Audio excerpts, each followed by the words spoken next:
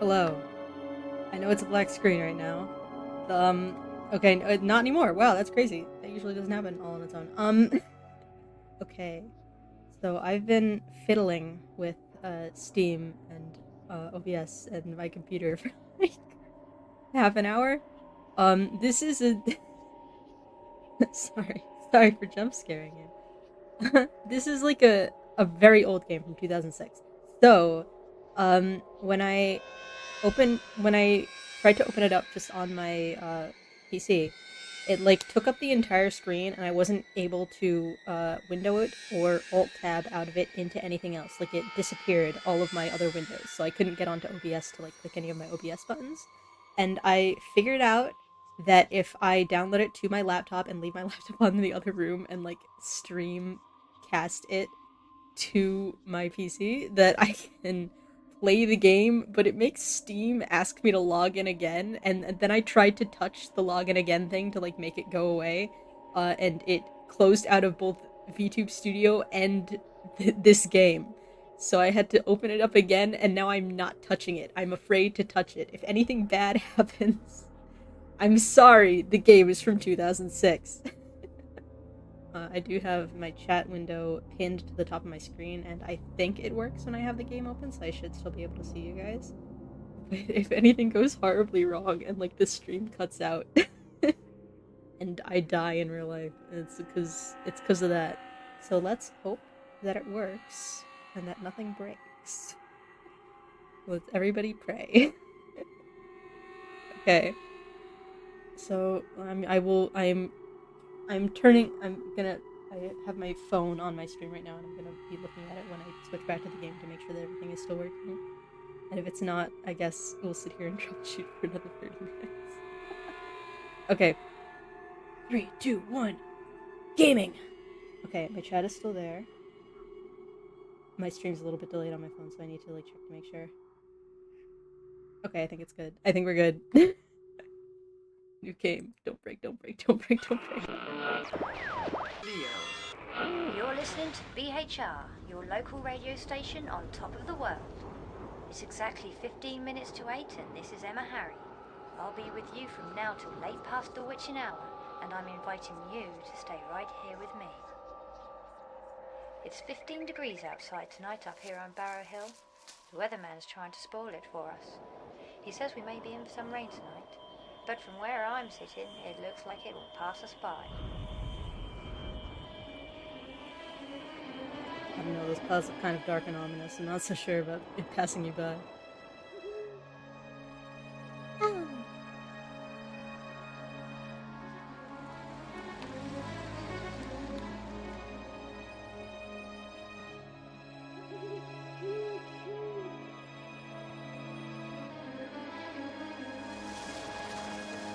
This is Emma Harry on top of the world tonight.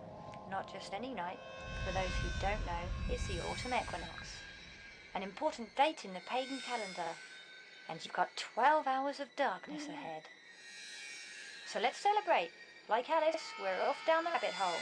I've got 4 in a row for you, coming up right here on B. No, my tunes! Okay. We've made it past the opening cutscene.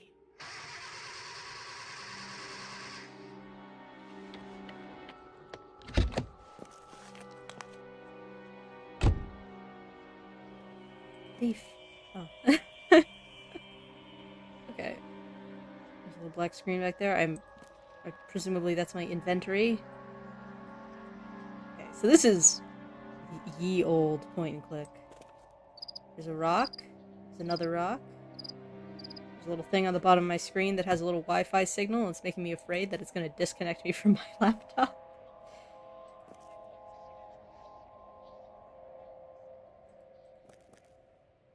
Okay. I can zoom in and zoom out on the toadstools. Menu. Okay, everything seems to be working. Oh boy, rock slides. My favorite. Can I look at the sign any closer?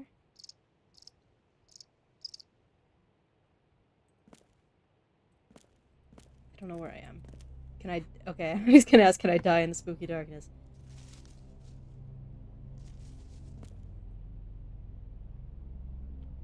What is all of this? Stairs? There's some sort of tool button showing up. I do not know what that is.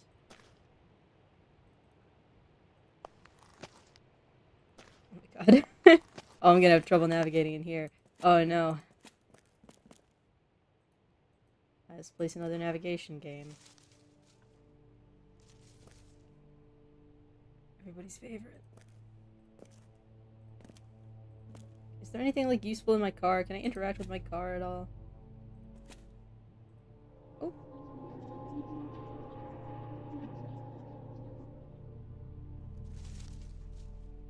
I don't know what that was. I thought I was about to have a spooky vision. Can I not...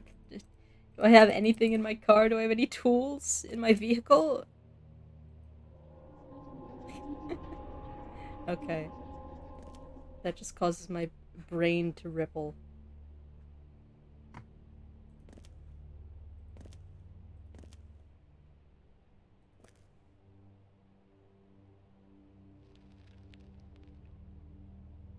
Alrighty. I guess we just have to walk down the road until something happens.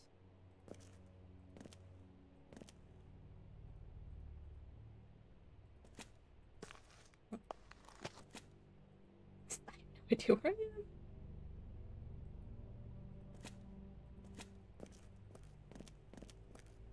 That's backwards. The ghouls in the woods are just watching me try and fail to navigate around. What is this idiot doing?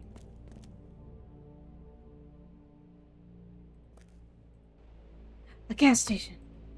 Oh, civilization, thank God. Petrol, snacks, motel, cafe. They got everything. They even have handicap spots. Oh. Gents. I didn't touch you, I touched gents. Alright.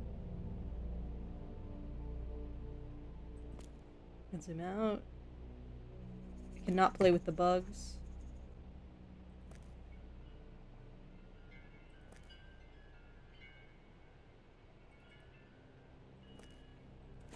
Alright, are there people in here somewhere? Help me. I'm lost. I vacuum for them? Ah! There's our scary rocks. Barrow Hill Circle by Class 3D. Store Point Junior School. More rocks. Another rock. I do not like that my little inventory bar keeps showing up. Okay. Is this a childhood fave of yours? No. In fact, I've never played it before in my life. It was like $1.50 on Steam. I like to just go around on Steam and look for things that are on sale for like really cheap, and then I just impulse buy them. And I'm like, I'll play them at some point. This one is a very recent impulse buy. I wasn't feeling any of the games I had. I was like, let me look and see if there's anything that costs $1. And there was. And I do love an old point and click, even though I'm really bad at them. Okay, megalithic Cornish sites are mysterious ancient places. The earliest Neolithic sites are mystifying chamber tombs, which survived from 4,500 BC. These tombs originate from a long-forgotten era. Today there exists doubt about their original use as funeral sites. Such places became reused sacred sites for later settlers in Cornwall. During the later period of the Neolithic, 2500 BC, henches were introduced to the landscape, large formed enclosures of earth. Shortly after, these sites were reused and augmented with the mysterious standing stones, or menhirs, and curious hold stones. Standing tall over the centuries, they have watched the landscape, people, religions, and way of life change. Their purposes debated and theorized to the present day. With the development of metalworking, the Neolithic era became the Bronze Age. A people known as the Beaker folk, named because of the beakers they left with burials, began to settle and trade across the already ancient landscape of Cornwall. With them came the first round barrows. The barrows were the burial and ritual sites of the Beaker folk. As the culture of the Beaker folk developed over time, so did the round barrows they left behind. By 2200 BC, their funeral barrows had developed different architectural styles, which we can recognize today. Fascinating. More reading. Barrow Hill Circle. There are 2 stone circles here at Barrow Hill. A large circle surrounds the base of the hill, and a smaller circle crowns the top where the ancient barrow can be found. Barrows are burial mounds. These mounds have sometimes been added to much earlier existing ritual sites and have become the round barrows of today. Later cremated burials may have been placed within beakers or pots and added to existing barrows. Burials may have been made at intervals of several hundred years, spreading from the Bronze Age through the Iron Age and into Roman times. Marked on maps as tumuli, barrows are often found in association with stone circles and other ritual sites. The purpose of stone circles and rows is unclear, but is generally accepted as ceremonial. Stone rows and alignments may form avenues. Researchers suggest that circles are aligned astronomically or with other ancient sites and natural features. The stone circles at Barrow Hill are thought to have existed since 2500 BC. I love history. I love learning history in the gas station. Do not eat the exhibit. The bread and eggs are at least 2 weeks old. Why'd you do real bread and eggs? What about the carrots, are they safe? Are the carrots okay? Can I have a carrot? Okay. Oh, I thought I was going to be able to see brochures. I can look at the brochures. Autumn Sale, Barrow Hill Jigsaw Puzzle, $1.95. Bug off. Postcards, buy one, get one free. Why can't you just write buy one, get one free then? That's more writing for you. 25p each. Not a single speck of mold. Very well preserved. Oh no, our first puzzle. Oh no, do you think I can make... You think I can do it, bros? Alright. You gotta get the corners first. At least this one is very well marked. Put this one on top. Over there. Another bottom. I'm acing this puzzle. Alright. Do they, like, stick automatically? I guess not. There. Here. Somebody's gonna jump scare me when I finish the puzzle. Gas station employee's gonna come up and yell at me.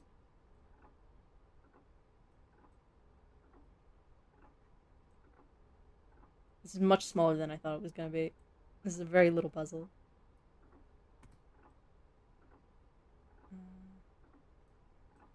It's kind of a... Is it like a weird long puzzle? I feel like there's not enough pieces.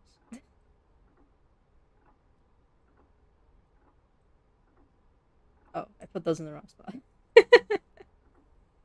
Master of puzzles. I did it. Alderstone, Barrow Hill. Do I get anything? Do I win? Do I have to match them up perfectly by pixel? I did it. What's my prize? That's it. Alright. I did the puzzle. I win. Oh, it saves my puzzle, so at least I can come back and know that I solved one puzzle. They have snacks.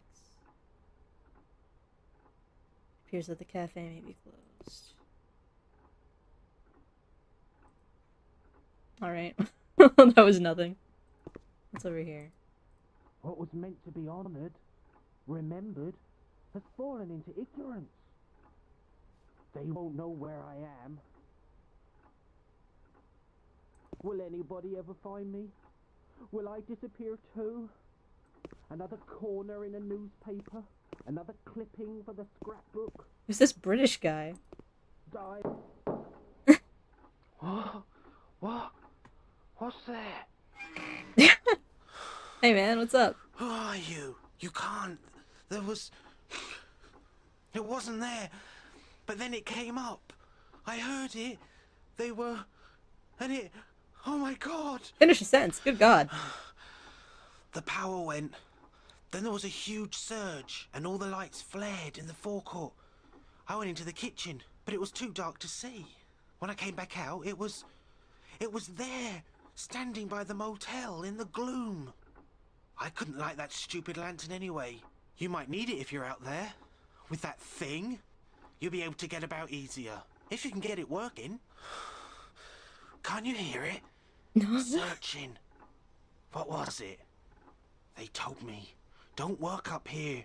My mum, she said it was a bad place. To stay away. Why didn't I listen? Those stupid old stories. The freaks that tell them. Maybe they were right. Stay away. Stay away from the barrow. Dude, I just got here. Are you okay? Why is it awoken? It was him. Them. They disturbed it. Alright, he's having a bit of a mental breakdown in there. Put it all in motion. Alright. It was quite the monologue. Somebody's knocked down chairs.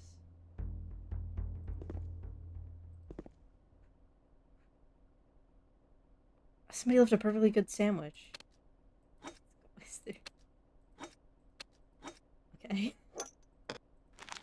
Smoking kills! I can pick up a lot of stuff.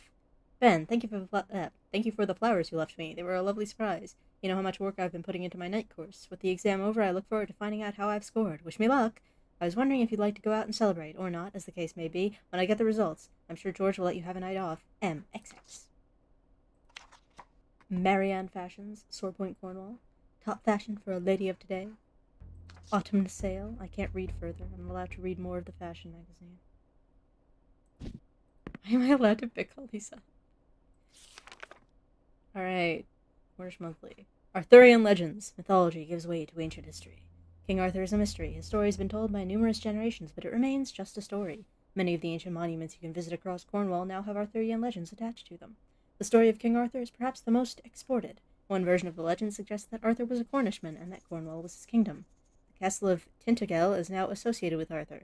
Its true past forgotten. We can say for certain that the term Arthur has become... Why are things jingling? I'm trying to read about King Arthur!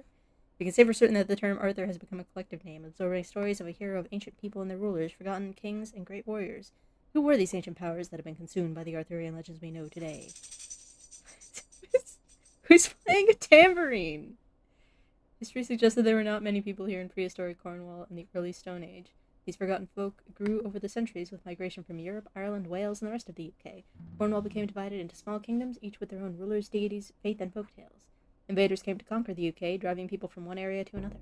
The legends of their own heroes moved with them. Even the invasion of Julius Caesar in 55 BC led to further stories of a hero which have since been devoured into modern Arthurian fiction.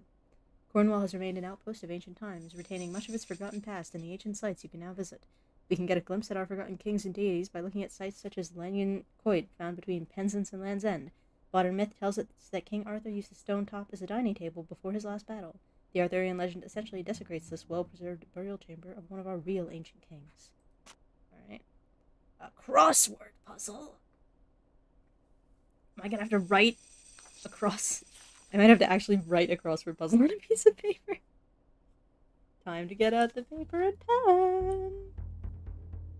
If this band would stop practicing behind me, that would be great. Okay.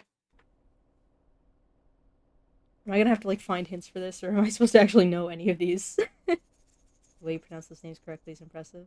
Thank you! I didn't know if I was pronouncing them correctly, I just guessed. I love guessing randomly. Okay, our words that we have currently are mint and go. Used by the Celtic people as a gauge of wealth. 4. Animal symbolizing virility, dignity, speed, and aggression.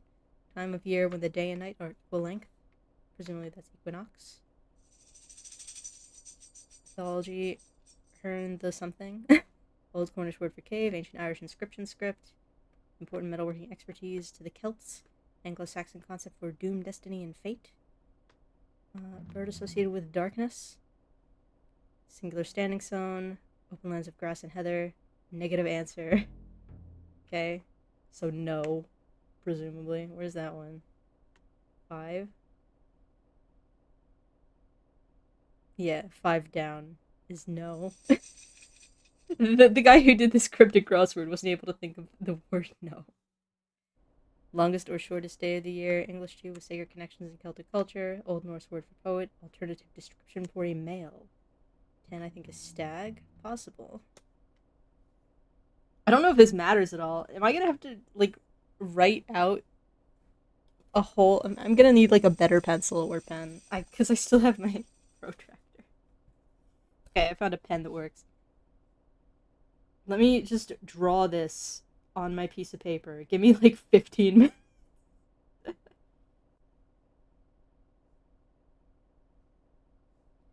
This is riveting. I might just have to take a picture of it with my phone, actually. I don't think I want to draw that. That's a lot of work. Let me take a picture of my phone. Gaming.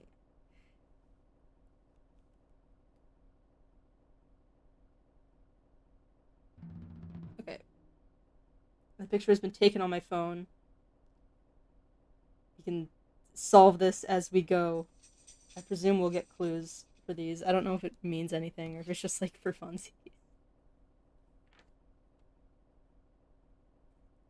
Let me just write the answers.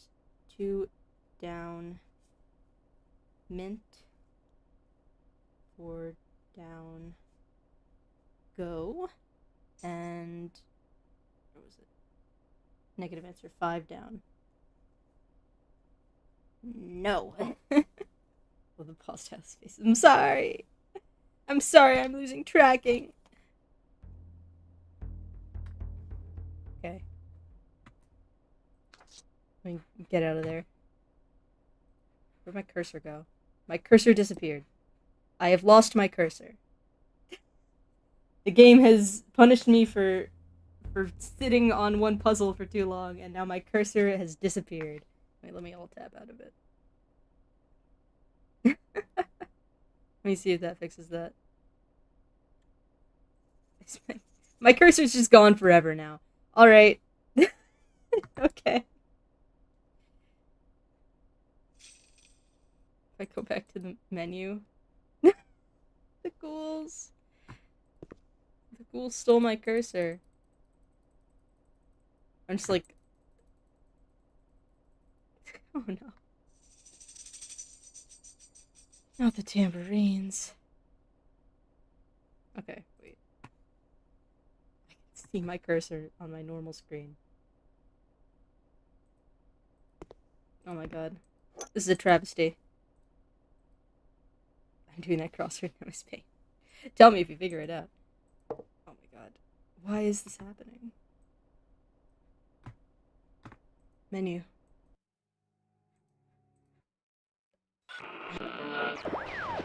Oh no. Is my cursor gonna come back? I accidentally clicked start new game. It's exactly 15 minutes to 8 and this is Emma Harry. I'll be with you from now till late You past can't, I don't think you can hours, skip and it. I'm inviting you to stay Am I gonna have right to solve here that with me. picture It's 15 puzzle degrees again? outside tonight up here on Barrow Hill. Oh The weatherman's no. trying to spoil it for us. He says maybe in some rain tonight. Yay, Where video I'm sitting, it games. looks like it will pass a spy. Oh no. If the cursor comes back, then it'll be fine. If it doesn't, I don't know what I'll do. I don't think this game is playable without a visible cursor.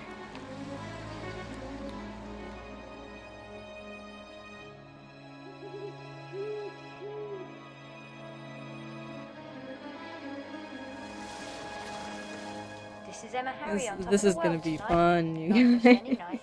For those who don't know, it's the autumn equinox. An important date in the pagan Get what I calendar. paid for. It And was you've got $1.50. 12 hours of darkness ahead. So let's celebrate. Like Alice, we're off down the rabbit hole. I've got 4 in a row for you coming up right here on the... Alright. Can I have my cursor back? Or am I gonna have to do my whole reopening Steam ordeal? No, my car broke down. Oh my god, it's gone. It's gone, you guys. My cursor is gone. I think I'm gonna have to close the game.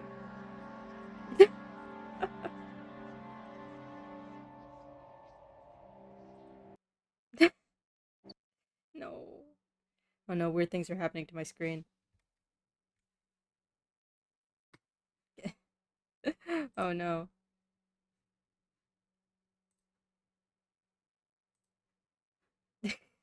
Oh no, they've disappeared me. Okay. Let's taskbar jump scare. Let me. I'm still here with you. Let's see if I can get things to work. Okay, don't sit on the newspaper for too long. I guess. See, when it takes me out of Steam, it takes me out of VTube Studio as well.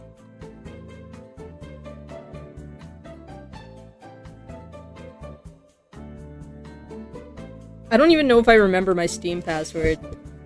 I tried when I had the thing where it was telling me to re-log in before. I was like, and I'll just close this re-log in window, and then it was like, oh no, actually, we're closing everything now. So I think I might have to just re-log in when it tells me to. Sometimes I can still hear her voice.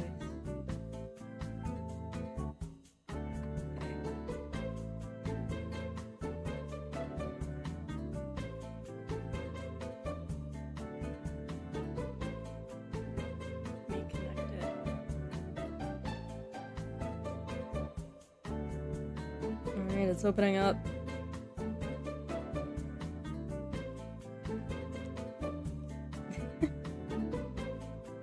The rocks are what finally got me. I didn't even get a rock slide falling on my head. Just being in the general vicinity of rocks killed me. I'm dead now.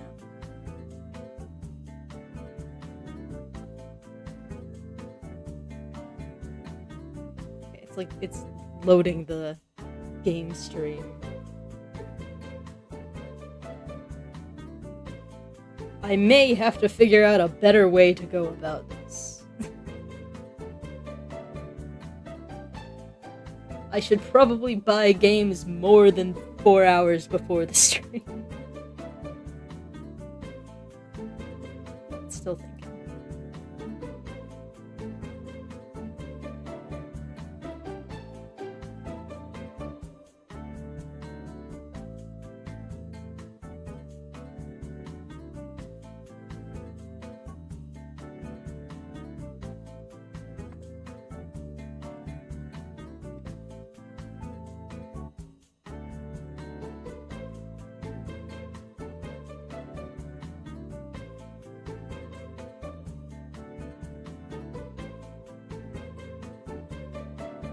Steam.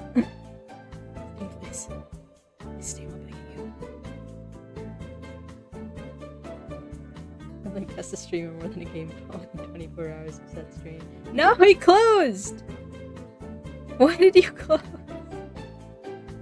Please!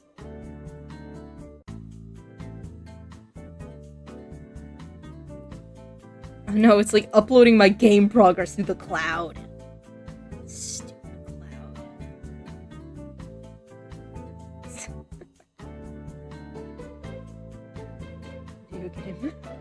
Video game, why? Video game, no. Don't make this a 30-minute stream where all I do is get stressed. You're going to the cloud, lass. This game launch requires user intervention. Launch manually on the remote computer, then join the stream from here. Okay, I'll be right back. Oh, there's nowhere in this room to plug in my laptop. Am I gonna have to keep going back and forth between the room that my laptop lives in and this one? We'll see.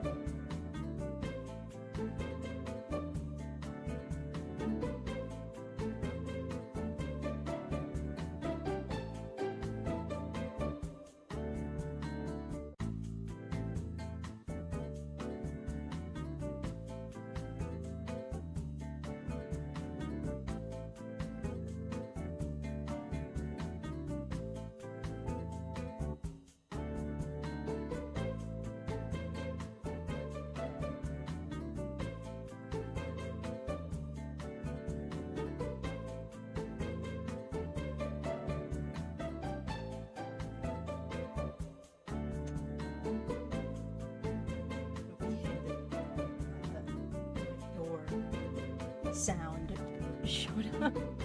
Sorry, boys. I gotta go figure out how to get back into my Steam account. I forgot the password.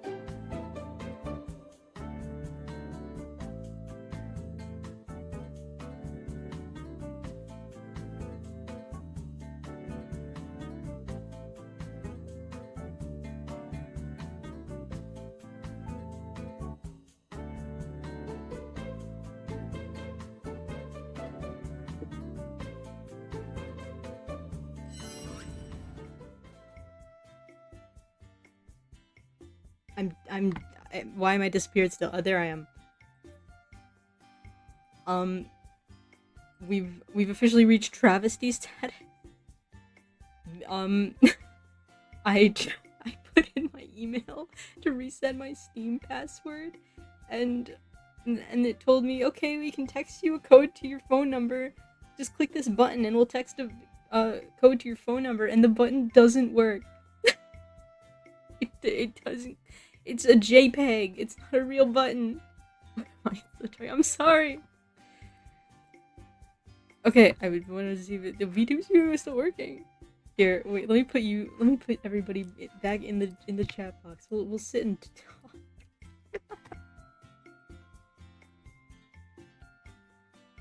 Sorry, I put you in a dark room. Oh God, why is it happening? I'm gonna.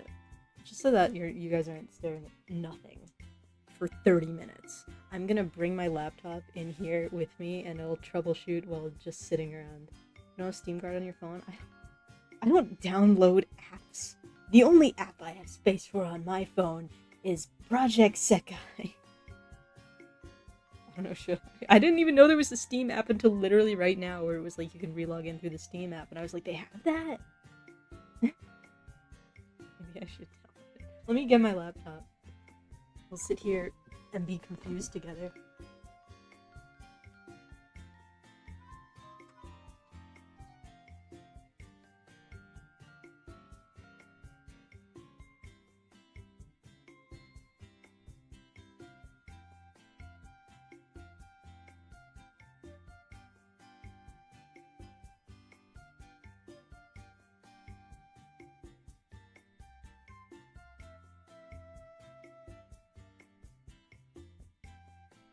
I'm back. I've returned. Okay. He's only for guard because all you need to do is log in and scan the QR code. I've tried to scan QR codes on my phone before, and I'm not sure if my phone is capable of that. Which is crazy because it's a phone from 2025. I don't know why it's not allowed to scan QR codes. I had to help somebody at work try to scan stuff to get information, get back into their phone if they had to factory reset it. And I was trying to scan the stuff on my phone to get them the information they needed, and it would not work. We had to call tech support. Okay, let me... What happened? I need a phone. I'm not a proper big streamer moneybags because I don't have a secondary iPhone just for streaming. That's insane. I'm perhaps contemplating making a new model because I'm an insane person. And I was looking up like the V Bridger, and you literally have to have an iPhone. Like they say that it works on webcam, but it doesn't. It doesn't. They're lying to you because every single video that I've seen of how to use V Bridger on webcam is like, okay, so you have to like do 60 extra steps, and there's a 50% chance it works. I'm like, so it just doesn't work then, right? Okay. Do Steam login and log out stuff? Will it delete my face and then we'll just be staring at a white screen? Possible. You download the Steam app, I guess. I didn't think that a game from 2006 would be so difficult to play. I thought games were smaller and simpler back then. Okay. Steam... what's it? Steam Mobile. It just says Steam Mobile. Steam...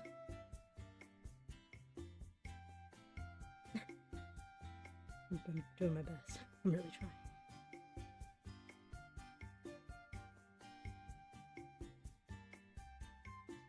Earlier the game was scary, the consequences. The game from 1995 wasn't this bad. Okay, it's downloading.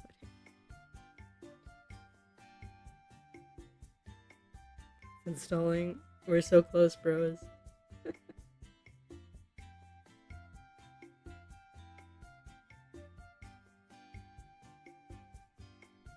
It's asking for my Steam account name and password. I don't remember my password.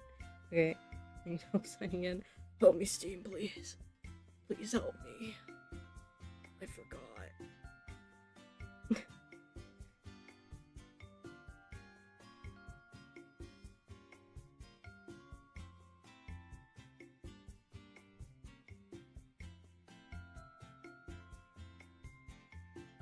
It's giving me like AI captchas. Okay, they believe that I'm human. Oops. Okay, will the buttons work on my phone? Let's see. Text a verification, a code to my phone number. Can I have? Imagine I put in the wrong phone number. It's just some random is getting a thing for my account. Okay, no, it's not. Okay. Copy. Paste. I gotta reset my password.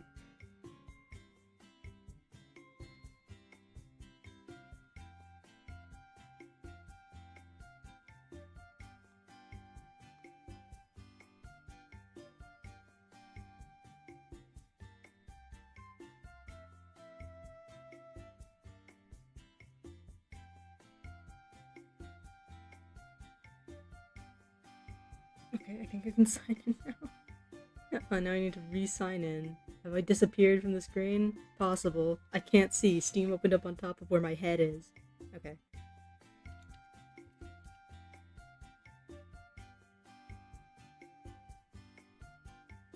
And then, now they've sent a code to my email address. What a series of steps. Can't believe this.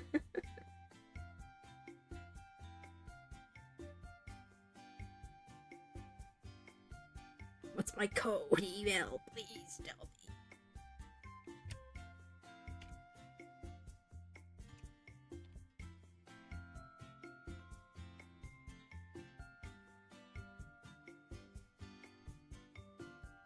May I have my video game back? Am I allowed? Okay, let me re-log in on my laptop as well.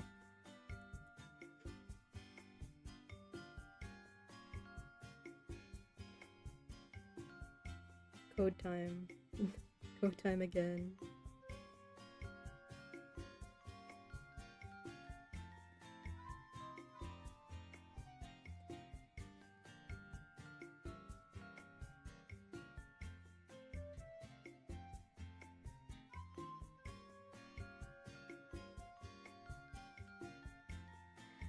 Steam, please. Why are you loading for so long? Do you not believe me? I promise it's me. Steam, we've known each other for over a decade, Steam. No. Why are you showing me error?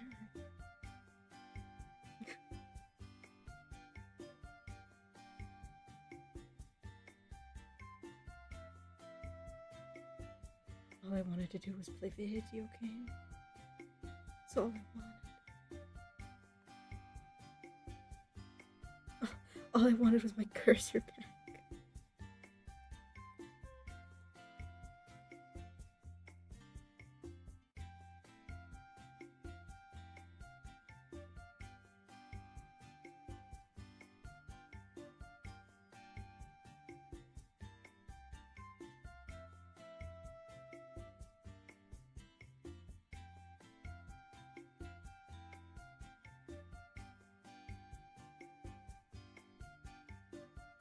Gabe is sending a strike.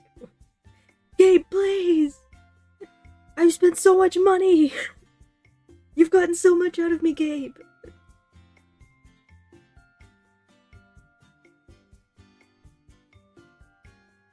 I now have like 6 different emails from them trying to get me into my account.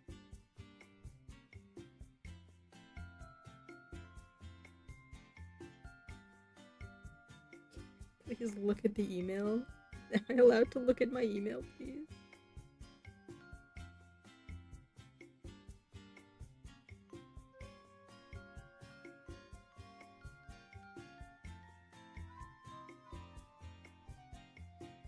Okay, my phone is welcoming me back.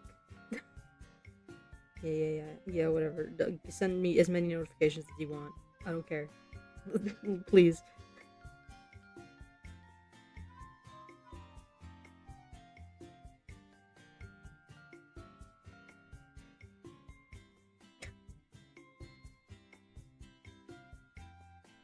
Imagine if trying to play this video game locks me out of my Steam account forever. I might have to kill myself.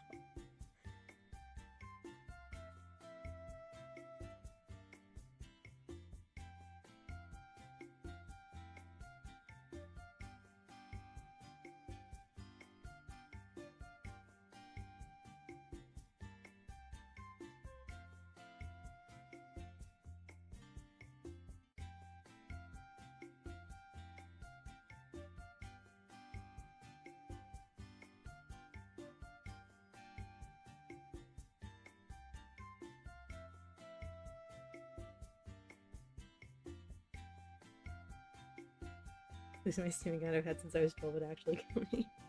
It's so real and true.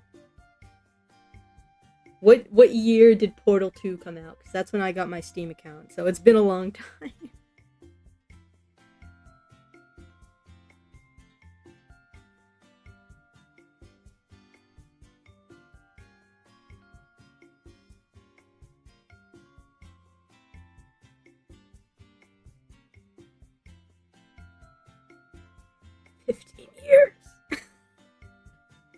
Corpse.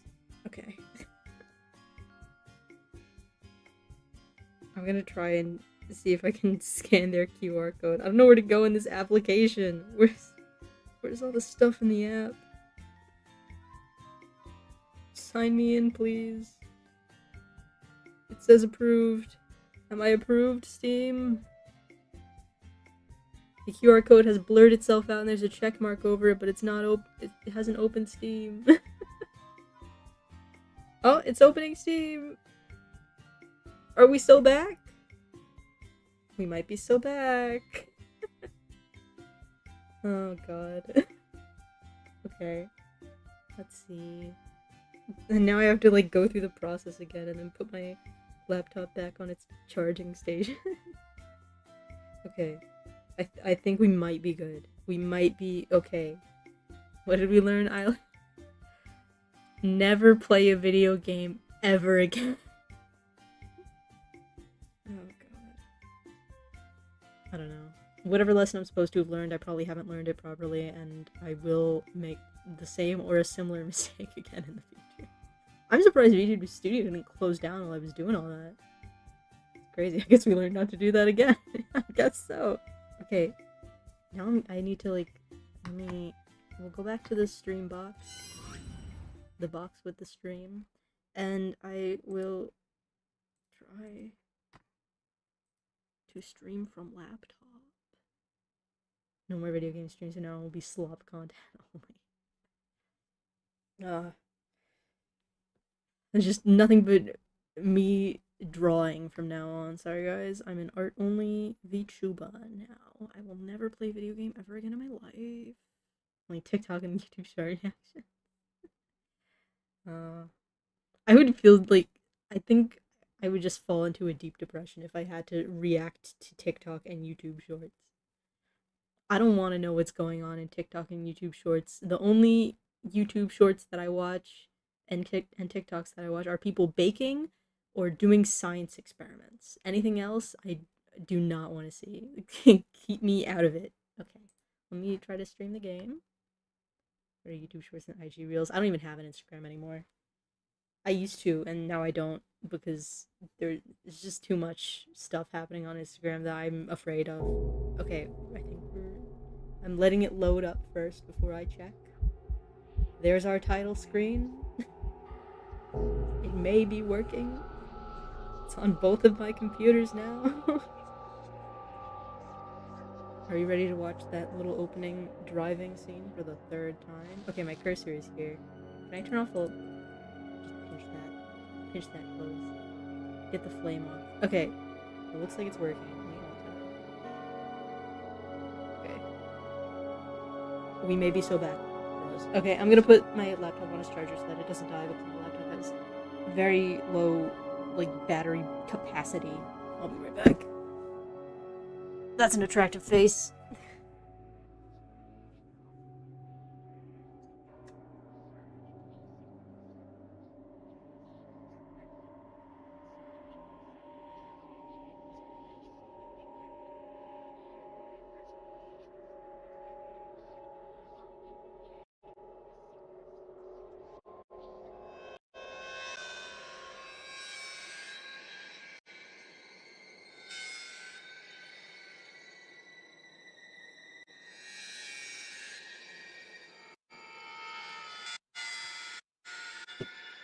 I'm back.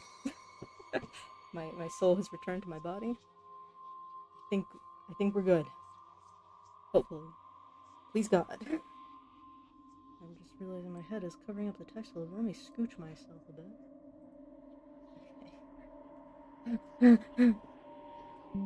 Okay. I think I got Windows backup.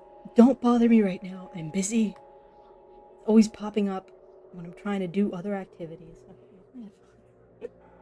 I'm putting things on, like, various objects and then forgetting where they are. Okay.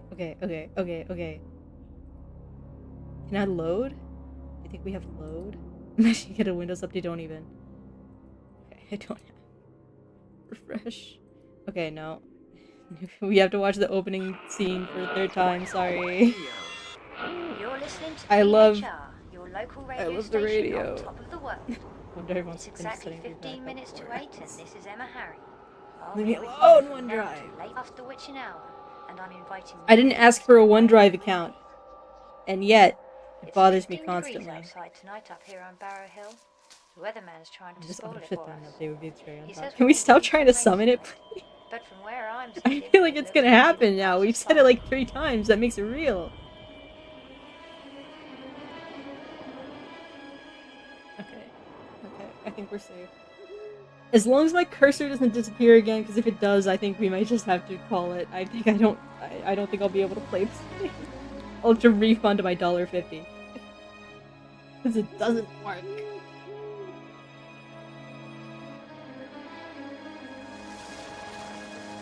This is Emma Harry on top of the world tonight. Not just any night. For those who don't know, it's the autumn equinox. Oh boy. An important date in the pagan calendar. And you've got 12 hours of darkness ahead. Is talking to that guy that was trapped in the office, like, plot relevant? Am I required to do that? Because I might have to sit through his whole spiel again, too. Gotta listen to so many British people tonight, God. We became an independent country for a reason.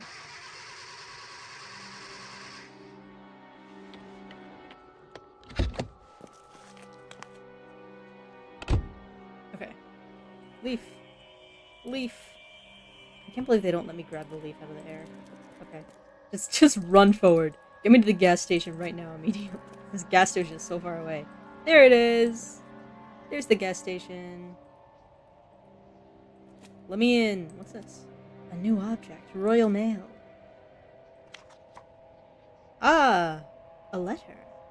Dear Marianne, I hope you're well and the clothes shop is busy, busy, busy. I'll be needing a new nightie soon for the chilly winter nights. The autumn equinox has really sneaked up on me this year. Thank goodness for St. Annika. Oh, of all the cheek. Have you seen the stamp on this card? It's one of those hideous communications masts for mobile phone signals. It's rather ironic, given that Barrow Hill has one such monstrosity hidden away behind the service station. I wish the thing would get rusty and fall down. Chat again soon. Marianne Maple, Marianne Fashions. Lovely. Okay. It's like, it's showing me my little Wi-Fi symbol in the corner. It's making me paranoid. Okay, well now I know that there's a cell communications tower behind the gas station somewhere.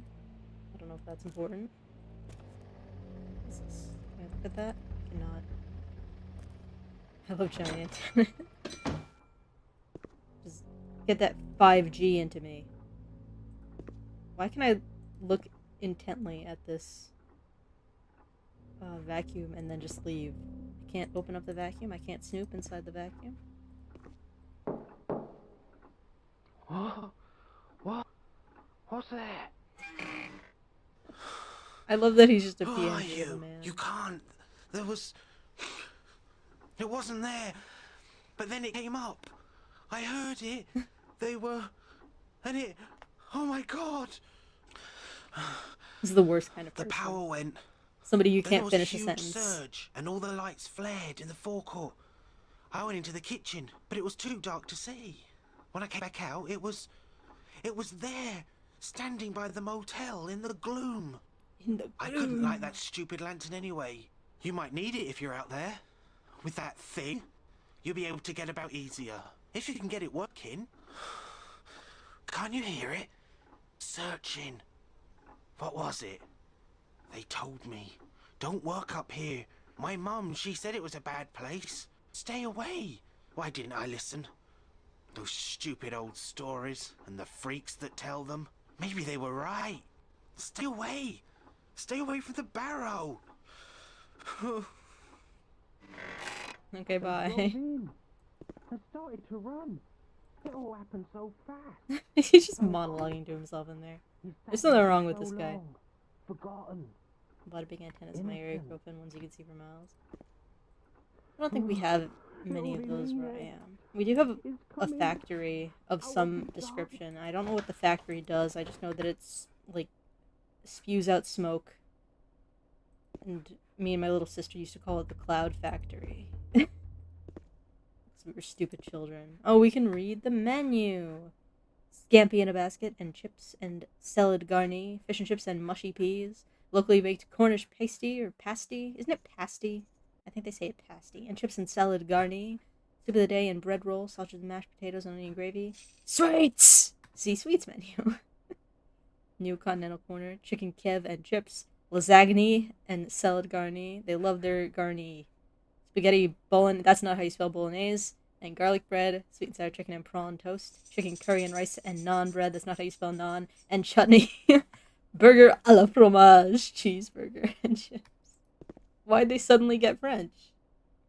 That's a key in your factory. Well, it wasn't that close. It was like down a highway. We just drove down this highway a lot because it's how you got anywhere.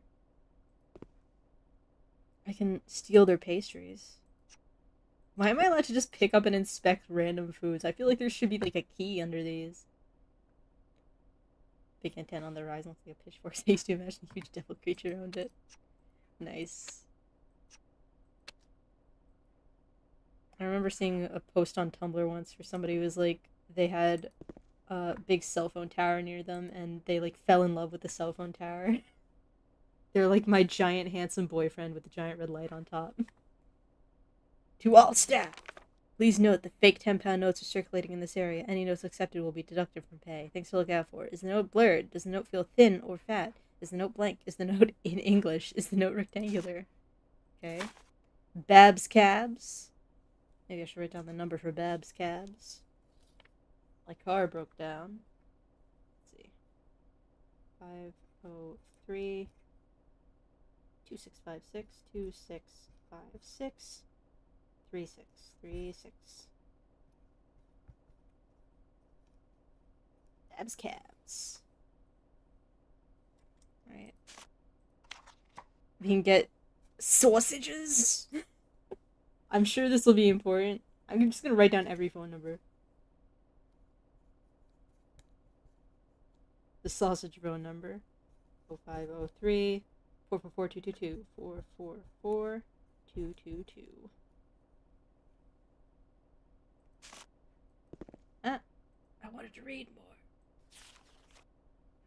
Ben, Maggie's phoned in sick today and Carol is still on holiday. I shall be here during the day, working in the office while it is quiet. I can cover your role on the pumps if you can work in the kitchen. The washing up can wait till tomorrow if you're too busy. Mr. Morse has also requested that you keep the volume down on that radio. I know the evening shift can be boring, but try to keep the noise down a little as the poor guy is trying to sleep. Please have it tidy up and vacuum this evening. Okay. School disco with K's, since you know it's cool. Hardcore trance. Great. DJ's Doormat and Boxy, aka Lady Adastra. Ben, George. We've switched up on the 21st. The super wrote a template for idiot people with no DTP skills. I do not know what that means. That's gibberish to me. Okay. What is DTP? How do I get out of here? Get me out of here. Can I use their coffee machine? Can I steal coffee from them? Oh, there's liquid in there. It's crazy.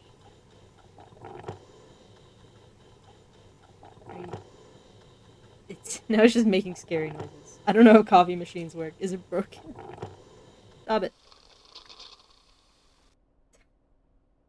Stop it, you're freaking me out. Okay. I want to do the puzzle again. I feel like I should do the puzzle again. I don't know if it's important. Get me out of here. I think I'm trapped in this corner, by the way. Can I play with it? Can I steal money? I think I'm capable of stealing their money if I find a key.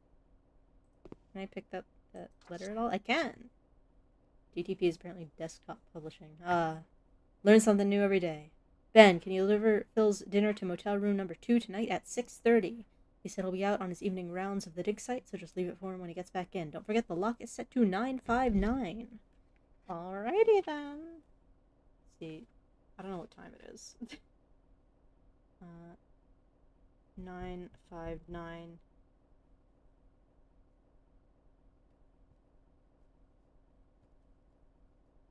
Back after 6:30. Remember the star and hashtag keys reset the lock.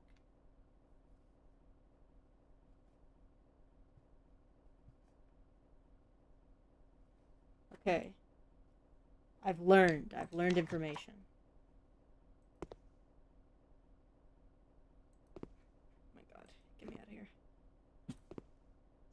A book just fell down in the corner of my room and jump scared me in real life. Okay. I can zoom in on this scary chair. Can I pick it back up? No? Alright. It's very important that I see this scary fallen over chair.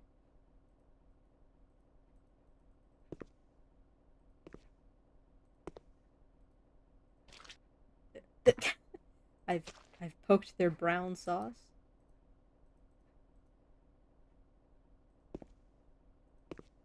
Why does it want me to look at their sauce so bad? No matter where I click on the table, it just takes me to the sauce. Sauce. It's a bit coagulated. Alright, can I look at anything here, or is this just to look out the window? There's stuff behind that car. Double dip. I just stuck my tongue in there. Okay,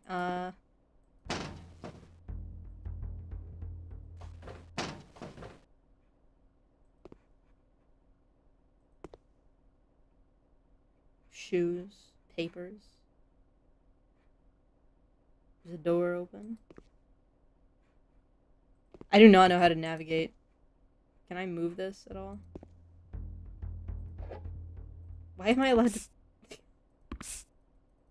Why am I allowed to pick all these things up? What am I looking for inside of these objects?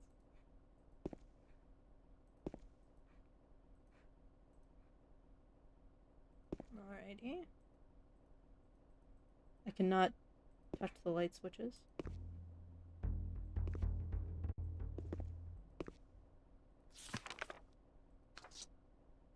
Right. Let me just pick up everything that I picked up before. Just in case. Just in case they're plot relevant somehow.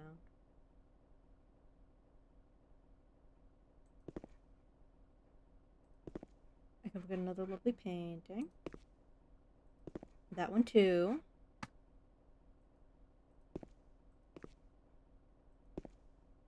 Can I read the menu?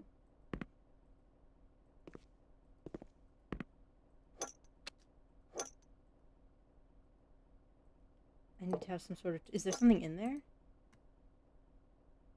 Or is that just a reflection? So many things to touch in this game.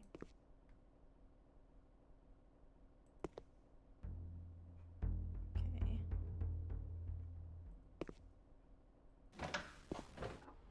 If I sit here, it won't know where I am. I don't know how this game, like, if it catalogs the information that I have or something.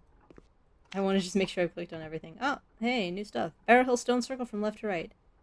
Balago, Melka, Dolment, Hammerstone, Henrik, Gavrok, and Keelik. Seelik? One of them. Okay. Keelik? So now we've come to the edge of my confident pronunciation of things. I'm not sure. How do I get me out of here?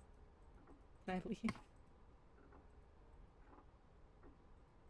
Why is it not letting me click out? Get me out. Oh no. Did I find another lock?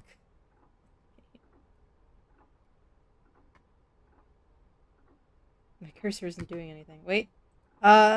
Yes, very tiny at the bottom of the screen. Day saved. Okay.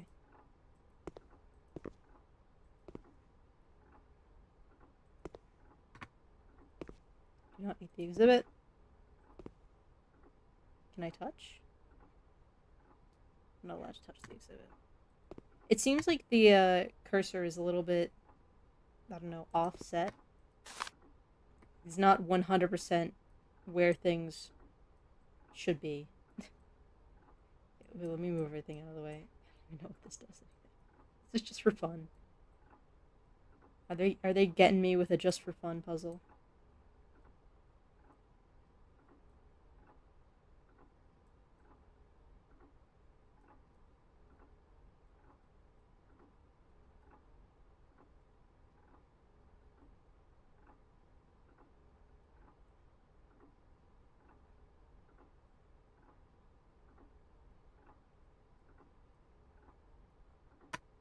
Getting them in generally the right area.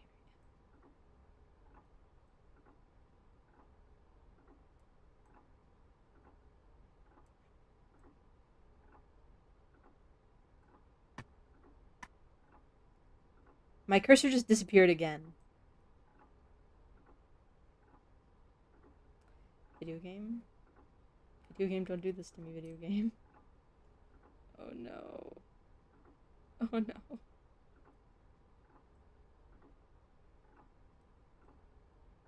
It's gone. I'm like kind of guessing where it is. That's Keliha. No at the end, no phlegm. I will forget that. Well, my cursor's gone now. I'm like figuring out where it is relatively to like where the chat is, because when I scroll over chat, I can see my cursor. Okay, wait. Am I gonna have to Google like a fix for this? Why is it saying refresh sign in on Steam again? Steam, please. Sign me in, Steam. I need my- What do you mean, check your password and account name? Let me open up the Steam app again. I'm gonna have a conniption. I'm gonna have problems. Can you reload a Steam QR code for me, please? Sign in, thanks. I would appreciate it if you would sign me in. Don't dox your account. You can try opening the Steam overlay alt tabbing. Well, oh, things have happened. Is that on the screen? Who knows? It is. Get that off of there. Well, now you know my old Steam name. If anyone knows what the Steam name is a reference to, you get $2. Don't worry. That's not anyone's legal name. It's a reference to a character.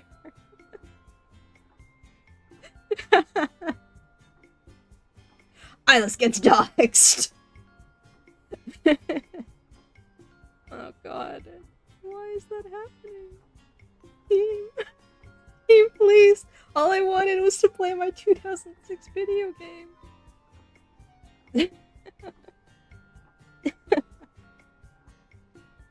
Sucks.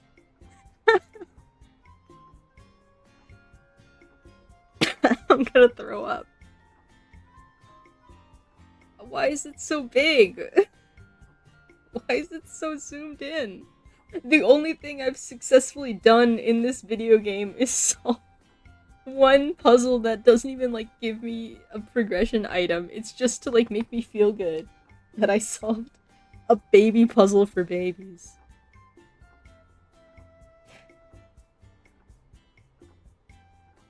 I like how right after you said don't dox your account, Steam did it for you.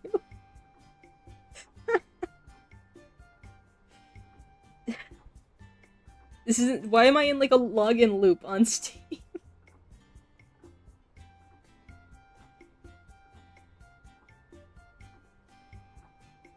You play Minecraft. Oh god. Generational comedic timing.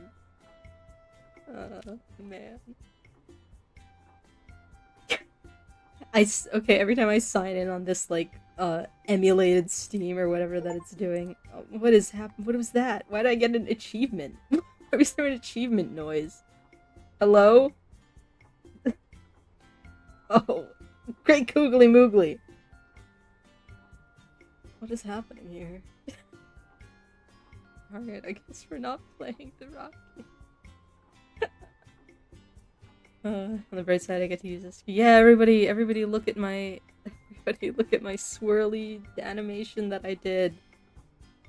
I worked for a whole 10 seconds on that little swirly in the corner. Oh god. Well, this isn't going well. And now my OBS is, like, in the red for its connection strength. This is a disaster. Can I... Get me out of here. Oh my god. I'm just gonna just close everything. Get it off the screen. I don't even want to look at it anymore. Okay. Well, if I want to play this game, I think I might have to do some studying. Figure out how on earth to make it work. Because I don't think it's gonna work out. I mean, it was kind of okay for a minute. Let me Google, like, cursor disappearing in this game. Why does my caps lock always end up being on? Okay. Barrow Hill cursor disappear.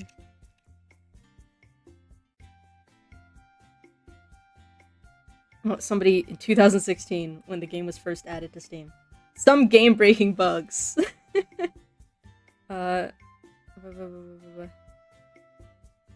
replayed a significant chunk of the game once because my mouse cursor disappeared while solving a puzzle. I had to close the game through Task Manager. Well, I've only gotten one bug so far. It's just that it was a really mean one.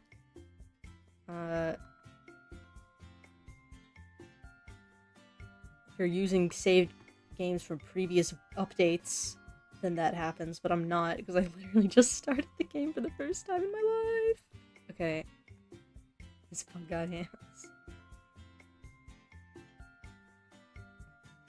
In some locations, the character freezes and you can't move.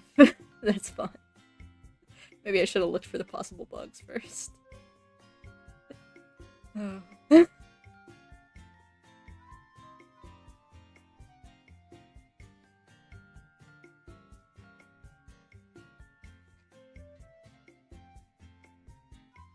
Okay, the second result on Google is for a completely different video game.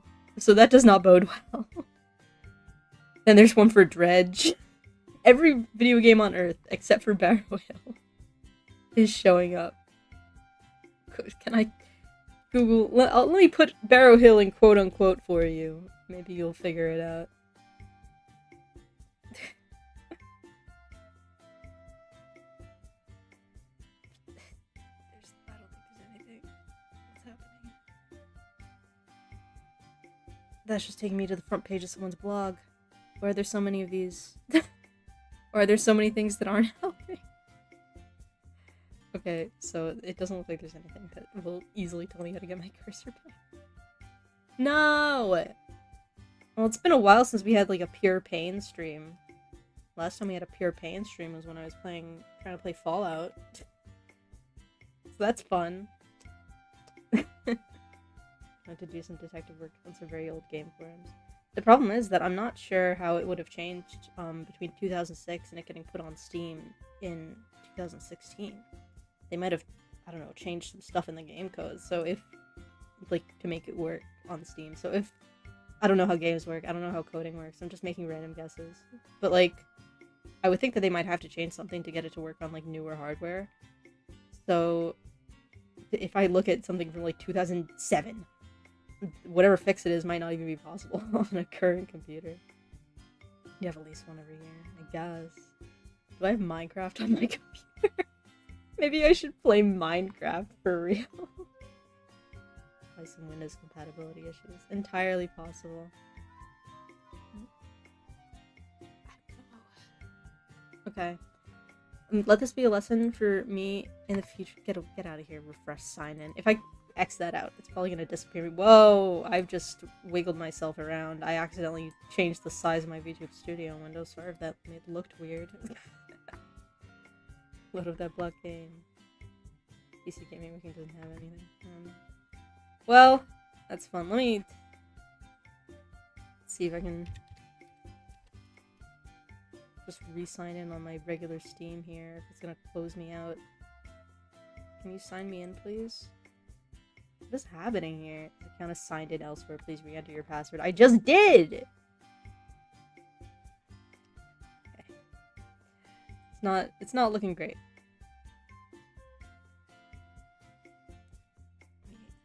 Let me just, like, click buttons until something happens.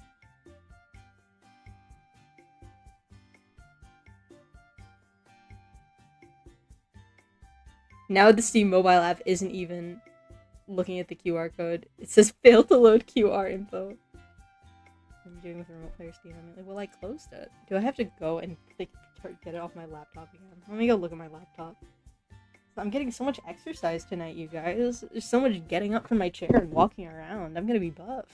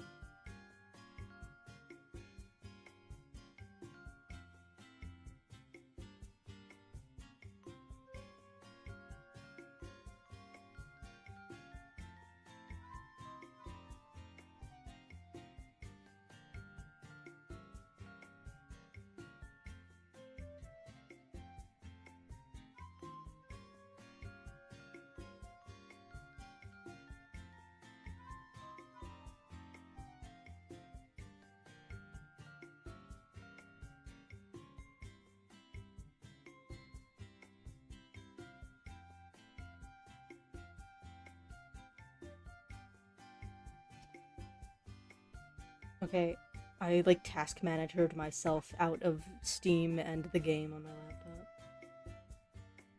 Me. Trying to enter more codes into Steam. Imagine this breaks Steam forever. Oh my god. Even thinking about it is like making me paranoid. Okay. Have you sent me an email or something? What's happening here? Where's my codes? Give me codes. Are we good? Steam? It says enter the code from your Steam mobile. There's no code showing up. Okay, there's a software mouse option or windowed mode. There's no windowed mode, which is why I was doing the casting thing. Because I tried to get it into windowed mode and it would not work. So I was like, well, I've never tried the casting through Steam. Let me see if that does something. And it seemed like it worked. Until it didn't. Where do they keep the codes? Where do they keep the nuclear launch codes on my Steam? Cat security? Where is everything? Steam guard? Recovery code? Is that it? No, it's too many characters. Steam guard code? Okay.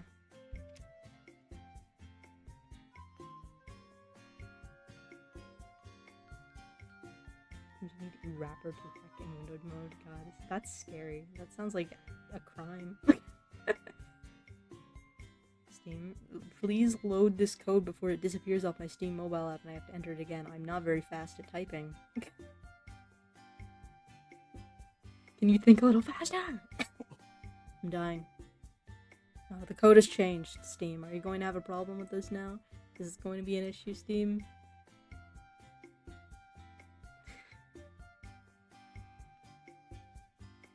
It's not going great. This isn't looking so good. Is that error? Something went wrong while attempting to sign you in voice tracking. Oh my god, no, Steam, please.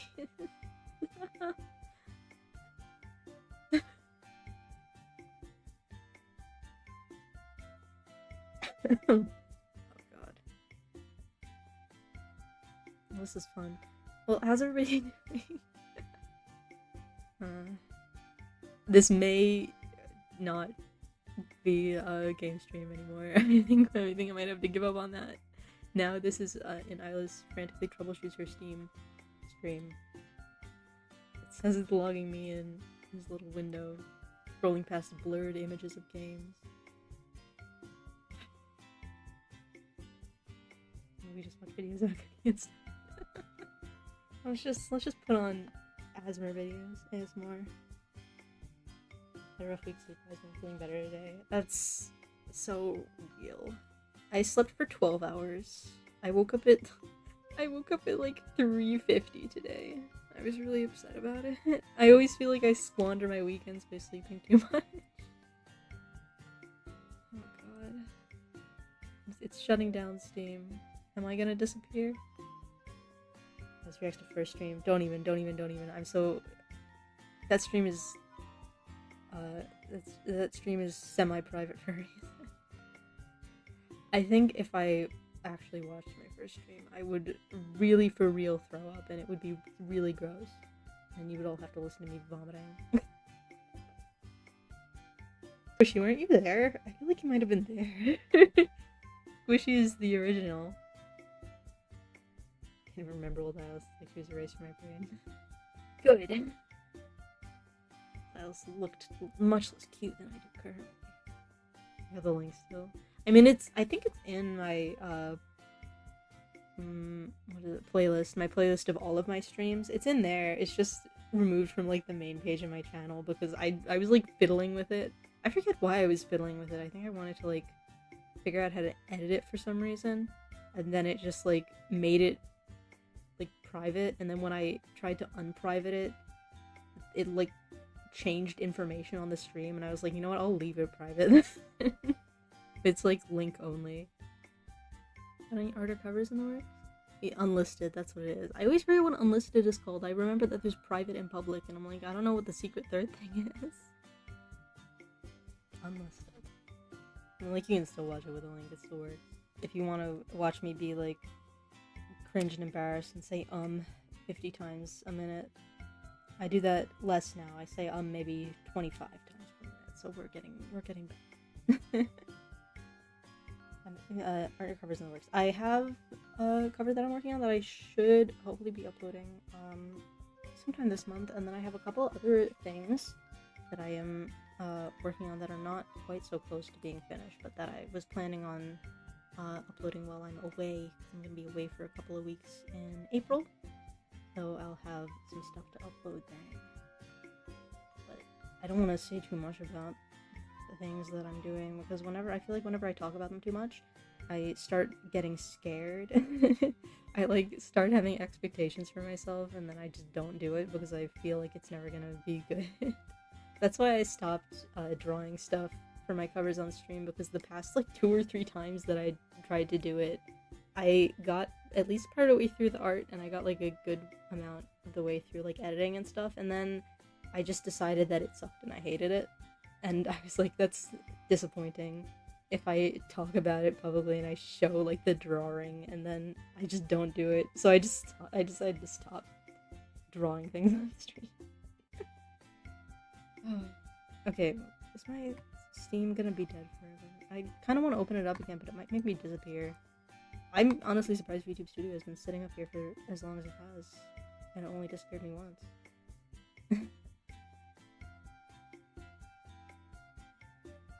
What should I change the title of this stream to now that it's no longer Battle Royale? Okay, am I logged in? Is it working? It looks like I'm logged in. Good God, what is that? It opened up on Hellmart. That's horrible. I hate that. That's an awful looking creature in that Steam picture, like the main picture. Get it out. Okay, I've closed Steam. It looks like I'm logged in again. I don't want to risk trying to play the game. Eilis's tech tip is just smash your computer with a hammer and go live in the woods. Well.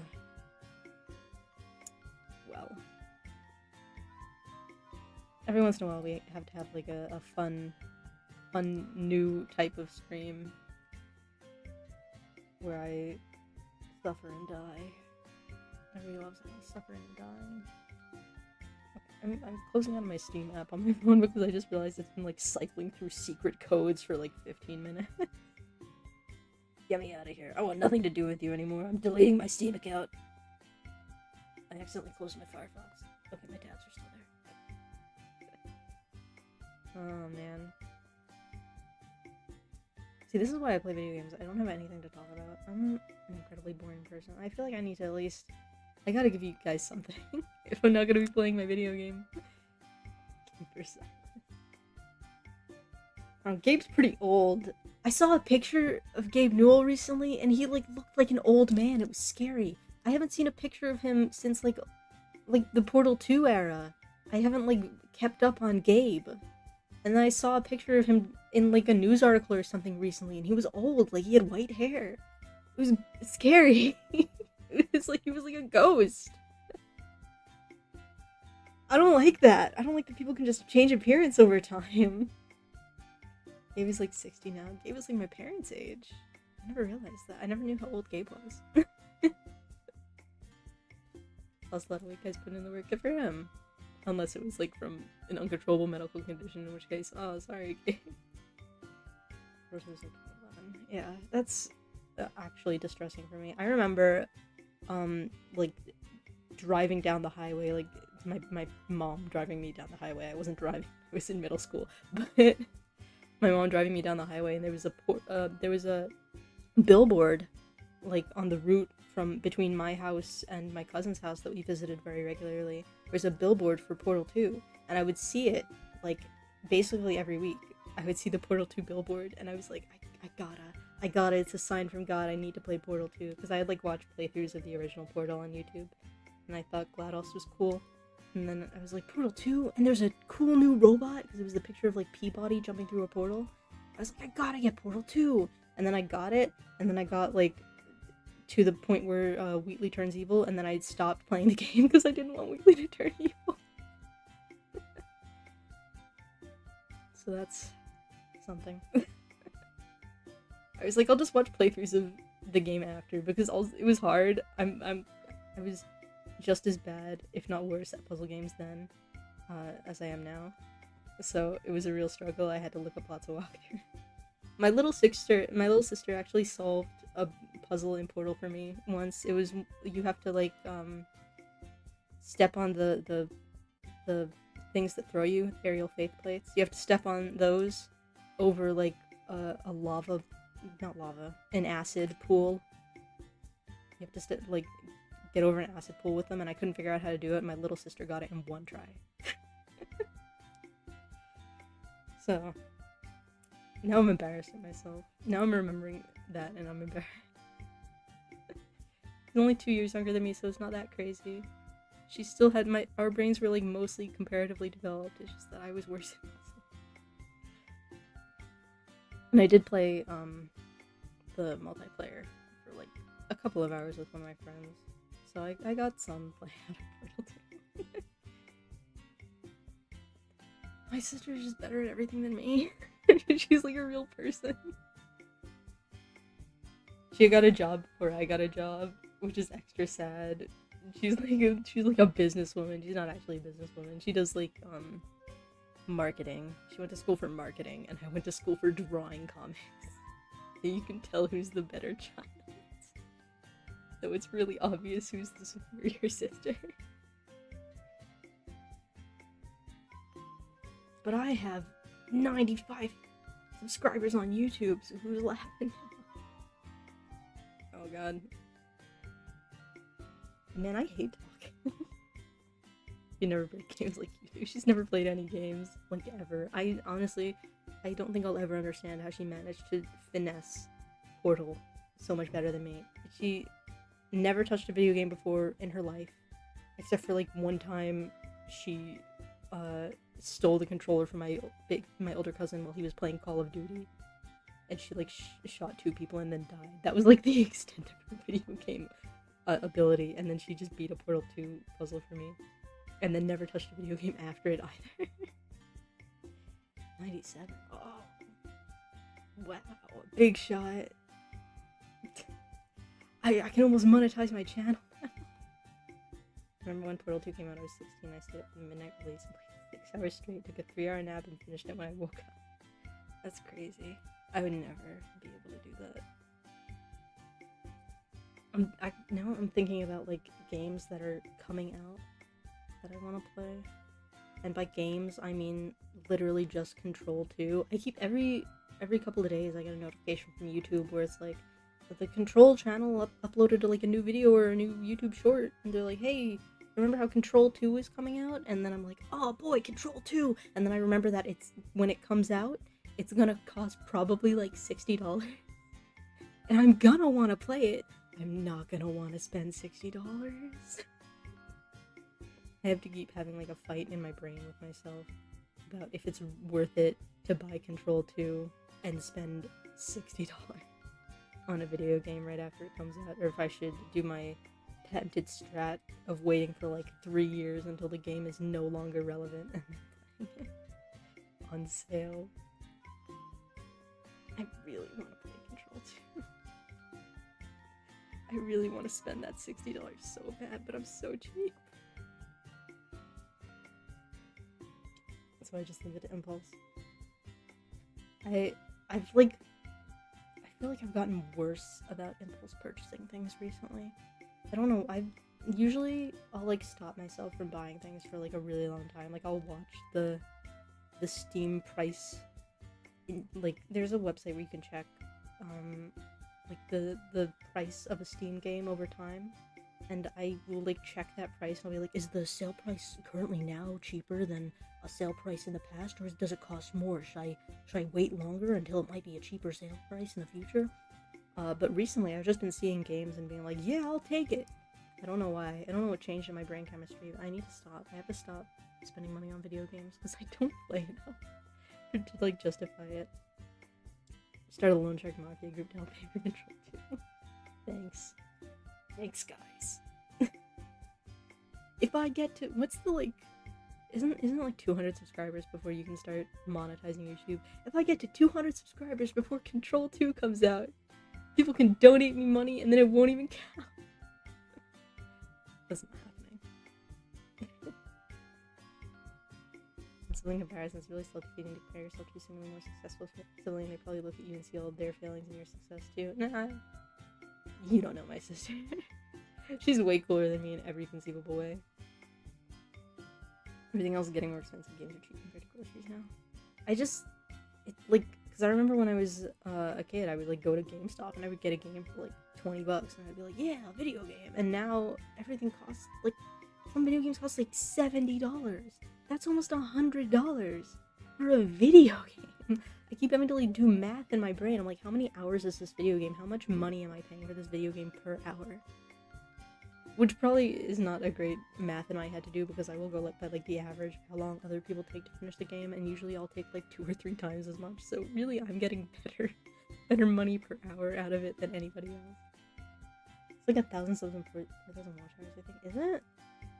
Let me check on YouTube. I feel like I saw a 200 number somewhere. Now I'm just like curious. Let me open up new YouTube Studio tab. Where is Earn? Oh, it says 500 subscribers. Start your earning journey.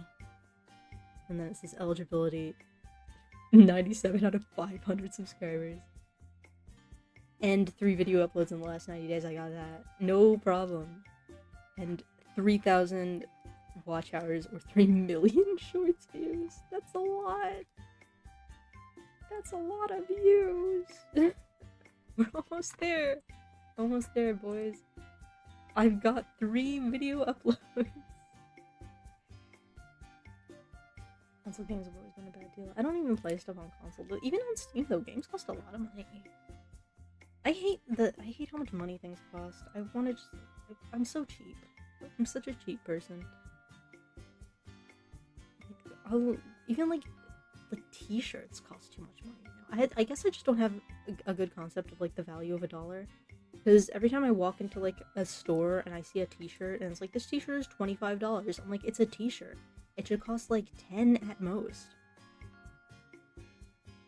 I think I'm still stuck in like, because I'm like stuck in like pre-inflation money. Like whatever things cost when I was 10 years old, I think they should cost that forever, but they don't. Everything should be $2. Yeah, everything should be $2 unless it's really big. Then it should be like $50. And if it's like a house, it should be like $1,000. And those are the 3 things those are the $3 amounts that stuff can cost.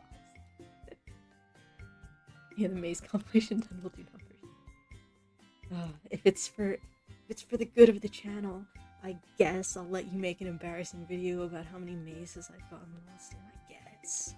If it'll get me viral. I'm stuck in pre-2008 mindset. Exactly. If anything costs more than it did in 2008, it's not real. It's not real money, and they're lying to me about how much it's worth. I have to keep cracking my neck. For some reason lately my neck has been extremely crackly. Like usually I won't, like, it'll be stiff because I sit down all day and stare at a computer screen. But for the past couple of weeks, like every time I like jerk my head to the side, there's like a violent crack. Probably not good. I remember spending $100 at the grocery store was considered a big haul. Not the good old days. If only I could live during the Depression, when everything cost 10 cents. I would deal with all the rest of the horrors, as long as things were cheap. Imagine going back to, like, the olden times with the current money that we have now. You'd be rich. Even if you could travel back to 2008 times, you'd be a very wealthy person. My parents were discussing, like, the price of gas recently, and my mom was like, it seems like it costs a lot, but, like, if you adjust for inflation, it's pretty much equal with how it was back when they were kids. Because you were making so much less money per year, but the money was worth more. I think that we should just change the numbers. Money is fake and not real anyway, just like turn it back. Stop inflating it, idiot. I need to be president. I'll fix all the problems. I have a family that lived during the Great Depression. Let's just say hating your stories about how cheap things were. Back in my day, when you made $100 per year, things were so much cheaper. Like, yeah, because you only had $100 to spend all year. That's how money works. Gas prices back in 2007 were insane. It was $5 a gallon. I don't actually know anything about gas prices because I don't drive. So the only information that I have about gas prices is from my family members that do drive complaining about gas prices. So I'm not really qualified to talk about it. I just know what other people are saying and I like parrot it. If I drove, maybe I would have a better concept of how expensive gas is or is not. But also I probably wouldn't because I'm just bad with money. Numbers anyway. I am like, my family likes to make fun of me by telling me I have more money than God. Because I don't really spend money on a lot of stuff. I just have like my very basic necessities that I spend money on and like video games. So most of my money just sits in my bank account doing nothing. And my dad made me open up like 5 different CD accounts where they just take your money and they hoard it and give you interest and you're not allowed to touch your money. He made me make like 5 of those when I was in college, and now I just have a bunch of CD accounts with like thousands of dollars sitting in them that I'm not allowed to touch. So I have infinite money, but I can't use it. One day, I'm gonna take the money out of all of my accounts and I'll be rich, I tell you. I'll probably be able to buy a whole VTuber model. Someday, in 20 years, when all of those things run out, I have my retirement money. Or treasure like dragon. I do like hoarding. My parents actually had to like drag me kicking and screaming to open up bank accounts and put money in bank accounts because I'm like Mr. Krabs. I hide all my money like under my mattress and in boxes. I don't want the bank to have my money because then it's not mine anymore. If I give them dollars and they're just gonna put them in their big bank vault and they'll just give out my dollars to anyone. They're not my dollars anymore. If I ask for money from the bank, they're gonna give me back different people's dollars. They're not gonna give me the original dollars that I gave them. And that stresses me out. I want my dollars. I get like crazy emotionally attached to like things that don't matter. I have a little box in my room of like money that I'm not allowed to spend. I have like a couple of $2 bills in there. I have a $1 bill that I got as change once that somebody drew Gene Simmons over George Washington. I have a quarter that my dad gave me that's made out of silver, so that's in its own special box within the box so that I don't accidentally spend my silver quarter. I have a bunch of like special money that I have to like keep it locked away so that I don't accidentally spend it on something. So money gets hard. It's a good dollar. I got the Gene Simmons dollar probably in high school and it's still in its little box. I will not allow it to be spent. It's a very special dollar. I was like, why would you draw this funny image on a $1 bill and then just spend it? And now I have it as change.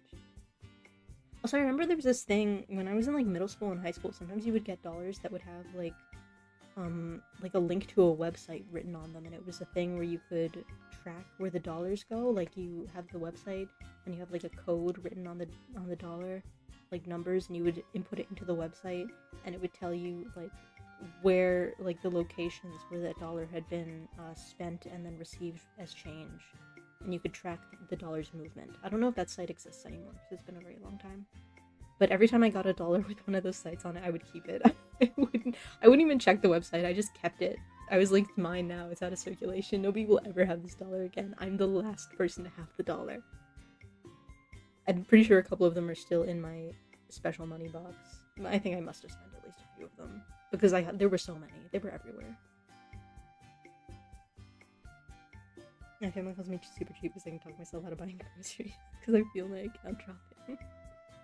I did that in college. I would go out. The only things that I would buy to eat in college, other than like if I I had to get lunch, and then I'd go to the 7-Eleven and get a sandwich. But the only things that I bought in the grocery store were rye bread, peanut butter jelly, canned soup, and rice. Those were the only things that I ate all throughout college. I didn't buy any real actual food. I didn't cook. Actually, my first year in college, we had a kitchen, and then all my other years in college, we got moved to a different building that didn't have kitchens. So the first year, I did make pasta occasionally, but for the rest of my college experience, all I had was a microwave. So my strategy was, like, for breakfast or lunch, if I was at my dorm for lunchtime, I would make a peanut butter and jelly sandwich. And then for dinner, I would have my canned soup. I would heat up my canned soup in the microwave. I would eat all the solids out of my canned soup and leave the broth. And then I would pour a package of minute rice into my soup broth bowl. And then the bowl was like it had a lid on it. So I could close it up with a lid and I would put it in the mini fridge. And then the next night, I would heat that up and the rice would be cooked and, like, not hard anymore. So that would be my meals. I'm already dying. That was pretty much what I did for the entire time. Because I don't really like any other food. I'm very picky about the things that I'm willing to eat, and most of the things that are cookable in a college dorm room are not things that I'm willing to consume.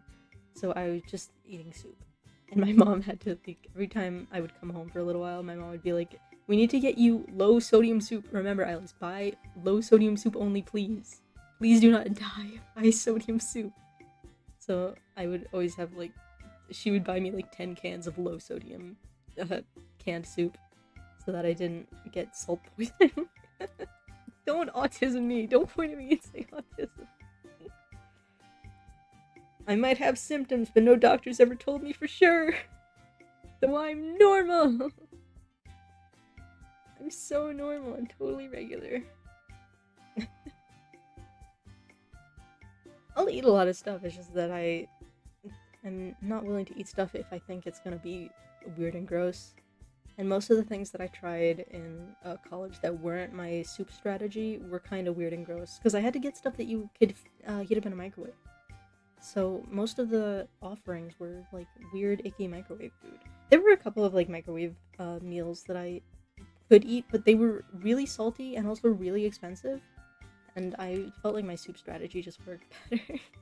So for like every once in a while, like every couple of months, I would buy like a microwave, like Chinese food basically, and I would eat like TV dinner, and then I'd be like, actually, this sucks, actually, and then I would just go back to soup.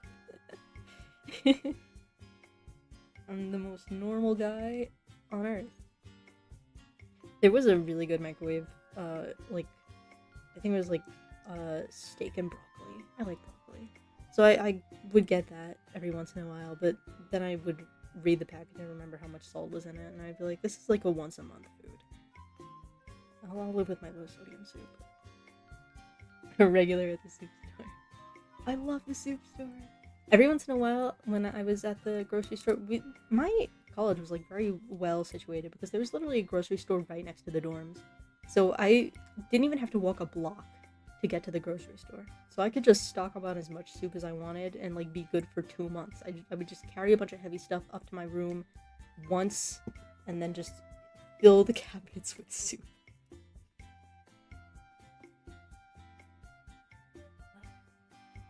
I'm like, my nose is getting stuffy. If I talk too much, I start leaking fluid. That's gross. Don't say that. When I was forced away from home in foreign waters for a long period of time, my main source of calories was PB&J and those plastic cups of Cheerios and skim milk. That's good food. That's good eating. I like PB&J. My parents eat PB&J like with toasted bread, and I've never been able to understand that because then your peanut butter melts and then your jelly is warm, and it's kind of icky. I like my food to be the proper temperature and texture. I don't want my peanut butter to be wet. Sometimes I'll just eat peanut butter on bread. Like, I don't even need the jelly. I think my favorite food with the jelly is toast with butter and jelly. like make toast, wait for the toast to cool down a little bit so that your butter doesn't melt into it, because then it's just like wet bread. And then put butter, and then put grape jelly, and that's a good breakfast. I ate that a lot when I was a kid. I don't eat it so much now because I usually don't eat breakfast anymore because I wake up and I have to go to work, and then I come home and I eat dinner. So I eat like 1.5 meals a day, and then on the weekends I end up sleeping until noon most of the time, and I'm like, I don't feel justified in eating a breakfast. Hot peanut butter just is not right. That's correct. I'm sure toast and peanut butter is good. I've just never really been willing to try it because I'm fine with my raw bread, my untoasted raw bread. I did sometimes in college like splurge on a jar of Nutella, and I would eat that on bread. We didn't have a toaster, so everything was just bread. I guess I just am not used to eating toast. I mostly ate toast when I was a kid, and now I just don't have the time to eat toast. Toast is a time-consuming food, and I have to like baby it because every time I make toast, if I'm not staring directly at the toast the entire time that it's cooking, it burns. I'm not capable of setting a timer for like a proper time to make toast, so I always end up just forgetting about it, and then it turns black, and I can't eat it anymore because it's gross. Or I like put it in for too little time, and it's just like warm bread. There's black coffee and a peanut bar. Lunch is a bagel and meat sticks with fruits and maybe actual dinner. Yeah, I'll bring like dinner leftovers to work, but I don't eat as much like as I would eat for dinner because I'm at work. I didn't get in trouble, but I like to say that I got in trouble because it's funny. But I got in trouble at work for working too much because when I go for lunch, it takes me, I've timed myself like many a time, it takes me like 20 minutes to heat up my lunch and eat it. And then after that 20 minutes, I'm like, I'm good. I can just go back. And I go back and sit at my desk. But like, I got an email from our like timesheet checker person, and she was like, Eilis, you have to take an hour for lunch. Like you have to, because if you take too many 20-minute lunches or like 10-minute lunches, we're gonna have to pay you overtime, and we don't want to do that. We don't want to pay you overtime at this like desk job in an office. So now I have to like find ways to waste an hour during lunch. I just sit in the lunchroom on my phone as people come and go, and I look around. I'm like, nobody's like staring at me, right? Like, do I look normal in here? Am I acting normal? Born to work, forced to doom scroll. I hate it. I do have the library app on my phone now, so I try to read books. It's hard for me to read a book now. I used to be able to read a lot, but now the library app lets you check out books for 21 days at maximum, so I've just been checking out all my books for 21 days. And like, even if it's short, sometimes I just don't finish them because I just get sick of it. Maybe I'm just picking like bad books. I have been trying to read, I tried to read like a couple of old ones, and I didn't care. The way that certain old books are written just is annoying to me, and I can't finish them. I did start reading a book called How About Demons, which is like a book where I'm only like a chapter in, but it's sort of like a anthropology book about like how different cultures see demon possession and like possession by spirits and stuff, and it's like pretty interesting. But it was written in the 80s, and they have a whole section where this person is treating like multiple personalities as if they're like a very real and like serious and well-known disorder, and it's like I don't think that's real anymore. Isn't that like not considered real anymore? Either there's like so many people faking that they had to take it out of the list, because every time I think of DID, I think of all the people on Tumblr with headmates, and it's like, I don't believe you. So if I'm like trying to get through that chapter and I'm getting sick of it, I'm like, I've been on Tumblr.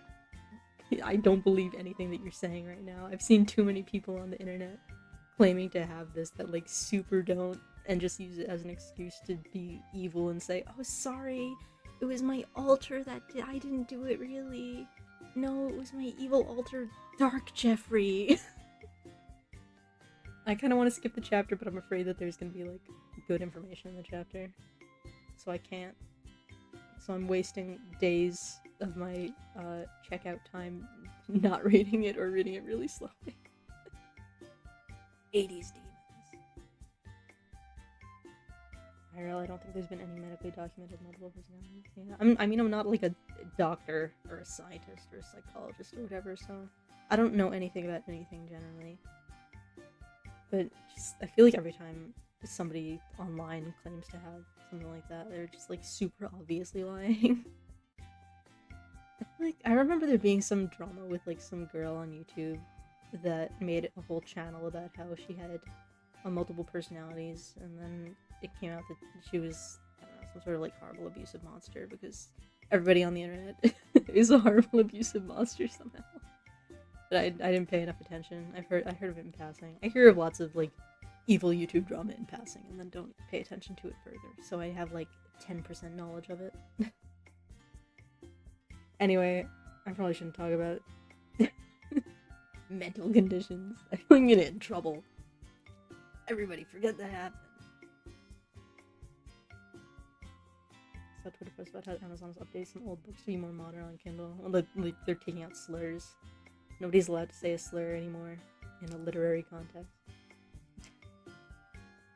Lame. I don't like it when people try to change old stuff to like make it. It has to be more modern. No, it doesn't. It was written in like 1750. Don't make it more modern. They didn't have cell phones back then. We don't need to be able to relate. Stop being weird.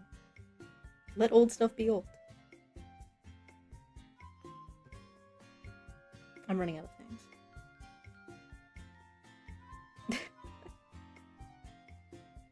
This is unrelated to anything, but at work on Friday, we got a new coffee maker in our office recently. We used to, and we have it's a Keurig now, where you put in little pods.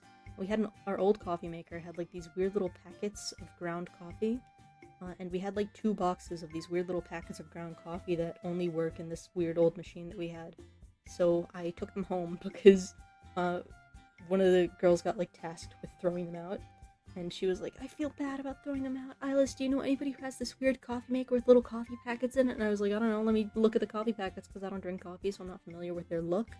And I looked at them and I was like, I've never seen this before in my life, but the ingredients are just ground coffee, so you could probably cut them up and just make coffee out of them. She's like, that's a great idea. How about we both take half of it home, and we can just make coffee with them? And I was like, yeah, sure, why not? I'll take half of these coffee packets. And then she gave me all of them. She decided that it was too much of a hassle to take the 2 boxes of coffee packets home, so I had to take 2 boxes of coffee packets home. And now I have a bunch of coffee packets and I don't drink coffee. I don't know what to do with them. So, any ideas? I think I can try making like coffee flavored baked goods or whatever with them. If anything calls for like a teaspoon of coffee. Like, there's not a lot of coffee in the package because they're like single serving little containers. So I could do that. But I'm having trouble thinking of stuff to do other than like ice cream. I could make ice cream out of it.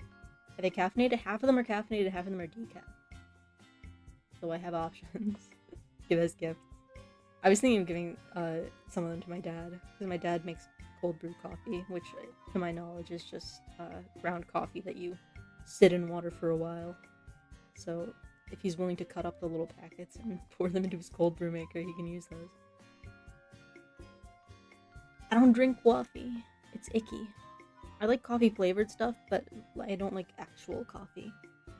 The most coffee content coffee that I've ever had was when I was little. My mom would get Starbucks, like, I don't even remember what it was called, some sort of caramel coffee thing, and it was like probably barely coffee because it was like really pale brown and it had whipped cream and caramel sauce on it, so it was probably like maybe 8% coffee. That's the only coffee beverage that's advertised as coffee that I've ever consumed and like enjoyed.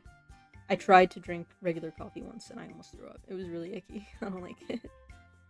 I like anything coffee that I eat has to be like, it has to be coffee ice cream or like melted coffee ice cream if it's a liquid coffee thing.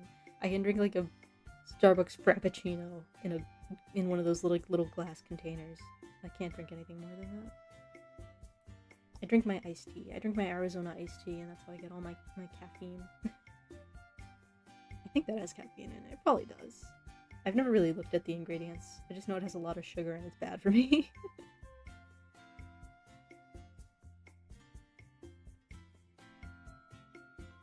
You only handle the vague idea of coffee? Yeah. One time I had some of my dad's, like, cold brew that he made, and I filled up a cup with probably, like, 80% milk, and then some ice, and then, like, a little splash of the cold brew, and then, my parents had some, like, vanilla-flavored coffee syrup there that you can put in your coffee, so I put a little bit of that in, and even that tasted too much like coffee for me. I have no tolerance for it. Mixed with a hot chocolate packet? Maybe. That's possible. I don't really see the need. I don't know, I'm basically 12 years old. I don't like coffee, I don't drink alcohol, I've never been to the club, I don't drive. I'm pretty much a child. I'm like the least developed person on earth.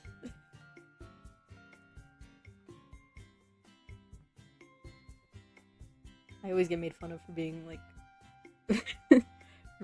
basically a child. My sister started drinking when she was probably like 16. And my parents were okay with it because she was like doing it at home. She was like drinking wine at family gatherings basically. But I have never been able to handle it. And my sister and one of my cousins like to make it like a game. They like to find out what alcohol can we make Eilis drink and she won't notice that it's alcohol. They found one thing ever. I don't even remember what it was. It was one of those little like canned alcoholic drinks that like you drink on the beach. One of those was the only one that I couldn't immediately taste the alcohol in it because I'm very sensitive to it. And they're like, great, and we can like pour this in cups and give it to you and get you drunk at family gatherings. And I'm like, absolutely not. I'm never taking a drink from you people ever again. White Claw? No, it wasn't. It was some sort of like iced tea and vodka thing, supposedly. Because I feel like vodka has a really strong taste, but I wasn't able to taste it at all in that. I was kind of surprised. But they'll just like come up to me whenever we're all hanging out and just like give me nondescript drinks, and they're like, here, drink this, it's so good. And I'm like, are you giving me more alcohol? Or is this like a normal people thing that you're doing? And they're like, no, it's totally regular, trust me. And then I'll take like the tiniest sip and I'm like, there is alcohol in this. My only vice is staying up too late. Yeah, I love staying up too late. It's my favorite. Yeah, I'm like afraid of drinking because drunk people freak me out. And I'm afraid of becoming a drunk people. Like, even if I were to drink alcohol, I think I could only drink like one single container of alcoholic beverage because I would not trust myself as a drunk person. I don't know how I would act, and that freaks me out. I like to be in control of myself at all times. Just be really sensitive to bitterness. Maybe. I mean, there are some bitter things that I like. There's broccoli rabe, which is like a vegetable of some kind that is in some like Italian pastas. I like that, and that's like really bitter. Like my dad can't eat it because it makes him nauseous, and my mom doesn't like it. But I enjoy that. I like bitter if it's a vegetable. I don't like it if it's in a drink, I guess. I don't know. I have my very specific tastes. I'm sticking to them. Can't stand most alcohol drinks besides vodka, but I've seen them in disciplines, so I don't do too much. Yeah. Because there's a couple of people in my family that are like really heavy drinkers. And so like occasionally they would get drunk at a family gathering and it would like freak me out. I have one aunt that she can drink beer constantly. All day long she can drink beers. And she has like no ill effects. If she has like 2 glasses of wine, she becomes a different person. It's like creepy. I don't like it. It freaks me out. Like, not like she becomes evil or anything, but she becomes like weirdly clingy, and like she compliments people a lot when she like she gets clingy, she compliments people a lot, and then if they don't take the compliments, she gets like really sad. I don't like that's creepy. It's like there's a parasite in your brain.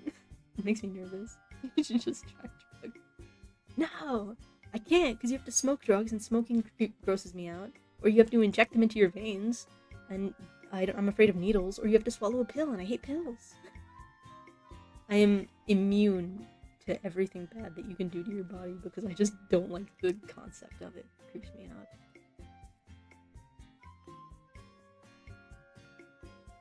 one time when I was little, I had to get like a shot or a blood test or something. They were gonna have to stick a needle into my arm at the pediatrician's office, and I ran out of the open door of the little doctor room. I hid in like a closet, and my mom had to wrangle me out and like carry me back to the room, and like her and a nurse had to hold me down against the little doctor bed in order for me to get my shots. I can't abide by needles. The tear cuffs are on their way. My sister went to Amsterdam once because she studied abroad. She went to Amsterdam and she bought a single weed brownie, and she ate a single weed brownie, and then it had no effect on her. So I'm like, we're related. Probably the weed brownie would have no effect on me also. I don't want anything that's gonna mess with my mind. My mind's already messed up enough. Imagine if I smoked a weed and I got schizophrenia. I don't want to deal with that. That's like a distinct possibility. That's scary. Sometimes if you do a drug, you just go crazy for the rest of your life. I'm bad enough on my own. I don't need that. I don't need the additional possibility of going completely insane. I'm already probably gonna get dementia when I turn 70. Edibles sometimes don't affect you the first few times you take them. I went to Paris, with my sister for her Sweet 16. And one of my aunts has like friends that live there that are from Paris. So we went to their house once, and the lady told me a story about how one time she went to Amsterdam, she bought a weed brownie, and she like, I guess they like get more potent as they sit around or something, because she got it, she ate half of it while she was there and like nothing happened, and then she brought the other half back to her house, and it was like sitting there for like a couple of weeks. And then she ate it later because she was like, oh yeah, my weed brownie. She ate the rest of it, and she was like zonked for like a week. It's freaky. I don't like it. It makes me scared. Well, that was a fun conversation. Eilis tells everybody why she's straight edge. It's because she's a weenie. Because she's afraid of everything. Every time I hear about somebody like doing a drug, it's some sort of like scary story. It freaks me out. God, I wish that were me. Eats half of a weed brownie and just unconscious for like a solid week. It's a good thing she had her like husband in the house with her, because she probably would have just like passed out and died. You save money not doing all this. Exactly. I love being cheap. I love being a cheapskate who's scared of everything. It saves me from all the ills of the world. I'm the perfect woman. I save all my money and I don't do anything illegal. And take a sip of my drink. I've been talking too much. There's salty spittoon fries. I am fine and in Weenie Hut Juniors. I love Weenie Hut Juniors. I keep like bumping my mic a little bit with my hand when I put stuff down. I'm sorry. I go through these funny ones. Couldn't do that too. Mushrooms gross me out. They creep me. They're too fleshy. They're too close to flesh. It makes me feel like I'm eating a human being. I don't do anything illegal except for sometimes downloading things from the internet or watching TV shows on the internet. But that doesn't count. It's just there. I'm not paying anybody for illicit substances. I'm just watching a TV show on YouTube in 17 parts. Eat the dried out ones, they taste like dirt. That's gross. That's icky. It's another one of my tisms. I can't abide by mushrooms. They creep me out. They're weird. They're like a weird shape. They're a weird texture. They just look strange. I don't think I've ever eaten a mushroom. Anything that I've enjoyed. It's already on the internet, so you're not breaking the law. Yeah, somebody else did it for me already. I'm just seeing what's there. I'm only looking at something. I'm passing by. I'm doing a passing glance at something illegal that somebody else is doing. So it's okay. The police are en route to my location, by the way, because I just said this in public on YouTube. It was nice knowing you. Mushrooms make great music. I've seen those videos where people like put electrodes or whatever, like stick a pin into a mushroom, make sick techno beats. That's weird, but very cool. I wonder if you stuck I wonder if you stuck one of those into like a person's arm, would it also make sick techno music? Or would it make some other kind of tune? Not even a salsa pizza by no. They're gross. One time, actually, when I was in Paris with my aunt's friends, the very nice lady cooked us all a very nice dinner, but one of the things that we had to eat were like ravioli with mushrooms in them, and I like expertly cut them apart so that I only ate the ravioli outside part and then like mushed the mushrooms into the sauce so they were like indistinguishable from the sauce and it looked like I had eaten the whole raviolis. And my mom was like, wow, Alice, I thought you hated mushrooms. And I was like, I do. I removed the mushrooms from the equation entirely. I don't think I've ever actually eaten a mushroom. I think maybe one time in my life I was like given a thing with mushrooms in it and I like took one like test bite of it and I didn't even swallow it because the texture was so creepy to me.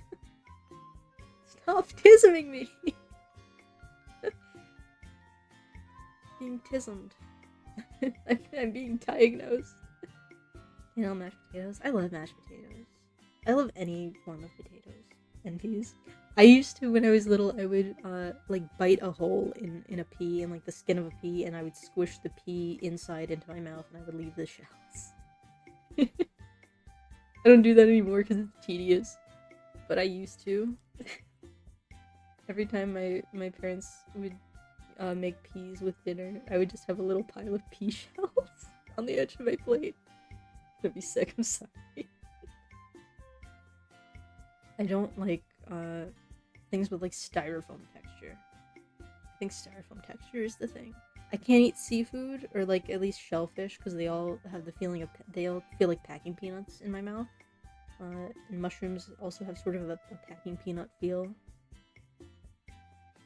Did you peel grapes? I did not peel grapes. I mean, I peeled them like for fun. I thought it was fun to be able to peel a grape, but I didn't like actively decide I am going to peel the grape before I can eat it. Like I like grape skin. Grape skin's a good part of a grape. And if you peel them, they have like veins in them. They feel like eyeballs. So it's kind of unsettling. I would eat like one peeled grape and then be like, that's enough. That's enough to satisfy my craving to peel a grape. To do surgery on a grape. And then I would just eat the rest of them normal. The pea thing wasn't really that much work because you take a little nibble of it and then just squimsh it with your finger. Like your finger is already holding the pea. And then just drop the skin. I also, that, like, Disney, what is it? What is this? The one with Scrooge. I can't remember the name of it because I'm insane. The one with Scrooge and Tiny Tim. There's a scene where Mickey Mouse is cutting a pea to feed his whole family. Every once in a while I would try to cut a pea like that, but they were too mushy, they wouldn't fall apart in perfect thin sheets. So I just had to squish them into my mouth instead. An equal tech for peanuts. I don't eat peanuts. I don't eat nuts. Because, nuts, like, if it's mushed up into peanut butter, that's fine. But if it's, like, a solid nut, like a piece of a nut, it feels like I'm eating candle wax. And it's icky. And they don't really taste like anything. I feel like nuts don't taste like anything until you mush them up, and then they have a flavor. But if you just, like, eat a nut, like an untouched nut, then it just doesn't taste like anything. It just tastes like salt. And like if I wanted to just taste salt and nothing else, I would just stick my finger in a pile of salt and lick my finger.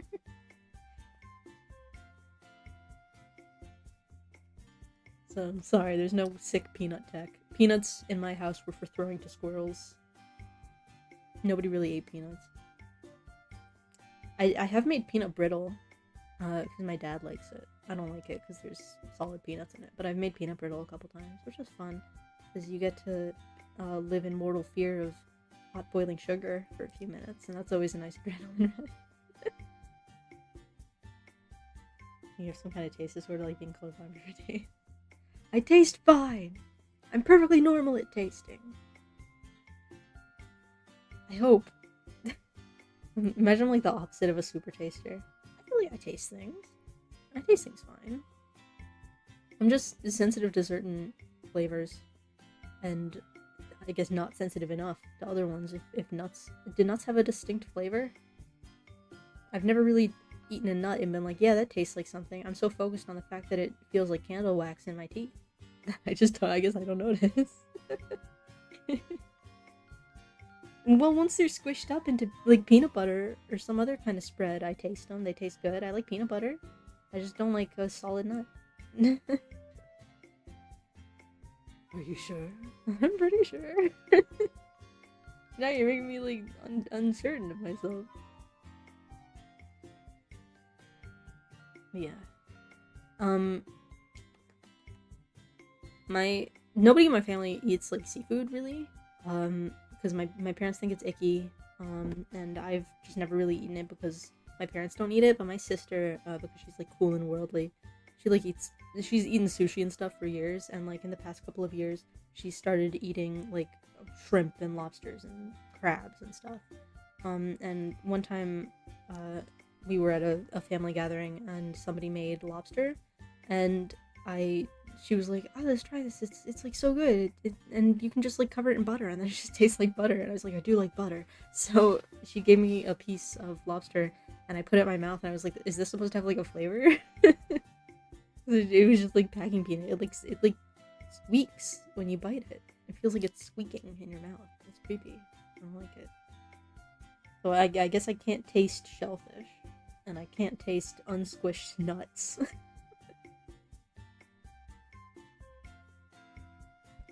I think those are the only two things that I can't really taste a flavor in, though. Because, like, water is supposed to be flavorless, but I feel like water has a taste, and it's a taste I am not fond of. Like, I can't really drink plain water. Water has to be frozen into ice for me to want to consume it on its own. Otherwise, I have to, like, mix it with flavorings. Like, I've been trying to drink more water because it's bad for you to not drink water. So I've been, like, filling up a cup with, like, 70% ice, then filling that remaining space up, like, half with water and then half with cranberry juice. So that I'm at least getting some amount of water, because, like, the ice is melting, and then there's already water mixed into my cranberry juice, and it tastes like cranberry juice. Because I don't buy cranberry juice cocktail, because it's, like, there's added sugar, and, like, it doesn't taste real. You're paying just as much for, like, less juice, because they mix it with water and sugar. So I just get cranberry juice with nothing, and I mix it with water. I make my own cranberry juice cocktail with no sugar in it, and so I'm hydrated. Squirt or two of lime juice also works. Yeah, I made, I mentioned before, I think, I was given a bunch of lemons, and I made lemon syrup with it, and I put a little bit, like, a couple times, I've put a little bit of the lemon syrup into my cranberry juice concoction, and it tasted like orange juice. It did some sort of strange alchemy in my beverage cup, and it just turned into orange juice, but red, which was a little bit weird and unsettling, so I haven't done it too many times. But I do need to figure out a way to get rid of some of my lemon syrup, because it's just sitting in the back of the fridge, and I haven't really done anything with it. Every time I drink a sip of my drink, my face tracking turns off. I'm so angry about my cranberry juice. Thoughts on OJ pulp? I don't like it. It might just be because my entire life I've had it, like, without the pulp. But every time I get orange juice with pulp in it, like, it jump scares me. Itself, the pulp isn't, like, bad, but it's just, like, I'm never expecting it, so it's always kind of an unpleasant surprise. I need to be informed beforehand if there's gonna be pulp in my juice. But, like, it doesn't ruin the juice for me.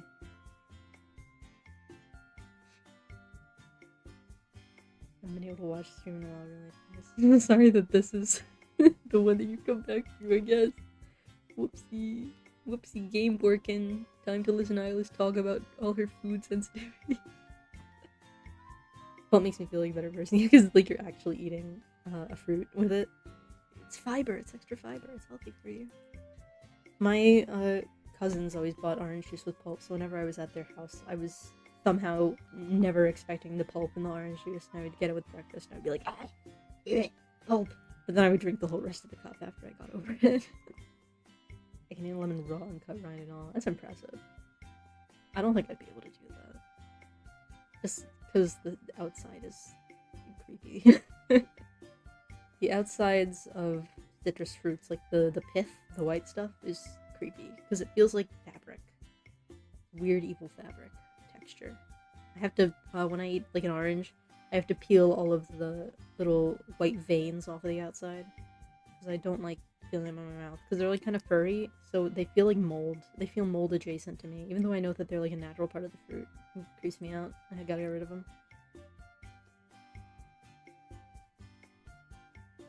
The rind on them is actually really soft. I'm not really willing to take a bite out of a lemon because I'm pretty sure I already have like flimsy teeth. Like my teeth hurt when I drink cold things, so I wouldn't want all that acid on my teeth making it work. I know that there's like multiple kinds of lemons and some of them are significantly less sour.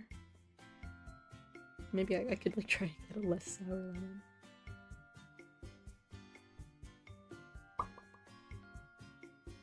Now I'm thinking I just go to the grocery store and buy a lemon. Alice bites into a lemon live on stream and then throws up. Yeah, my teeth are very sensitive. I have soft teeth. I have like flimsy, wimpy little teeth. Which sucks. Because sometimes I'll just be like drinking a cold icy beverage and then it'll like touch the wrong spot on one of my teeth and I'll like double over in pain. Or it's especially eating a whole lemon. Don't make me do that. Don't speak that into existence. One of my friends told me one time that she liked eating whole lemons, and like my only thought was, oh my god, your poor teeth. Poor soul, how thin is your enamel now? Well, yes. In honor of Gabe Johnson. Sensodyne. I used to use Sensodyne toothpaste, but then it didn't do anything. So I just switched to whichever toothpaste I grabbed first.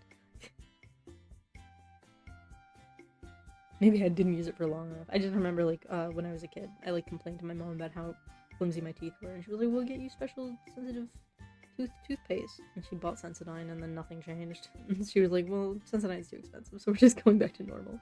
I was like, okay, that's fine. I'll deal with my teeth sensitivity. I'll live. I just can't bite into ice cream sandwiches. What a travesty.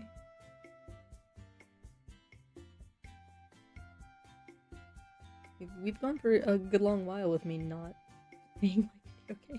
I'm a little surprised. Baking soda gang. Like, putting baking soda on your teeth. That also scares me because baking soda is like I feel like it would be abrasive.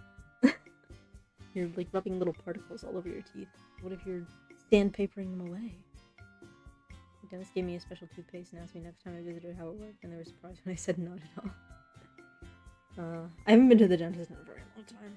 I probably should go to the dentist, but they make me nervous because I always feel like they're telling me I'm morally bankrupt if I don't floss enough. Like, they always feel so disapproving. One of my aunts is a dentist, and every time I go to her house, I'm like, please don't ask me about my teeth. Please don't look at my teeth. I have to, like, try really hard not to smile. I'm like, don't look at me. Don't look at me. I promise that my teeth are well taken care of. Like, I can't let people see my horrible teeth that aren't good. The only good thing my teeth ever did for me was stay in place after I got braces, so that I don't have to wear a retainer. It's the only solid they've ever done me.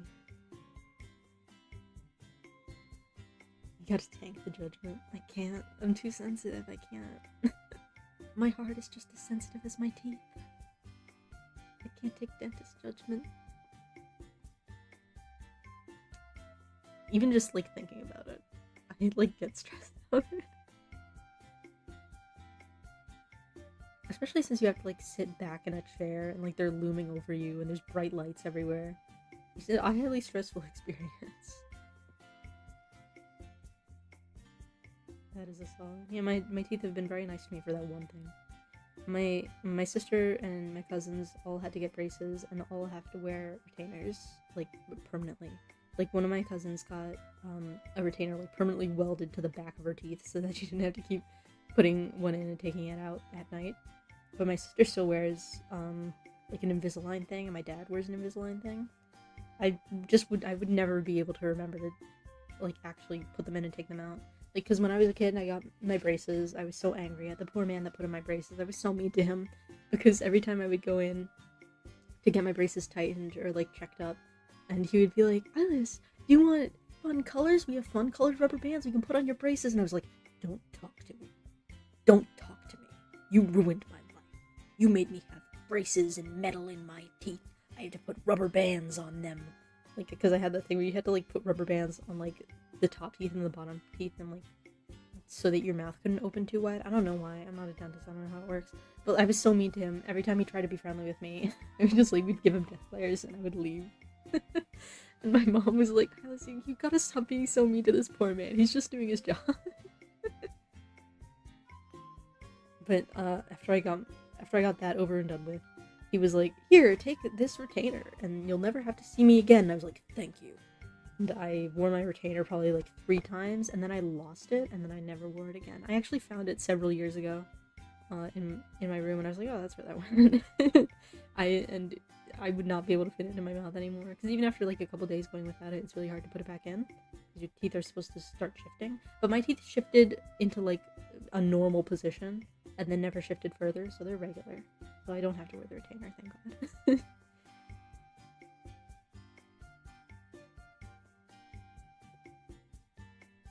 I couldn't eat popcorn or peanuts. I was like, it didn't really affect what I ate when I got braces. But they told me you can't eat gum. And even though I don't like gum, really, and I don't often chew gum, I really wanted gum so bad. They told me I couldn't have it, and I was like, well, no. What am I supposed to do? My gum that I eat once every 6 months. How am I to live without it? And then I found like a soda that they sold at a restaurant near my house that tasted very bubblegum-esque, so I would just drink that instead. So I didn't have to suffer through not having gum. I always want what I can't have. Not being able to eat popcorn was kind of annoying, but I only really eat popcorn when I go to the movies. And I don't go to the movies too often, and I didn't back then go to the movies too often. So it didn't affect my life incredibly greatly. And sometimes my sister would like make popcorn at home, like in the microwave, and I would eat like 3 pieces of popcorn and then I would be done. So it didn't really bother me too much, luckily. I just hated the fact that I had to go to this guy like every month or so, and he would have to like stick his hands in my mouth and try to be friendly to me. Yeah, ramene. That was the one that we had. It was like a hibachi place near my house. And so I probably went there like really weirdly often in the time that I had my braces. Because I would be like, Dad, please, I need my bubblegum soda, please, Dad. And then he'd be like, alright, we can go to the hibachi place. And then we'd go to the hibachi place, I would get my bubblegum flavored ramene, and I would be good for another month. But I do still drink ramene now, so that had an effect on the rest of my life. It's also fun because there's marble in it, and you get to pop the marble, and it fizzes. It's a fun little activity. One time, I brought my little ramene thing home, and me and my dad smashed it with a hammer. I took the marble out of it. Because there's like a warning on the bottle that says "Don't take the marble out," and I was like, well, it's not radioactive. I'm allowed to drink around the marble. It's not a dangerous marble. So we removed the marble from the soda, and nothing bad happened. I don't know where the marble went. I probably threw it away at some point. I didn't get emotionally attached to the marble like I do to many other things. So it's like, cool, a marble! And then it was gone. Gotta try ramene. Yeah, it's good. It's supposed to be like melon flavored, I think. Or at least the one that I was getting was supposed to be melon flavored. But it just tasted like bubblegum. It was like subtle bubblegum flavor. I wonder why the warning's there. It's probably there so that you don't, so that the stupid child doesn't swallow the marble and then suffocate. But like, I wasn't gonna eat the marble.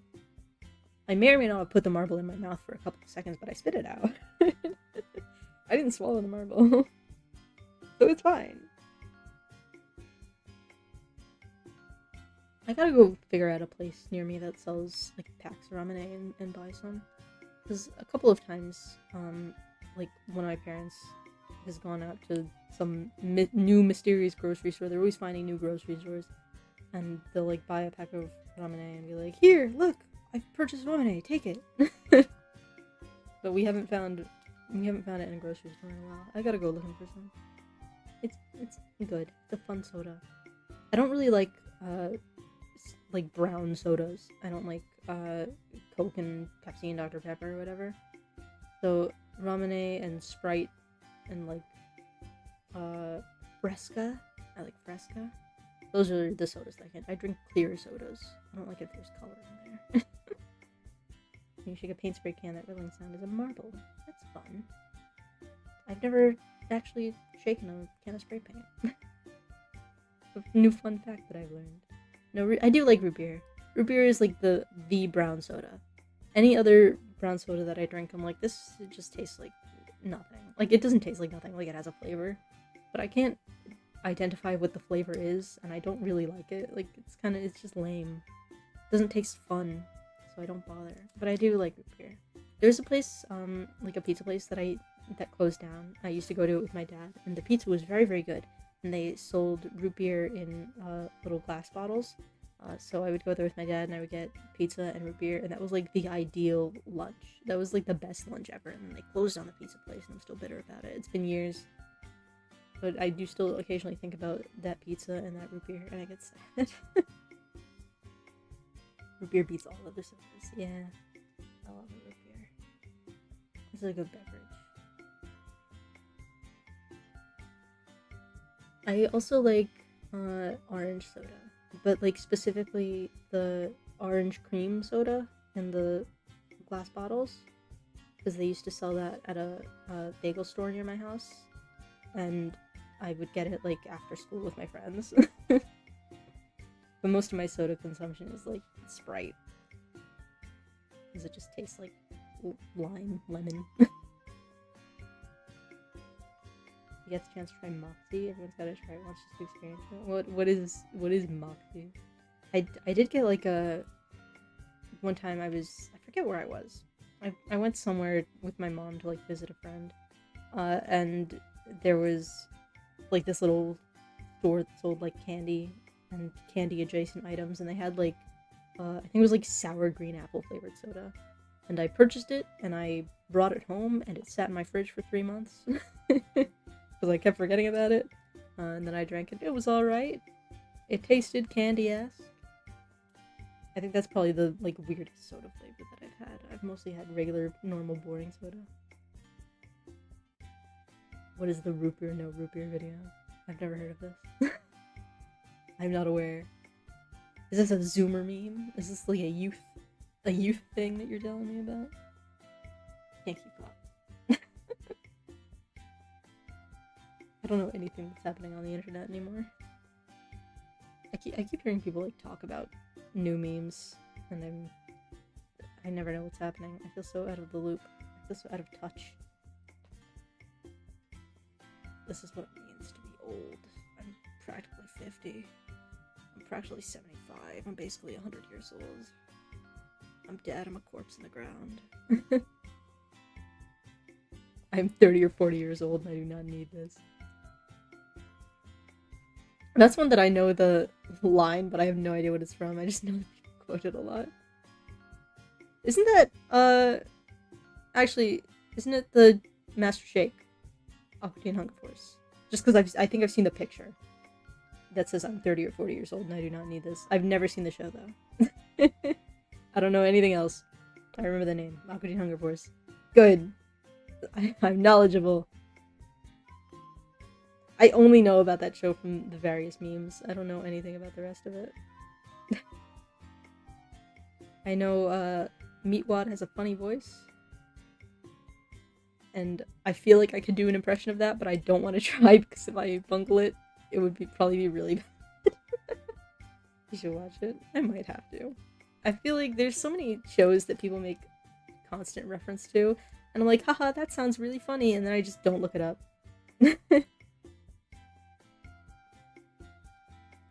So maybe that's something that I can add to my things to become knowledgeable on.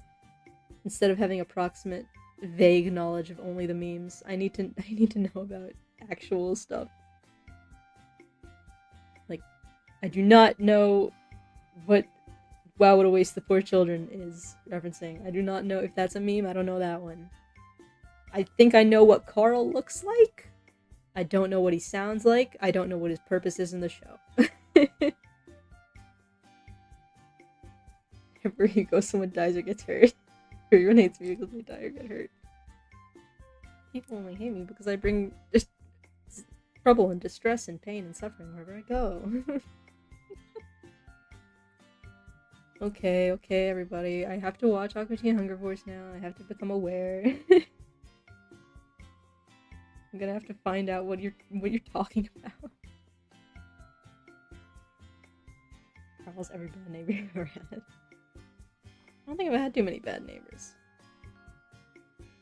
I would have 20 in your paper for me one impression.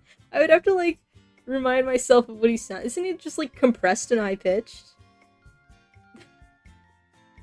I watched a YouTube video recently where somebody was doing a Meatwad impression. That's the only reason that I feel overconfident in my ability to do it. But I actually don't remember what the actual character sounds like because I haven't seen a meme with him in it for a while.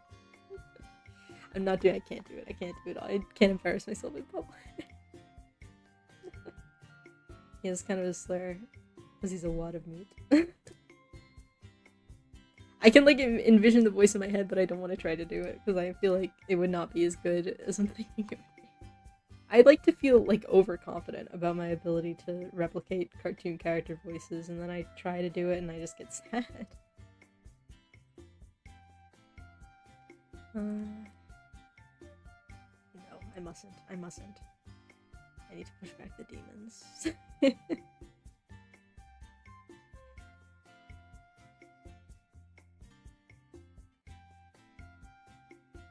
Feeling like uncomfortable.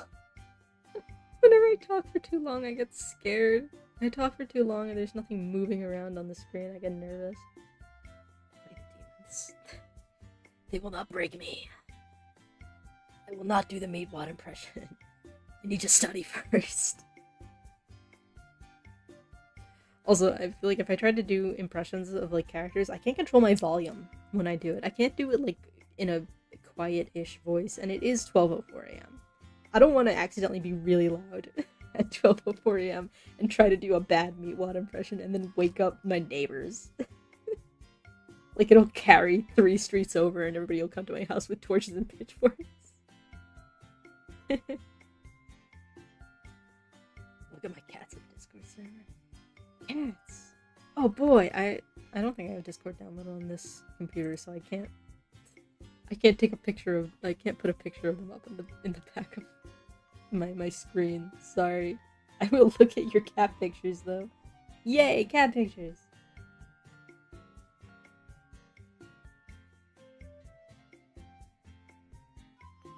Top quality cats. Some random VTuber on the internet did a bad Meatwad impression. Cancel her! Get her off the internet! Delete her accounts!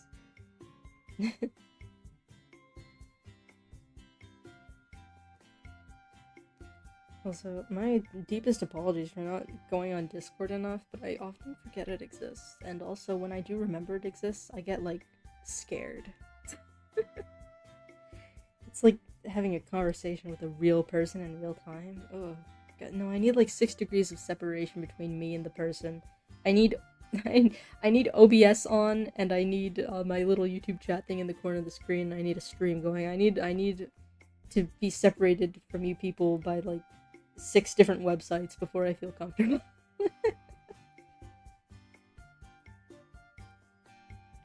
Talking in public Discord is always scary. Yeah. There's been like one Discord in my entire life that I was comfortable talking in. And it doesn't exist anymore. It was like a random Discord that I found. It was like a fan Discord for a YouTube personality that I found while scrolling through Tumblr one day, and I was like, sure, I'll join this random Discord server, and I joined, and all the people in it were like very nice, and eventually it got away from being like a fandom Discord server and just became a Discord server with like 50 people in it that were like friendly to each other. I talked in that for a long time, and then one of the people running it started like dating one of the people in the Discord server, and then they got into a falling out, and then they deleted the Discord server. So that's gone now. And I'll never get it back. It'll never be the same. I did talk to some people who were in that server, like, outside of it for a little while, and then I dropped off of doing it because I'm bad at maintaining constant contact with people. Just had to ruin it for everyone. It's so upsetting. It was so upsetting to me. I'm trying not to like give too much information because I feel like that's the kind of thing that if one of the people in the Discord server ever came across me, they would know exactly who I was based on the information that I have. But there was a whole tangled web of like teenagers trying to do poly relationships on the internet, and it just ruined the Discord server. I was like, I should have known. All the things that people say about Discord are true. There was like Discord kitten situations going on, and it just ruined the vibe. And then the server got deleted. I was really sad about it. And then some of the people from it tried to make like a secondary Discord server, but then they started letting in like their friends from elsewhere, and their friends from elsewhere were annoying. And then I stopped using that one too because I was getting annoyed by like the new people that they were letting into my bubble. Yeah, I don't. The youth. I say the youth, but they were like maybe a couple years younger than me at most. There was one person in the Discord server that was like lying about their age for like 3 years. Like we thought that they were like 15. It turned out they were 12, which was not great. So I'm kind of like wary of Discord now. I'm afraid of it. I feel like it's just a recipe for disaster. Excuse me. That's sort of the whole internet, unless you deploy mods, and then even sometimes the mods join in. Mods. If you make somebody a mod in anything, there's a 50-50 shot that they're gonna be like great and normal and nice, and then the other 50% is that after becoming a mod, they immediately go completely insane and ruin everything and try to like take over. That's the two flavors of moderator. When I was 12, I was in public lobbies on Xbox Live and I turned out fine. Yeah, but like the problem with the server I was in was that it was not particularly well moderated.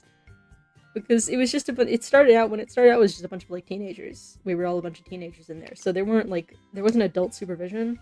And as teenagers do, they want to like talk about NSFW stuff. And like the person who was running the server was one of the oldest people there. So they were like, I would really prefer that you not. But it ended up like creeping in anyway. And then after it started creeping in, like I didn't take part because I didn't want to deal with all that nonsense. But like after that started creeping in, then we were told by the 12-year-old, oh yeah, by the way, I was 12 when I joined. And I was like, did you see? Were you properly moderated out of the spaces? I'm not sure, I don't know. So I don't like it. It brings back bad memories. Freaks me out. I'm like, I don't know is everybody on this Discord lying to me about who they are? I don't know if I can trust you. Are you like doing illegal things? Are illegal things happening on this Discord? Did you participate in the Discord as Eilis? No. I was a different person back then. I need to stop talking about it. I feel like I'm giving too much personally identifying information by talking about this Discord that 50 people in the entire world know about. Everyone in your Discord is 5 and a drug dealer. Probably, yeah. You're all actually, like, mass murderers.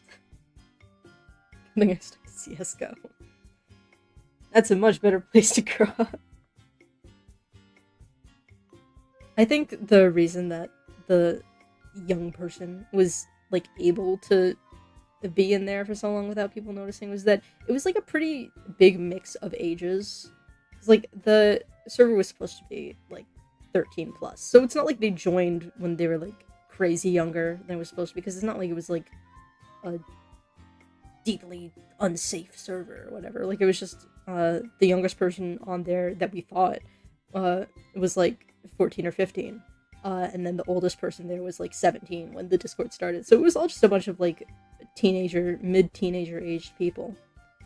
But then like suddenly we found out that someone was 12 and we were like all very uncomfortable, even though like the maturity difference between them and like the actual 14-year-old in the server was not crazy, but it was just like, it felt icky to be like, oh, you've been 12?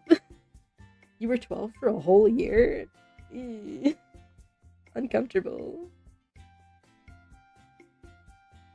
But yeah, that's the long-winded way of saying that I feel uncomfortable being on Discord because it freaks me out. I just remember that it's possible for people to tell lies on the internet, and I get scared.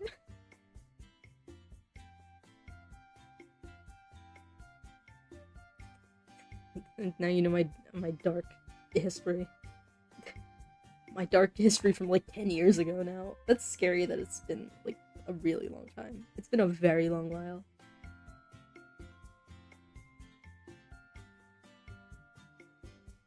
There's one Discord I'm in that had a 15-year-old and he was over 35. I think the guy's 70 now. We're on the server. That's nice. At least it's not like at least there's no evil things happening in there. I think probably the reason that Discord is like such a simultaneous good memory because like people were nice in it, but also really, really bad memory is because for some reason the server was like mostly teenage girls, and when a server is mostly made up of teenage girls, when any group is mostly made up of teenage girls, like 75% of them get really weird after a little while. They start getting really weird, and they start wanting to have relationships with other people in the group. And you just can't do that over the internet. It's just, it's unsafe. You shouldn't do that online. So I'm like, we had a lot of good times, we had fun, but also I just, whenever I think about it for too long, I start thinking about the tangled web, and I'm like, oh, God. People. I remember when Discord was just gaming. I don't. Literally, I downloaded Discord in order to join that server. At least I think so. Or at least it was very soon after I first downloaded it, just because everybody else had it. I never used Discord as a gaming thing. It was always like a social media app to me, basically. Met a guy I met on Halo 3 in high school, literally flew out to meet him. There were a couple of people online that we talked about, like, meeting up in real life, but then it just never happened. I did send, like, mail to them, like, little packages. Like, I sent a couple of people birthday gifts and stuff. For a little while, we had, like, a ring of birthday gift giving. Before the server shut down. So that was nice for a little while. I got a couple of little presents from people. Maybe I got, like, keychains and stuff. In Discord, I swear I was in, someone was added as a child and they were probably shamed like a medieval wench. In the one that I was in, there wasn't really public shaming, which I think weirded me out. I thought more people should have been weirded out. Like, I was weirded out, everybody else was like, oh, that's fine, at least we know now. And I'm like, but we didn't know in the past. What if we did something, like, bad and evil? What if we ruined this 12-year-old? What if somebody permanently poisoned this 12-year-old's brain? I feel unsafe around youth. I'm like, I don't want to break them. If you try to make me, like, watch a 10-year-old, I'm like, somebody else has to do this. I can't be around children. I feel like I'm gonna, like, do something wrong without knowing that it's wrong, and I'm gonna ruin this kid's brain forever, and then they're gonna be poisoned. I can't be trusted around anybody more than 5 years younger than me, or I'll break them. And, like, I'm the most, like, boring nothing person on the planet. I don't know what I could do to ruin a person's brain. I just feel like it's gonna happen. I'm just paranoid about it.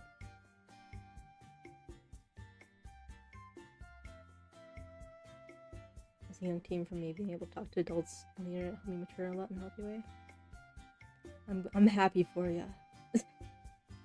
But I think being on the internet from a young age, like, did break my brain a little bit. I feel like before I started being online, I was, like, more normal, and I think being on the internet for too long made me, like, it, like, gave me anxiety. Like, as a kid, I was pretty regular, at least I think so. Like, I had, like, when I was a kid, I had, like, pretty bad anger issues, or whatever, but I wasn't, like, afraid of people, or anything. I just had, like, emotional regulation problems.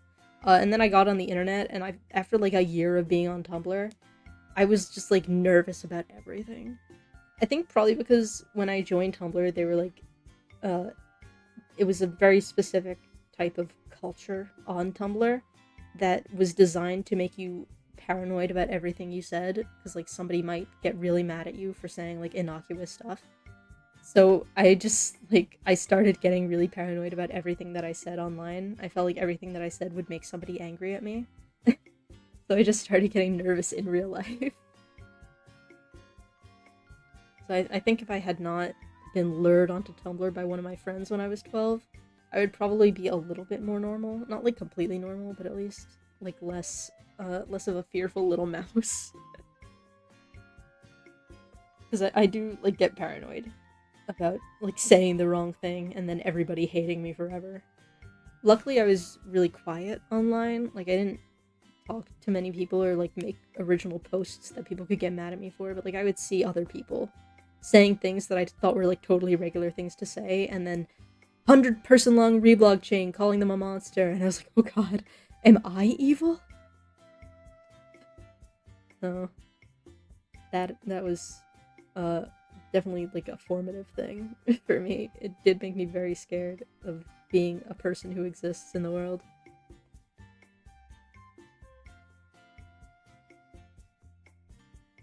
I was a weirdo kid with anger issues before I had unrestricted access. Well, at least I don't have anger issues anymore. As much. I mostly get mad at inanimate objects now. And not people. And if I get mad enough that I have to hit something, I will do it in private. I do a lot of, like, filing away of papers and folders and things at my work. And we have, like, a file room that I'm basically the only person that goes in because everybody else does other things. I'm the only file guy. And it's old. Like, all of the cabinets that we put stuff in are really, really old, and a bunch of them are kind of broken. And there's one of them that infuriates me so, because it just randomly decides whether or not it wants to be broken or if it wants to work. So they have, like, multiple drawers in them, and the drawers won't open if another drawer on the same cabinet is also opened. So, sometimes if like, the drawers are loose, you have to basically press your whole body up against the thing to, like, lock the other ones in place so that you can start to pull one out. And this one sometimes works normally, and other times, no matter how many drawers you push in and how hard you push them in, the one that you want to open simply will not open. So last week I did try to fight with the file cabinet, and it wouldn't open, and I did get mad, and I did kick it, and I hurt my toe.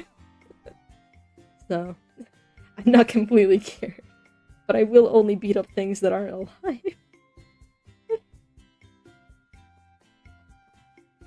And I'm like still mad because the office manager told me that we're gonna get new file cabinets and we're gonna replace the old ones that are broken. So you should put little post-its on the ones that are broken and write "to replace" on them, or like write "broken" on them, and then I'll replace them. And that was 6 months ago, and they have not been replaced.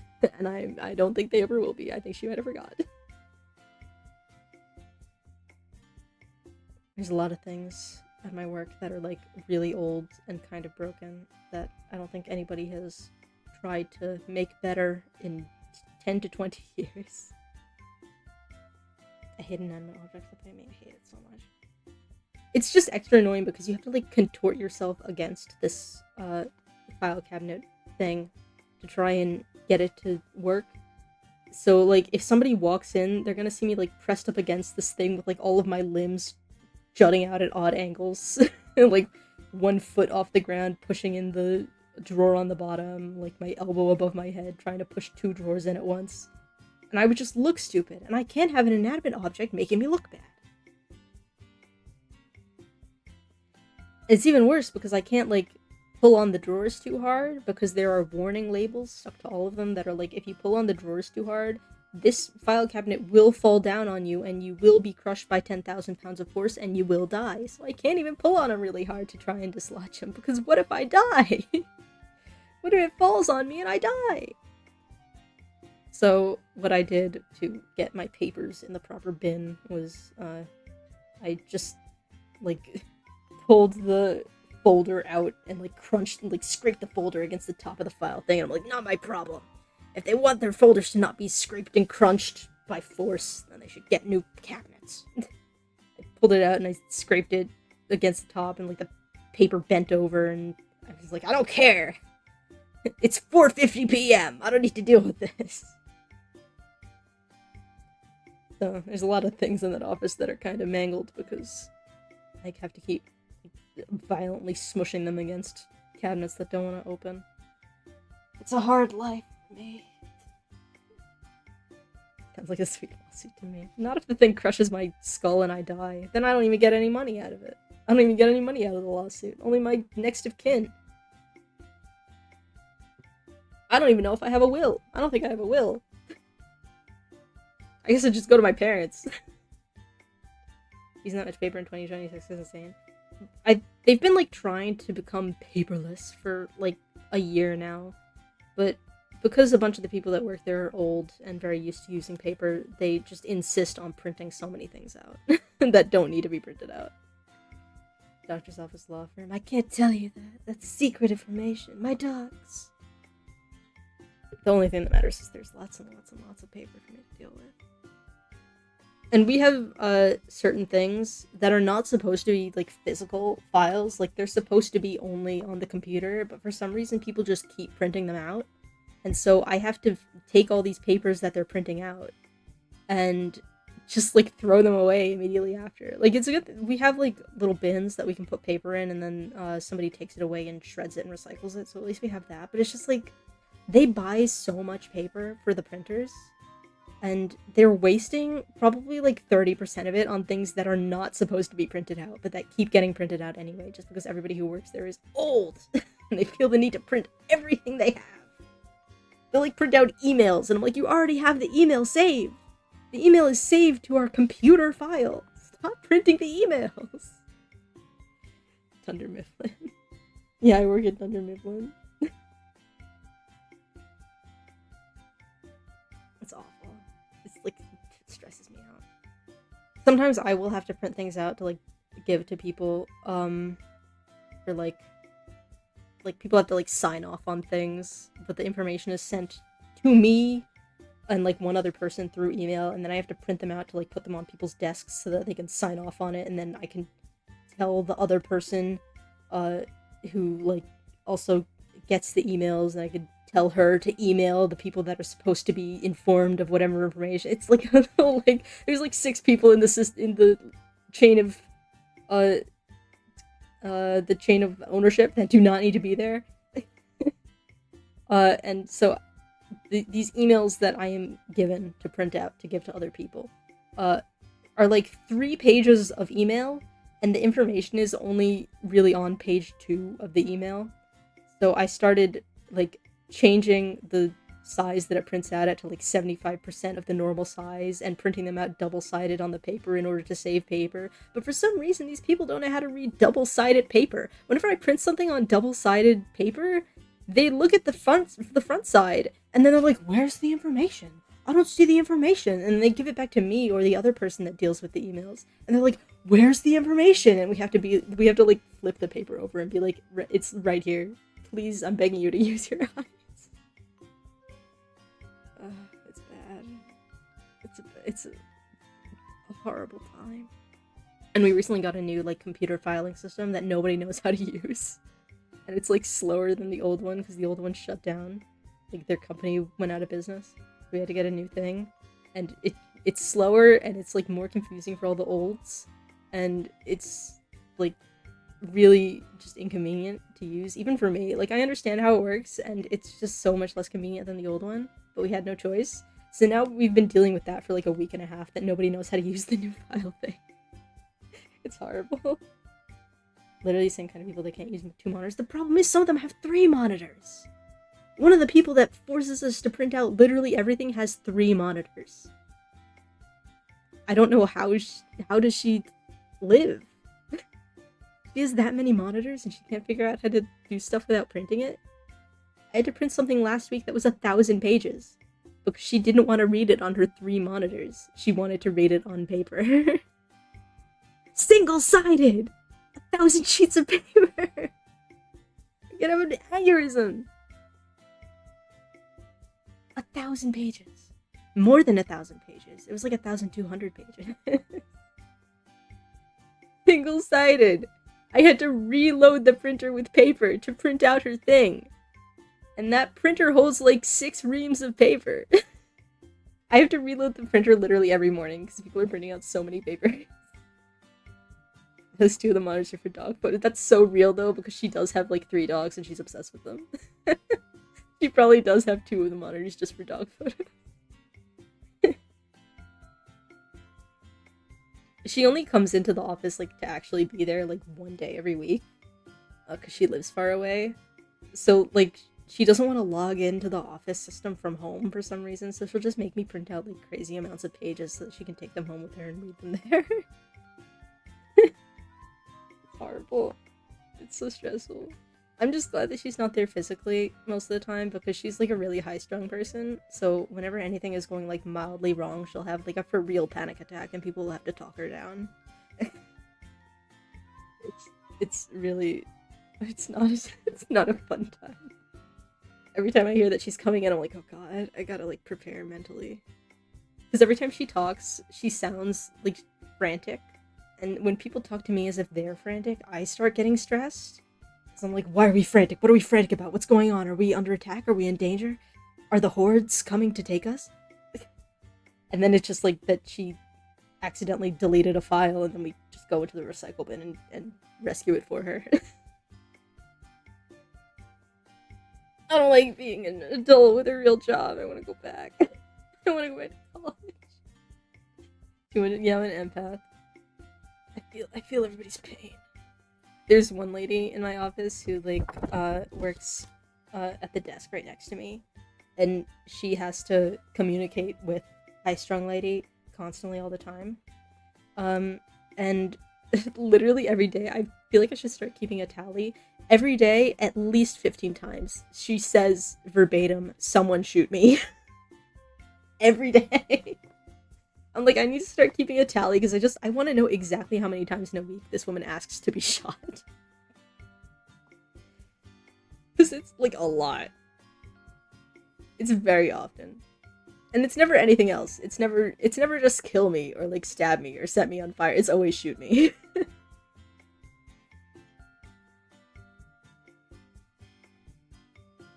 Now I'm just thinking about I'm just thinking about work. I don't want to think about work. It stresses me out. It makes me sad.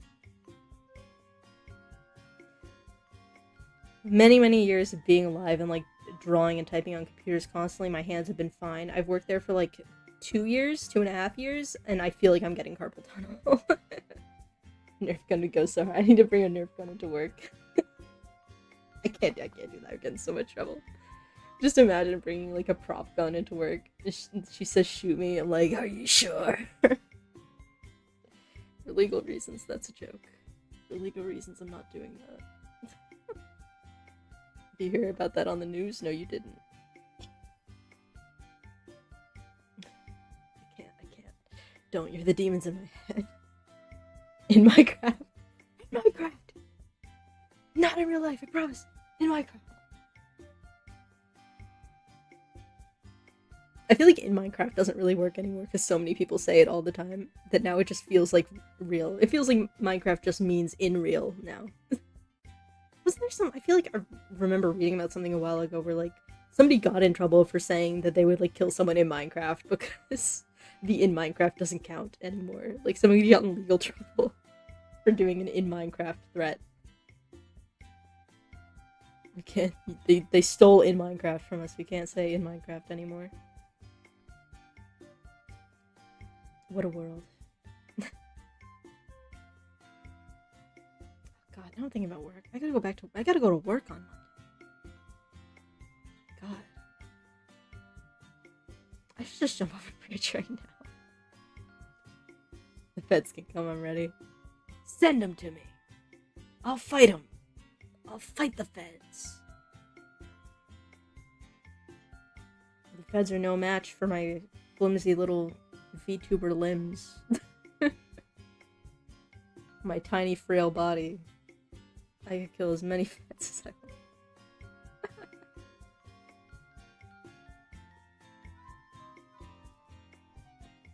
Why did the feds message not show up next to me, but it's showing up in chat? It's curious. I think that might be the work of the feds. Throw lemons at the feds.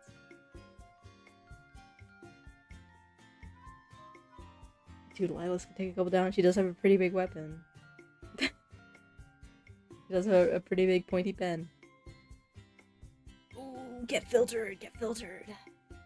But it showed up in chat. There's not even a little message saying, this message is moderated. It's just like, it's there, and then it's not on on stream screen. Mysterious. They're watching. The federal agents are watching my stream. Hi, federal agent. Could you like and subscribe, please? You don't need to comment. You know, I don't want to blow your cover, but could you please like and subscribe? I gotta get 500 to be monetized.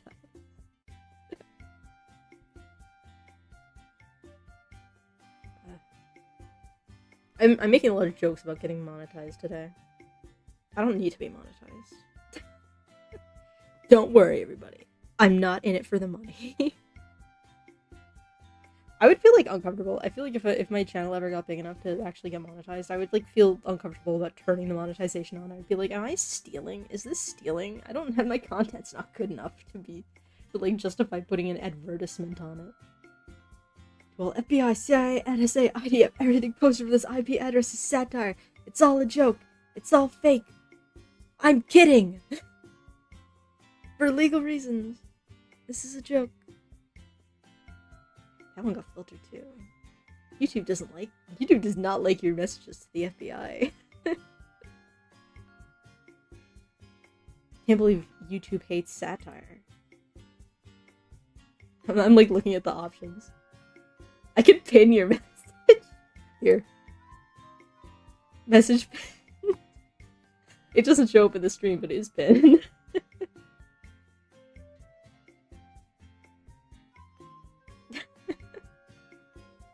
Very important message. I feel like it wouldn't allow me to pin you if you got like moderated out. That's very strange. I wonder why that happens. It's curious.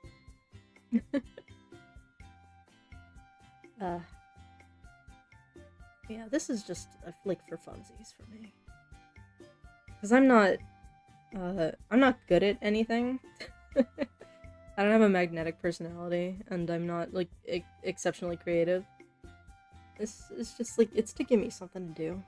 Because if I wasn't doing this, I would be spending like every weekend hour just like sitting on my computer and like scrolling and doing nothing and like wanting to do something but not being able to start. So at least I have like the rule that at 9:30 every Friday, Saturday, I am required to get up and do something.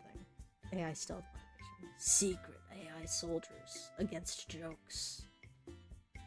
Chat software probably is a filter. There's not really a software. It's the YouTube live chat, and I just copy the link and put it in on OBS. Like, there's the style CSS, but there's not like any sort of other code or anything in there. It's just style to like change the font and the color. It's strange and mysterious.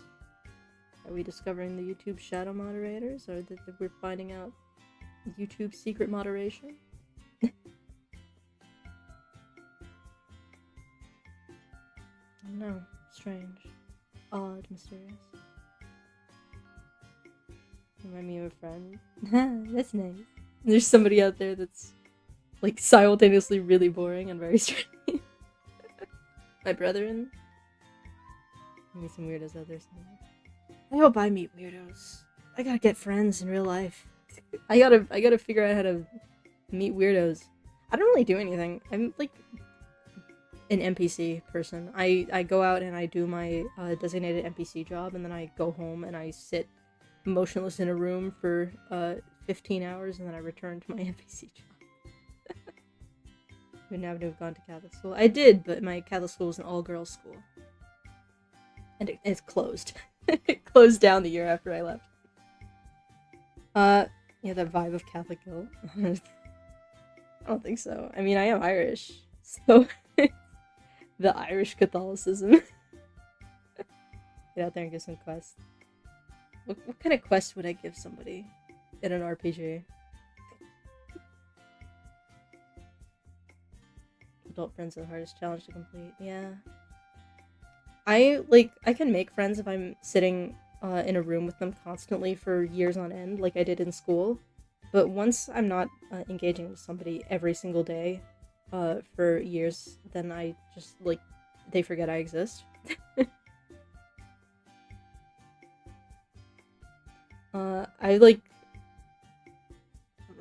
I remember when I was a kid, I went to a summer camp, and I made like really good friends with these kids at the summer camp. And then the next year, I went back to the summer camp, and I tried to talk to them again, and they had all forgotten who I was.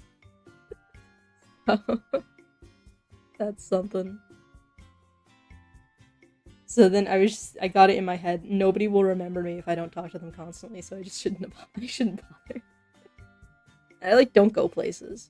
I was trying to look for places to like I don't know, do activities like in my general vicinity. Like I was looking for like gaming stores because I was like, I've played like a couple of RPG, like tabletop RPG games. I feel like if I found like a place where people do that in my area, I could maybe find people that are like okay, like for me to hang out with that I won't feel deeply uncomfortable. And I looked and there's none of them. The closest one is like a state and a half away, and I can't drive, so I can't do that. Thanks to say you grew up in LA. I did not. What is LA? I'm thinking Long Island. I don't know. Is there a state that is LA, or is LA just Long Island? Long Island? Like the medium? The only thing I know about Long Island is the Long Island medium. Because my parents thought that her accent was really funny when she had a show. Long Island. I did not. I've been to Long Island a couple of times. One of my uncles and aunts lived there for a while. So when I was a kid, I would go to visit them, but I'd never lived there. I've just been like maybe 3 times. Me camping the hot topic near the Mika section trying to make friends. I gotta go to the local mall and hang out at Hot Topic. I gotta find the Hot Topic weebs. It's been a long time since I've stepped foot in a Hot Topic, actually. I feel like Hot Topic has changed. Hot Topic is, like, different. It's normie now. I went to a Hot Topic, like, into a Hot Topic a couple of years ago, and it wasn't even, like, they weren't even playing metal, and all the shirts had, like, bright, colorful cartoon characters on them, and I was like, something is wrong here. Like, even when I was a kid, it was, like, kind of cartoon-based, like, they had a lot of cartoon stuff, but still in the back, they had, like, a big wall of, like, metal shirts with like unreadable text, and now it's just nothing. Now there's just a whole bunch of like has-been hotel merch everywhere. There's something from around the tri-state area. I don't think I have an accent of any kind. Everybody that grew up in the area that I grew up generally has a pretty strong accent, and I feel like I managed to skip that. I do not have the stereotypical accent of my area, to my knowledge. At least not as badly as some other people have it. Stupid traits. The accent's upset sometimes. Sometimes I like do it as a goof. Like if I say coffee. I don't actually say coffee like that. Coffee is like a joke pronunciation. I don't know any stereotypical pronunciations of my area. A lot of people drop their R's. They are sometimes non-erotic. But I don't really do that, at least in the areas that I've noticed it most commonly. Also, some people will do that thing where, if a sentence like if 2 words in succession end in like a vowel sound, they'll throw an R in there, which is weird. Or like if a name ends in an A, there will be an R at the end of it. Like somebody will say like, I don't know, Maria, but they'll say Maria. They'll be like, Maria, I need you to look at this, or whatever. Like there's just a random R in there. I've noticed people do that. The vocal stem is built off of years of Tumblr. I did spend a lot of time watching like British YouTubers when I was younger, because there's just a point in time where it felt like all of the YouTubers that like middle school girls watched were all British. I watched a bunch of British boys and also PewDiePie. So I feel like my exposure to several different accents sort of shaved off whatever accent I might have had. But also the area where I grew up, my parents are not from. They moved there like a couple years after they moved there when my little sister was like 1. So it was like a couple years after me. So I grew up in an area with an accent, but because my parents did not share the accent, I did not quite get it so much. A lot of people that I know are a little worse. Buddy of mine staying in Colorado's coworkers were shocked that after getting a call with me that we all sound like Southern Bayou people. I don't really know anybody with Southern accents in real life, actually. I've had a bunch of family members move to South Carolina, which I feel like doesn't really have a Southern accent just because everybody is moving there from other places. I don't know why South Carolina is such a big place for people to move to in recent-ish years. I say recent as if the first people I know that moved there didn't move there more than 10 years ago. But, like, people talk about moving there a lot. Anyway, the point is, the people that I know that live there don't really have an accent, but I do have, one of my cousins moved there with her family, when her siblings were already, like, in later high school going into college, but she was, like, extra young. She was still in, like, middle school. So she started saying y'all, and nobody else in her family says y'all. So she has, like, kind of an accent now that nobody else in her immediate family does. Which is strange. It's always weird when I go over to visit them and she's just yawling it up. And I'm like, why are you saying y'all? You're from New Jersey. Stop saying y'all. But she has spent probably more than 50% of her life at this point in the South. So I guess she has y'all privileges. You're gentrifying the Southern accent. I'm so sorry. I'm so sorry about your culture. I knew a woman that grew up in Australia, moved here as a kid and dropped her accent because she got made fun of. That's sad. Australian accents are fun. I like accents. I like listening to people talk weird.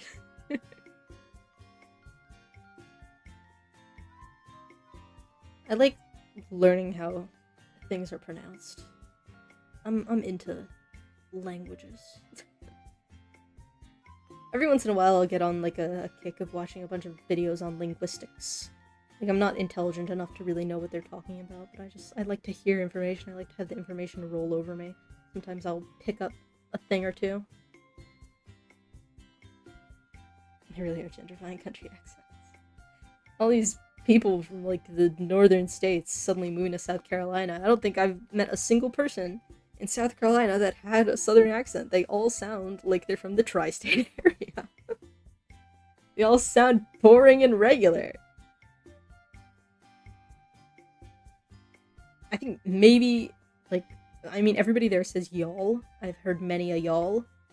I think maybe, like, one or two people there I've heard speak in an accent in an accent that I could comfortably call Southern. Everybody else just sounds like they're from nowhere. These kids never watch Crocodile Dundee. I'm gonna be real with you. I don't even know what Crocodile Dundee is. I just know that the sniper in TF2 was named after him. Or like semi-named after him. What does Crocodile Dundee look like? Who is this character? I'm googling Crocodile Dundee. In all caps, because my caps lock is still on for some reason. Yeah, that's a that's a man from Australia. Alright. I love etymology. Etymology's fun. I like learning where words come from. There's a website called like Etymology Online. It's like a big dictionary of etymology stuff. And every once in a while I'll just go on there and look up words. It's fun. It's also fun when like somebody will say a word in like a Romance language and I can like reasonably easily pick out what that word means from like my knowledge of other languages. Like somebody will say a word and they'll be like, oh my god, what's this like crazy weird word mean? And I'll like, oh, it probably means this, and then we'll look it up and I'm right. I love being right. Or like there will be like a weird scientific English word that I've never heard before in my life, but I like know how to pronounce it and I can get a general concept of what it means just from too much reading. It's always very impressive. One of my party tricks is being able to comfortably pronounce every strange chemical on the back of a food package without stuttering. My parents have been impressed by that multiple times. I'll be trying to read like the ingredients and nutrition facts on something, and they'll be like, what on earth does this word say? And I'll read out like a 10-syllable word, no problem. It makes me feel powerful.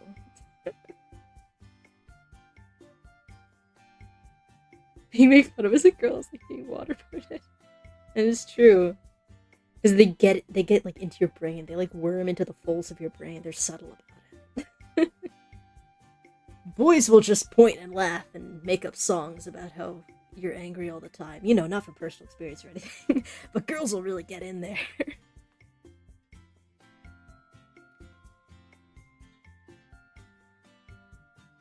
When I was in middle school, like, I used to get, like, middle school and, like, the years before middle school that have, like, 5 different names, and I'm never sure what to call them. My mom calls it grammar school. Grammar school.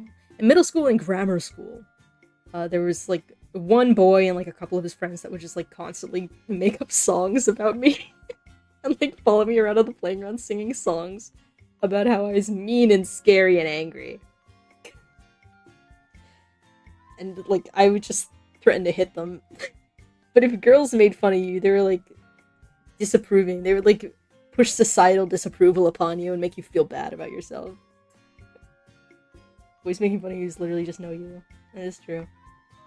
I think, the only time that, like, a boy following me around doing that, like, actually bothered me was one time, like, he threatened to, like, mess with my little sister, and I was like, if you even, like, think about looking at my little sister, I will literally kill you.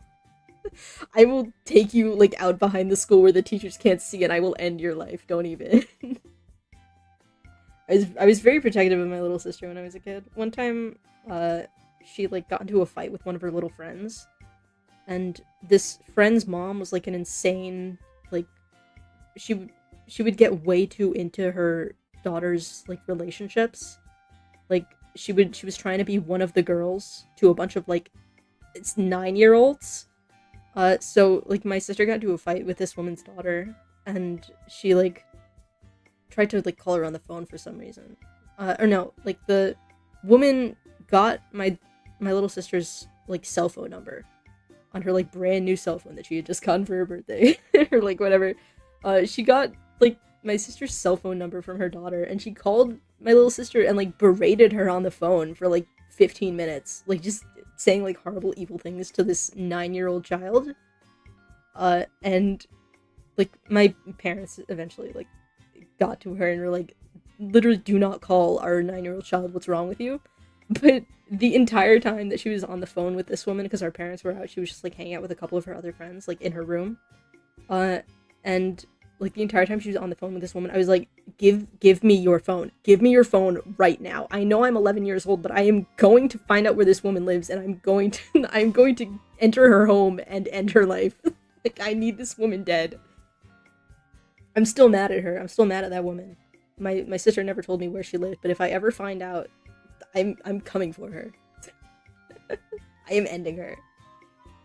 Every couple of years, my sister will, like, remember the story and like mention it or whatever, and I'm like, yeah, do you have her address yet? Like, has she moved recently? Like, are you aware of where she is currently? Because I'm willing to check it out. On site. Like, imagine being like a probably like 30-something-year-old woman and being like, oh, my daughter got into, like, a minor argument with her little 9-year-old friend. Let me berate this child on the phone. Let me call her up personally and make it a problem. People are weird and scary. I hate that. My sister became friends with a lot of people when she was little that, like, their moms were really into their, like, 9-year-old relationships. Like, they always really wanted to be one of the girls with a bunch of children. And I always thought that was very strange. She would always talk about, like, she would go over to her friend's house and, like, the moms would want to hang out with her. I'm like, why do all these adult women want to, like, be friends with you? It's creepy. Like, they would be like, oh, call me, like, don't call me Miss Johnson, call me Jennifer, or whatever. And, like, and I was like, I refused to call any of my friends' parents by their first names. I refused to even call them, like, Miss last name or Mr. last name. They were always like, Jane's mom. Miss Jane's mom. Like, I was afraid of calling adults by their names. And all of these other adults wanted to, like, be best friends with my little sister. It was weird. Middle school and grammar school were strange times.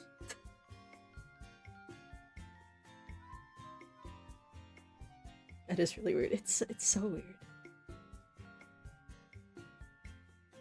I can't imagine being an adult woman and just wanting to like be friends with a 9-year-old. I presumably like trying to be the most normal about it that I could be. Presumably they just wanted like their kids' friends to like feel comfortable around their house and like be able to, I don't know, talk to them about if they were in danger. They'd be like, Miss Johnson is my friend. I can go talk to her if anything bad happens. But like, it's just like I feel like they went too hard on trying to be a safe adult and ended up becoming kind of a weird, uncomfortable adult. At least to me. My sister was mostly okay with it, except for that one woman that like personally called her up on the phone. But like, every time she would talk about her friends' parents like they were fellow 9-year-olds, I was like, I feel like you shouldn't be like hanging out with them like that.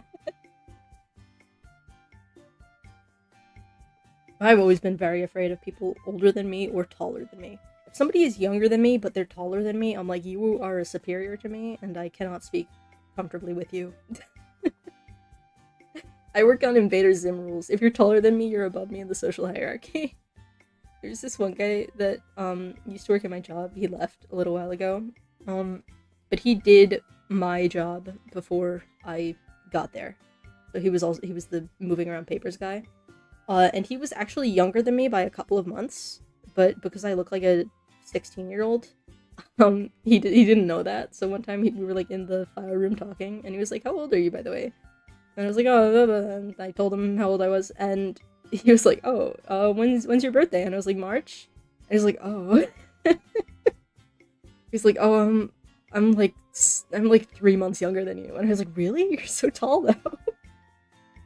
He was like a foot taller than me. I was like, don't worry, I still see you as above me in the social hierarchy because you're just so tall. Is it cool unless hearing this kid like my cosplay and one of my numbers? Like, sorry, how do I tell this 8-year-old I gotta make sure your mom is cool with it? Yes. You shouldn't just be asking people for their numbers. I can't imagine asking somebody for their number unprompted in real life. I feel weird asking people for their number when I need it for a good reason.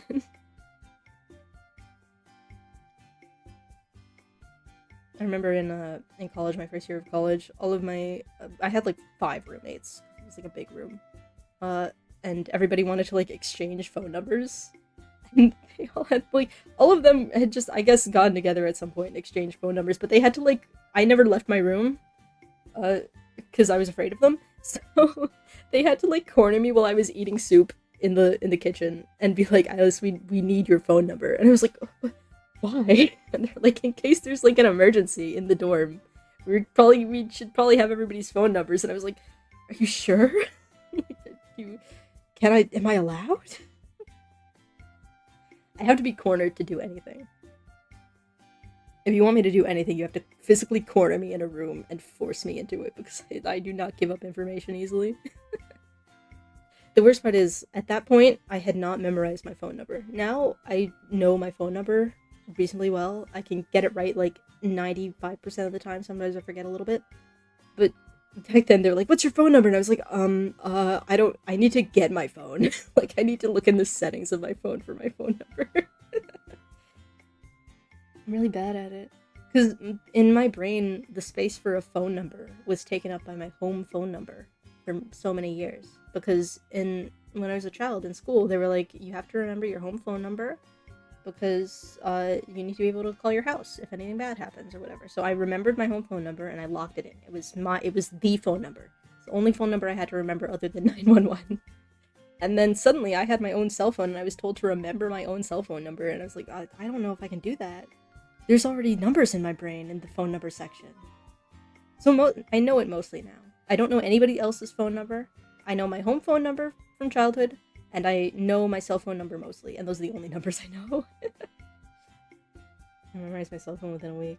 I can't do that. I have very little, like, memorization space in my brain. I have to literally use something like hundreds of times before I comfortably remember it. The only thing that for some reason I was able to lock in immediately as a core memory is my password that I got from Webkins as a child. I forgot my original Webkins password. They generated me a new Webkins password, and then I remembered that, and I've used variations on it for everything ever.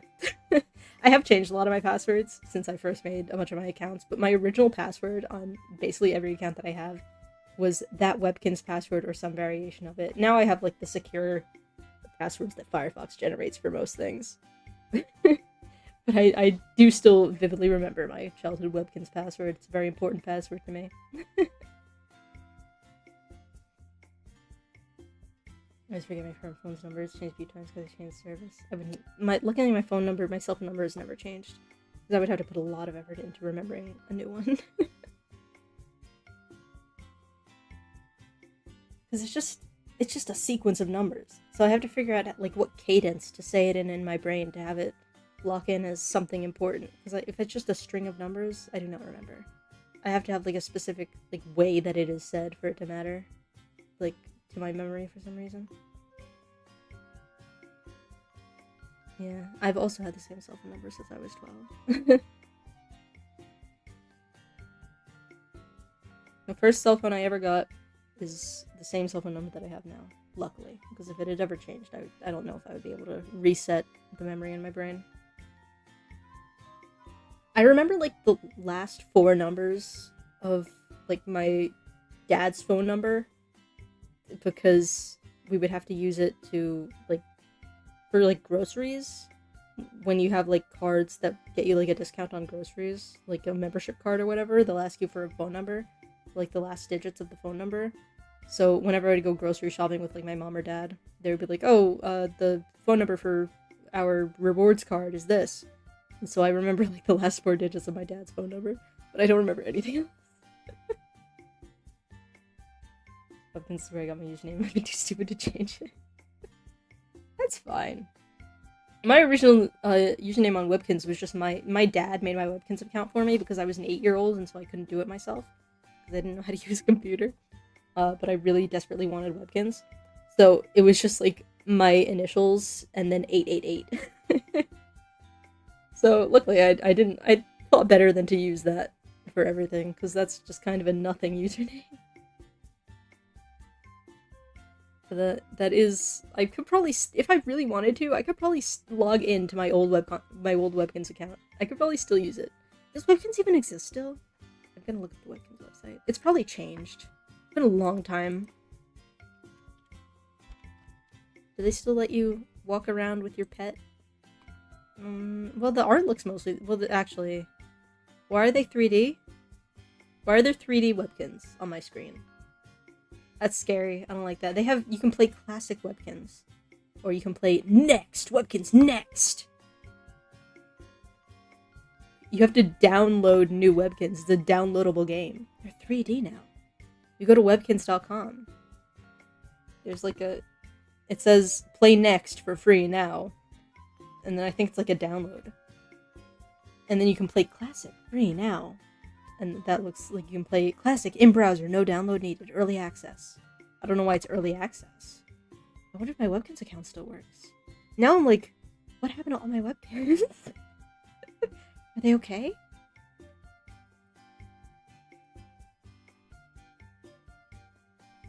You need a Webkins desktop app. I think they might have killed my Webkins, you guys. I'm not sure if my Webkins are still alive. I'm gonna try and get into mine right now. I have to download the desktop app to play Webkins. Big Tamagotchi, they all starved. I don't think Webkins had a starvation feature, thank god. I remember I think like maybe 4 Webkins, but Webkins were kind of expensive. Because the whole gimmick with like, oh, you also get to play a computer game, it like justified them making you pay way more money than the plushie was probably really worth. So my parents were like, you can get like 4 Webkins in your entire life, but like you can't get that. They're a lot of money. You really shouldn't be getting too many Webkins. So I didn't have like an advanced roster of like 50 Webkins like I know some people had. There were some girls that I was friends with as a child that literally had like basically all of the toys that they had were just Webkins. They just had a bunch of Webkins plushies. I don't think I would have been able to keep track of that many webkins on the website. I feel like I just would have gotten stressed. I don't remember why I stopped playing it. I think probably just because I got bored. Like, there wasn't really that much stuff to do. Or, like, I think they might have changed the way that something worked, and I got angry about how they changed it, because I don't like change. And then I just stopped bothering. Every time I play a game and they update it, I get mad. There's a 100% chance whatever email my parents made for it is dust now. Oh, yeah, mine too, actually. Mine definitely, for sure. I had Hotmail. I don't think Hotmail exists anymore. I feel like... I wonder if do I even remember my old Hotmail account? I don't even remember. I don't remember what my Hotmail account was. It might have just also been initials 888. But I do remember I used Hotmail up until it was, like, not viable as an email service anymore. Like, once everything switched to, Google, or, like, your Microsoft Outlook or whatever, like, nothing accepts Hotmail anymore, I don't think. I feel like if you tried to sign up for something with a Hotmail account now, it wouldn't work. Almost lost my Minecraft account at that predicament. That's so real.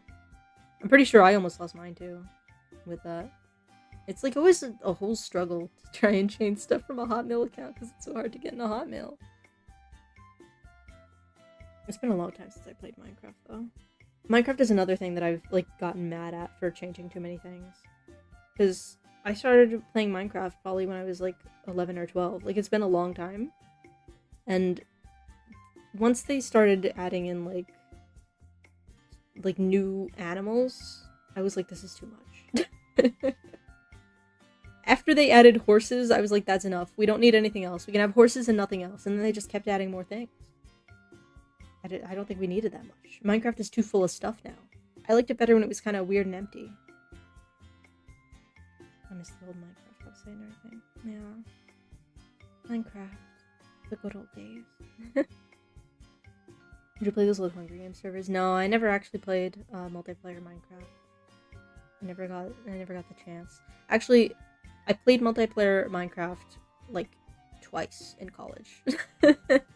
With a couple of people that I knew. I played multiplayer Minecraft, like, twice. But one of the people who was playing it with me was, like, not familiar with Minecraft. And we found a desert temple, and she killed us in the desert temple. And then we stopped playing Minecraft together. I was like, I cannot believe. Like, you couldn't have at least, like, Googled anything about Minecraft. You walk into the desert temple, you immediately kill us. I was in the middle of my explanation of how what we should do to, like, safely get through the desert temple. And she jumped directly onto the pressure plate and killed us. I was so angry.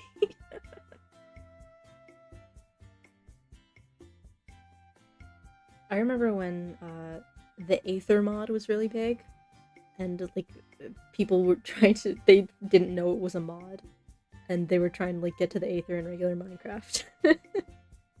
And, like, all these children were, like, posting, like, pictures, and they were like, my Aether portal isn't working, you guys. Why isn't my Aether portal working?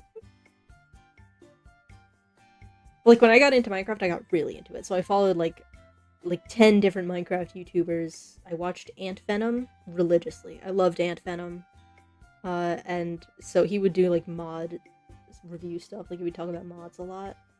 So I was very well aware of what was mods and what was not. So I managed to avoid being an Aether Portal child. Last time I played Minecraft was more of a technical challenge. I played on Windows 98. My friend posted it on the Wii U. That's crazy. How does that work even? You can do crazy things on the computers, on the technological devices. Don't even talk about New Vegas. I'm so upset about New Vegas.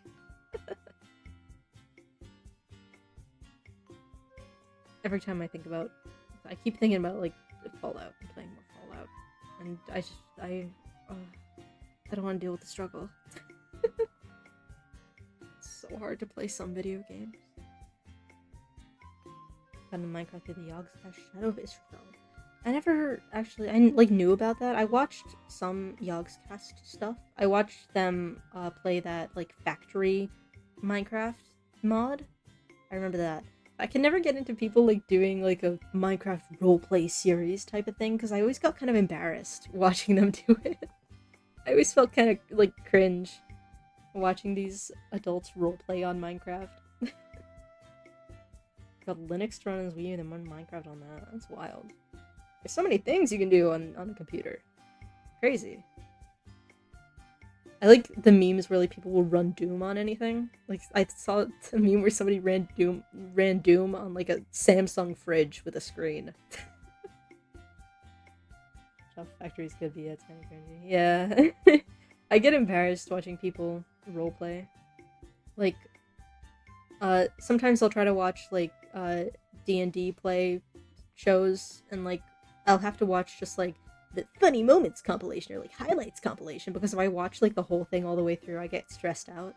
Like freaks me out. Or like podcasts. I'll listen to podcasts where it's like informational, but I can't listen to podcasts that are like a story or like a radio play type of thing, because I get embarrassed because I just imagine people standing in a sound booth reading off a script. It freaks me out, scares me. I don't know why. Like, that's what cartoons are. That's what TV is. It's people faking. Like, they're acting. But for some reason, when it's, like, just audio, it freaks me out. Or when, like, I can see the real people if doing it, it freaks me out. Like, there needs to be separation.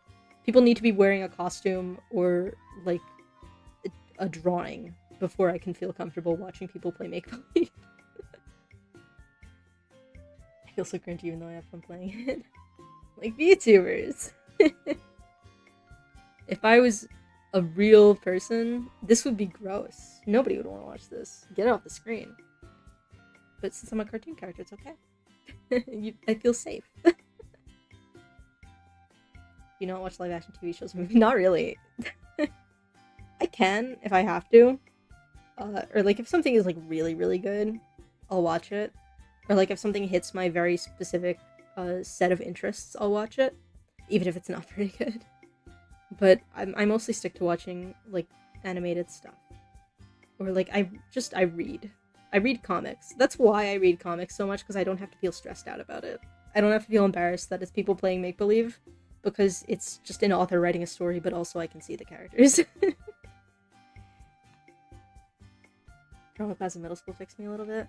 The only drama adjacent thing I did in middle school was stage crew. I didn't actually go on a stage and act, because I have horrible stage fright.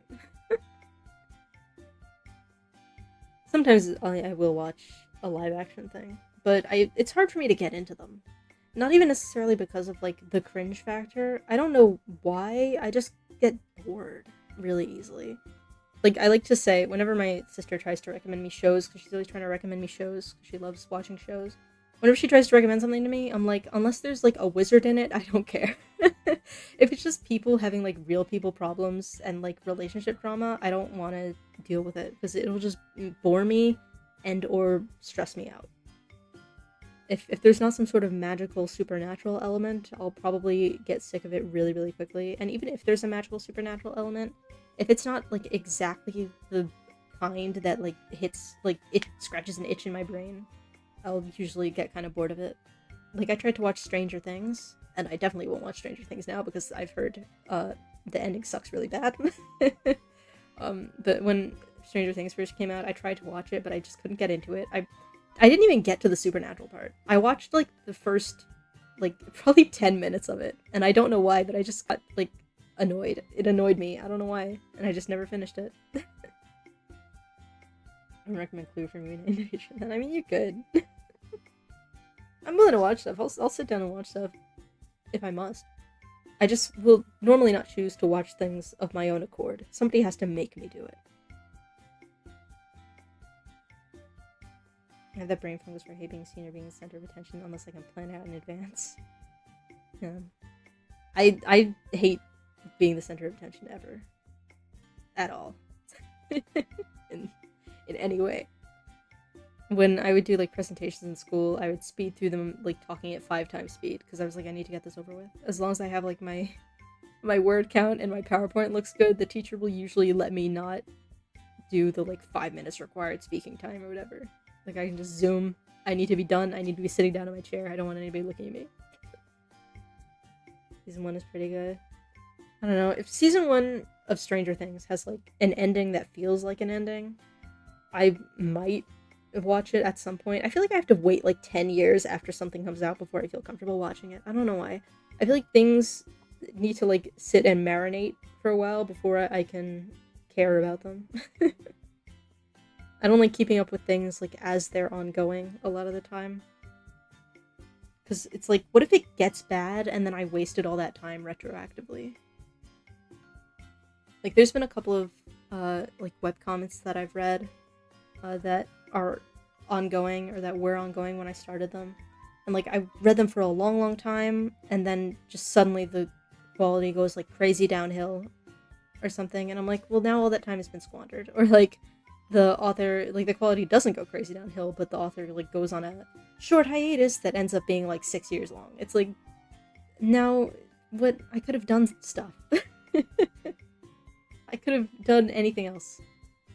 So I like to wait for things to be completely finished before I'll bother. I want to know if it's gonna be good before I'll waste time on it. The setup for season 2. I don't know, when does Stranger Things stop being good? I feel like, in the beginning, everybody was really into it and was like the best thing ever made. But then they had, like, a couple of years between seasons, and then all the people playing the characters got old, but they were still trying to convince you that they were children. I feel like at some point it got, like, weird, like, conceptually, to watch all these 20-somethings pretend that they were 13 after season 2. My sister watched the whole thing through, like, sunk cost fallacy. She was like, I've waited this long, I need to finish it. I don't know if I've heard her, I don't think she's told me what she thought of the end of it. I haven't really talked to her. She hasn't mentioned it. But I do remember her complaining about, like, the length in between seasons and how old everybody looked now. It's like, I get that there was a plague at some point, but at a couple other points there was not a plague, you just took too long. I do know that I've seen a bunch of people being mad on the internet about, like, things that were set up and then never addressed, or, like, a bunch of red herrings that the guys writing it were like, oh, pay attention, this is important, and then it wasn't actually important, and they lied to you. And they, like, forgot about a bunch of their setups. They're just like, we need the show over right now, quick. Speed run through all of the things that are 100% necessary and forget about anything else. Just fight the big monster, and we can end the series finally. Which I, like, kind of get wanting to be over with it, because it has, they were doing it for a really, really long time. But, like, just get out the story that you want to do, and just tell the Netflix people, I am only doing the story that is necessary, and I will not do further story. Because I think they were, like, told to drag it out longer, if I remember. They were told, please make more of this so that we can make more money off it. You beat the game that fast. I got 3 minutes into the game, and then the game broke, and then my Steam broke, and then I got the game open again, and then it broke, and then Steam broke again, and now we're here.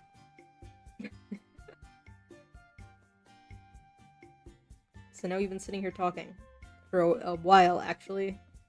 That's scary. I don't like looking at the time that's passed and been like, I've been talking for this long, gross. I'm so sorry that you guys had to listen to my voice for that long.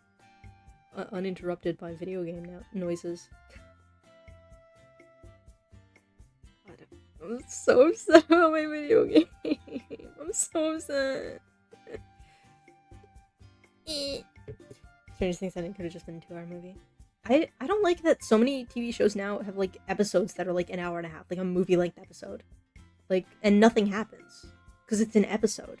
So you're only doing an episode-level plot in the time that it takes to watch a full movie. I could have watched a full plot from start to finish in this hour and a half, but instead I've watched, like, an eighth of a plot, and I have to watch another hour and a half to get the next eighth of the plot. TV shows are too long now. I feel like we should just go back to the old way of doing TV shows where, like, an episode was, like, 20 to 30 minutes, and you had, like, seasons coming out at a reasonably quick pace. But now, since so many things are on streaming, they're like, we have all the time in the world, and then everything takes too long to make, all the episodes are too long, and everything's both drawn out and like going too fast, and you're supposed to watch it on your other screen while you're not paying attention, so they keep repeating themselves. I hate when people repeat themselves. It's like the worst, most horrible thing in the world to me. If somebody says something like more than twice, I get angry. And like, I already have the information. Stop telling me about it. I know. I remember. I have a brain. Amazon's ticked to 11 to 40-minute episodes of practical content and gags and carrots. Cancel it when season 2 ended. They always cancel the good stuff. All the stuff that's like fun and interesting gets canceled. All the stuff that's lame and boring that people are just watching because they've been watching it for so long and they're used to it goes on forever. Some shows do it really well, like Breaking Bad or season 1 of Severance. I'm sure that there are like shows that do it well, but it's just that all the ones that I know of, it's like, it's just too much and not enough all at once. And I don't like to sit down and watch an hour and a half of stuff and have it just be like a little piece of what the plot is. I usually like things to be like over and done with in one sitting. I watch movies. I'm good with movies. If it's like a movie that I care about, I'll watch a movie and I'll be enraptured with the movie and then I'll be finished. If I read a comic, it needs to be a finished comic, it needs to be a complete story, and I need to read it as quickly as possible. When I read Dorohedoro, I read it in like 3 days. I just, every spare moment, I opened up the comic site and I would read Dorohedoro, and I would just do that for 3 days, any spare moment. And then I was done with it, and I enjoyed it immensely. But if I need to like wait for stuff, I get mad. I get sick of it.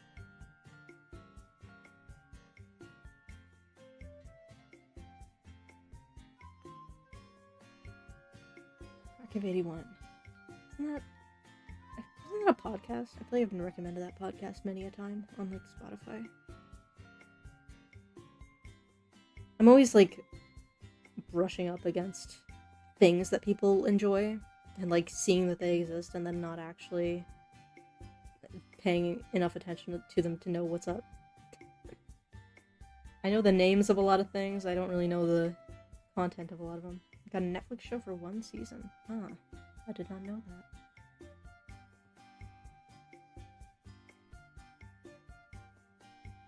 Isn't that like a kind of a supernaturally type of thing? I think. I don't know why, just because the name Archive 81. I feel like I've seen people who liked the Magnus Archives talk about it, and it's also about an archive. Really the only information that I have.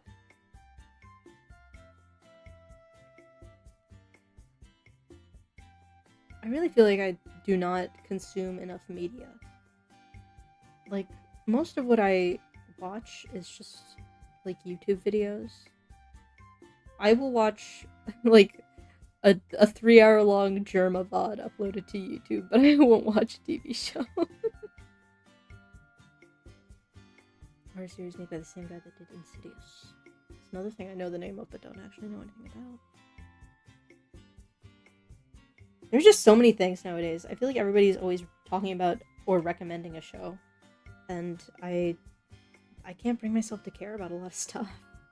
I don't know why. I think I used up all of my caring about media when I was in high school, and now I just can't really do it anymore. Just Germ is better.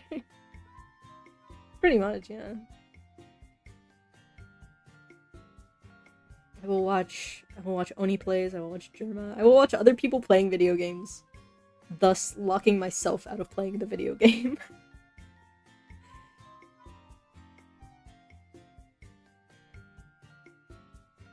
I'm watching It's Always Sunny now, and I'm sad I've never seen it yet. I saw some of Always Sunny. I was watching it like me and one of my friends were like watching it concurrently, and like we were letting each other know what episode we were on over text. We were like, I'm on this episode, have you finished it yet? Can we talk about it? And we watched like I think the first season of Always Sunny, but then we dropped off. And I kind of want to watch it, but just it's such a long show that it's kind of daunting to me. Like, I know it's like, I don't think there's like a serious plot. I think it's mostly episodic. But just cause if something is so long, I'm like, I can't I can't put all that time into it. There's no time. I don't know what else I'm doing that's better, but there's just no time. But I do. Always Sunny is a funny show, at least what I have seen of it. I like Danny DeVito. And I have seen like a bunch of clips of it. Always Sunny is one of those shows that I've seen more through clips than through actually seeing the actual show. Just because people meme it so hard. I also remember when I was in like middle school, for some reason, the show Scrubs was, I guess, really popular with like teenagers on YouTube, because I followed like a couple of animators or whatever when I was in middle school that were always using audio from Scrubs in their animations, and then I was like getting recommended a bunch of videos of like funny moments compilation from Scrubs.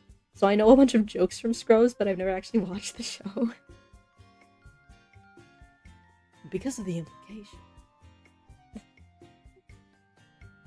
The girl's on a boat and they can't say no. Oh, Dennis. I do like Always Sunny just because of like the meme potential. One day I'll get around to watching like more of it, but once again I just feel that there is no time. There's never any time. I think I have to get over my fear of there being no time. I always feel like I gotta do something, and then I can't think of anything to do, and then I just waste the time. Like, the time will pass anyways. I should probably just start doing things. And you gotta take notes this stream. And we might not be taking notes in the game, but we are taking notes about TV shows to watch.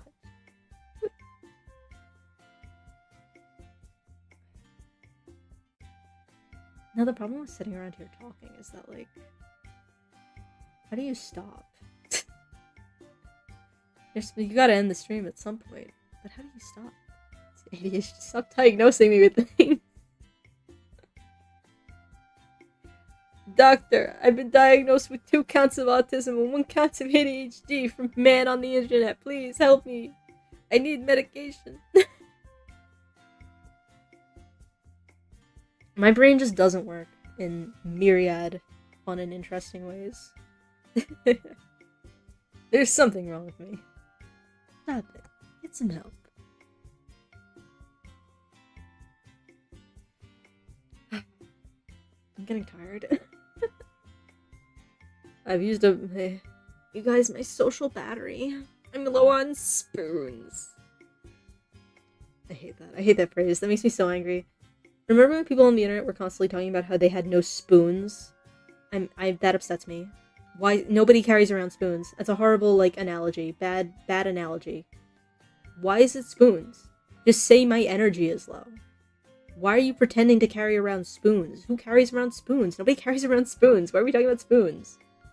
It was some person, probably on, like, Tumblr, was like, oh, I have, like, chronic pain or whatever, and I explain it to people by saying that I have a certain amount of spoons to spend in a day. First problem, who spends spoons? They're not currency anyway. They were like, I have a certain amount of spoons to spend in a day, and it takes like 1 spoon to get out of bed, and then it takes 2 spoons to talk to somebody, or whatever. Like, they were acting like you get rid of your spoons throughout the day by, like, doing activities, and by the time I'm done all these activities, I have no spoons left to do anything else. I just don't have the spoons to talk to you right now.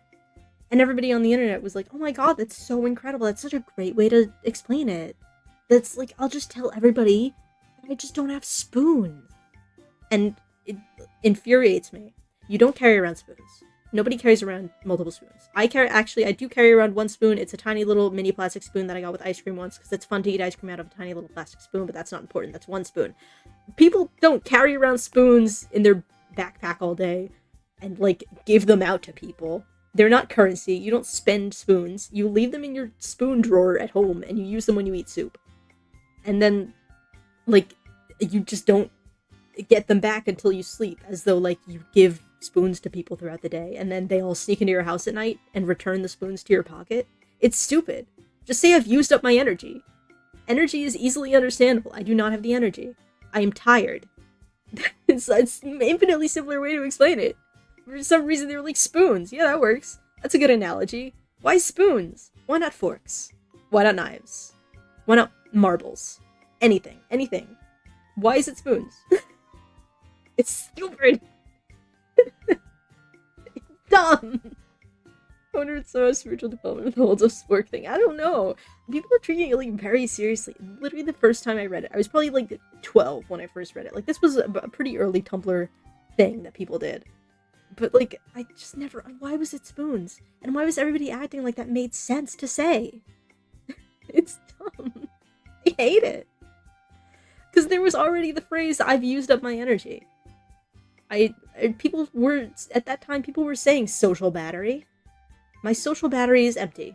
I do not have the energy for it. It's an infinitely simpler way to explain the same concept. Everybody will understand it. If you walked up to somebody on the street in real life, and you were like, I only have a couple of spoons left today to talk to you, they would think you were insane. What does that mean? It's gibberish. They would be like, do you need to see a doctor? Are you having a stroke? You're not using proper language. Are the language centers in your brain misfiring? What are you talking about, spoons? It's dumb. I hate it. They're all carved when the spoons are different kinds. It might be kind of cool. My fancy heirloom spoons that I spend when I need to do basic social interactions. It's so stupid. I hate it. It's such a dumb thing to be angry about, but whenever I see some people still say it now. It's not even like a thing that died out like soon after it was said. Sometimes you'll be on the internet and people will be like, I've used up all my spoons so fast today. I can't do anything today because I used up all my spoons. I'm like, why are we still saying this? It's been more than a decade. It's been more than a decade. And nobody thinks that the spoons thing is a dumb idea? I don't get it. I don't understand. I just don't understand. It's like one of the few things that makes me really angry that people say. Because, like, listen, I get that it's like a tism thing. To be like, the saying isn't completely accurate, so it doesn't make sense. But, like, other things, I can like, math out how they make sense. I'm like, yeah, that makes sense, like, in an allegorical way. I understand. But what about spoons relates to any of that? Who looked at a spoon and said, this represents the amount of activities I can do in a day? Why not any other cutlery? It's dumb. It just doesn't track. With, like, there's no secret meaning of the word spoon that also relates to, like, things you can do in a day. That relates to, like, level of pain. Unless we're talking about the extremely slow murder with the incredibly inefficient weapon. That's the only spoon pain-related thing. Spoon Theory has a Wikipedia page. We need to nuke Wikipedia. We need to get Wikipedia. Just get rid of it. Get Wikipedia off the internet. I don't need it anymore. It's who came up with Spoon Theory? I gotta go to their house. I gotta kill them in Minecraft. And why is it a theory? I'm pretty sure that's not what the word theory means either. Just say battery. Batteries have energy in them. Are you a spoonie? Kill yourself. It's just so stupid. Why are they spoons?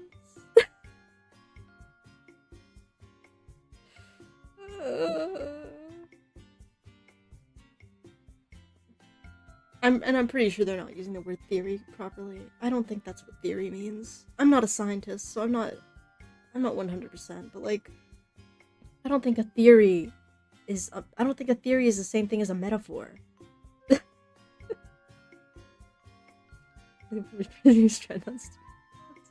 If I talk for too long, I start threatening people. It's the anger issues from middle school returning to me. Oh, I just can't. I just can't understand the spoon thing. I just don't get it. It's irritating. Oh, they have related theories on Wikipedia. They have fork theory and knife theory and matchstick theory because they ran out of utensils and they didn't want to start using combination utensils, I guess. Oh, God. I'm gonna have a mental breakdown. It's just stupid. Say any other, like, allegory or metaphor to me. It's fine. I understand. It makes sense. The spoons thing just gets to me. It just doesn't work. It just doesn't match up. It doesn't track. What would be better than spoons? A battery. Spoons represent the amount of energy. A battery has energy in it. It's the best descriptor for having energy is your battery. They had batteries in 2003. I know for a fact they had batteries in 2003. You could have just said that. Just say burnt out. Just say I'm burnt out. I'm tired. I gotta go to bed. I'm EP. Too abstract, not countable. There's percentages on batteries. On your phone, the battery says 100%, 50%, 20%, and then you put it on the charger. I've used up half of my battery. Let me introduce firewood theory. That would make sense too. That would, because you do expend firewood to keep a fire burning, and once you run out of firewood, the fire burns out. That's fine. That works. Why didn't they do that? It's just the fact that it's spoons. If it was anything else, I think I wouldn't care about it, but I ran out of coal. There's no more coal for my steam engine. Or my, not steam engine. They don't use coal for that. There's no more coal for my coal-powered locomotive. There's no more water for my steam engine. It's just, I feel like if it was anything other than spoons, I would be okay with it and I wouldn't care and it wouldn't have stuck in my brain for more than a decade. But like, just because it's just such a silly object, and because people on Tumblr were repeating it constantly for like a while, it just started making me angry to hear about it, to think about it. They use coal for, do they? I guess you have to heat up the water. That makes sense. I don't have train autism, sorry. I am getting angry at spoons autism, I don't have train autism. Also, it's 1:34 a.m. I'm not firing on all cylinders. Literally everything is just boiling water. The only power source in the entire universe is boiling water. Okay. Spoon crush, that really took a lot out of me. 1234, funny number. 1, 2, 3, 4. Haha. Hee hee hoo hoo. Like 90% of power production is making steam in one way or another. Yeah, pretty much. Steam is a good fuel. Steam is a good, efficient fuel. I'm glad you guys are having fun. I do feel bad about the video game, though. Oh, I thought I was gonna be able to play a fun old video game. I love playing old video games. I don't know, they're so charming. They always cause me such problems. I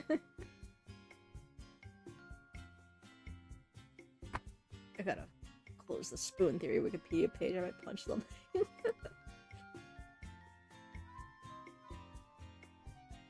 Okay. I may have expended my energy.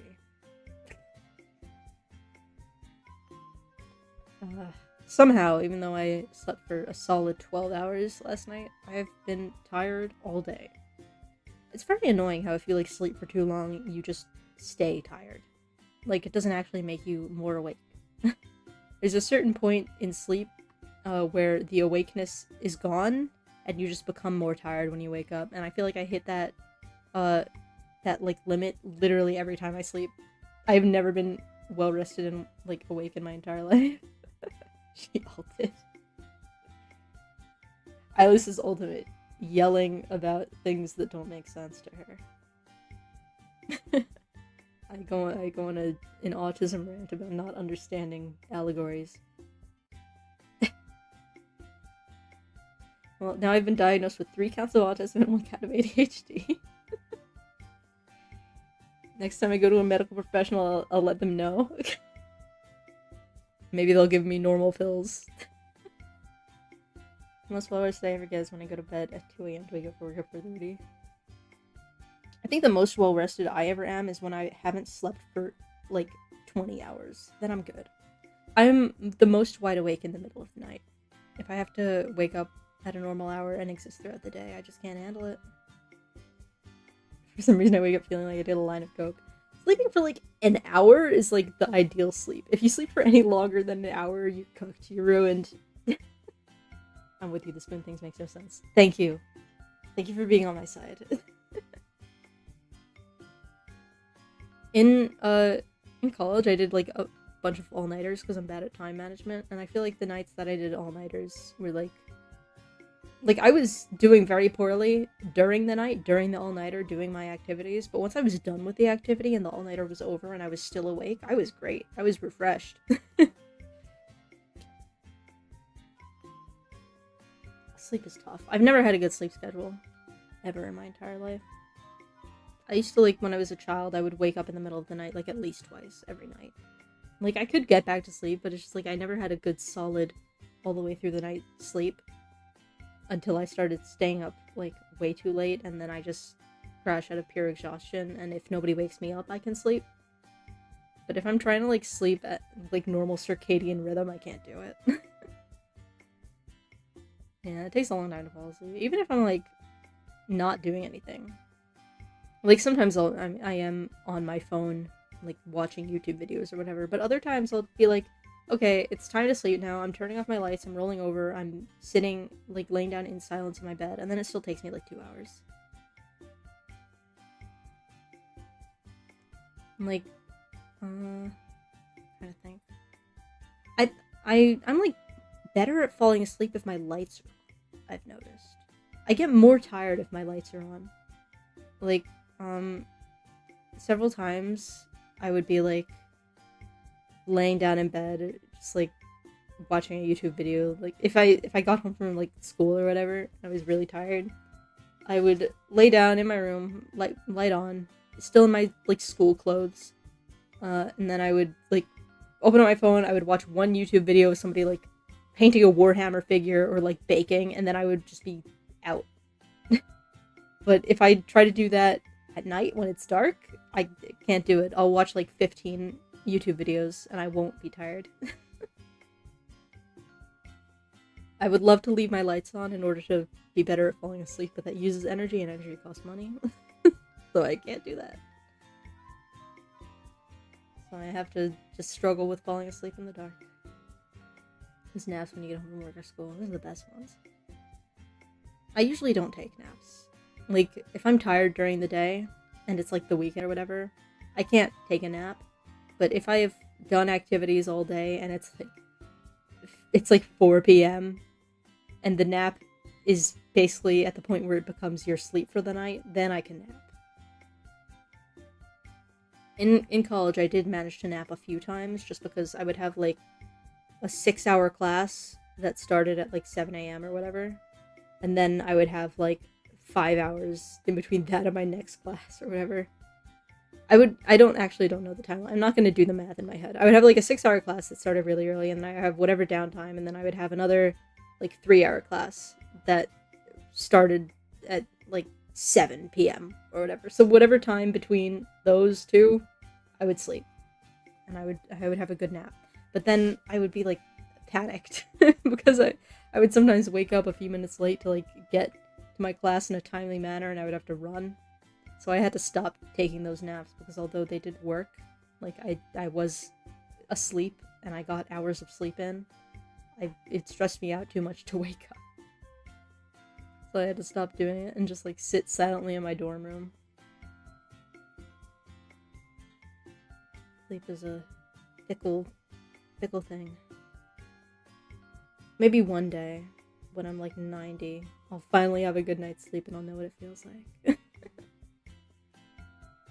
From work like 3:30 p.m. Not till 6 or 7, slept to midnight, sleep until 4:30 a.m. Nice. It's a good schedule.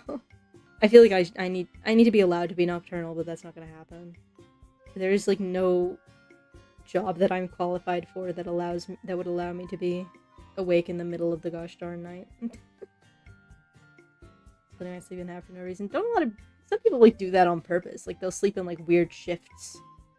And they claim that it, like, helps you be more well-rested if you take time in between your sleeps.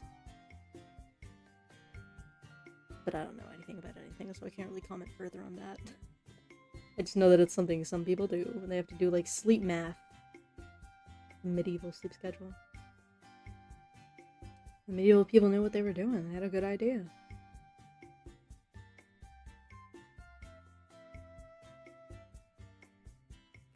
I want to be medieval. I want to be a medieval sleeper again. I think we should return to tradition.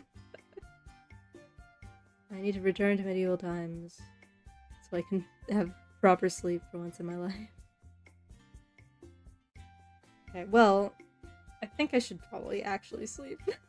You're talking about it. It's almost 2 a.m. Isn't there any polyphagic sleeping at one point? Just tons of small naps. Yeah, that's one of the like weird split up sleep schedules that you can do. Sadly I do not have the opportunity because I have to work all day in real life in an office. They don't have beds because we're not in Spain. We don't get siesta time. Sleeping with the rats tonight. I'm gonna open up my windows and let all the rats in from outside. Raccoons can come too. We have an opossum in the backyard, that's fine. He can join in. All these weird rodents come hang out with me in my bedroom. Just like the medieval times. Alright. I'm going to call it. We're done.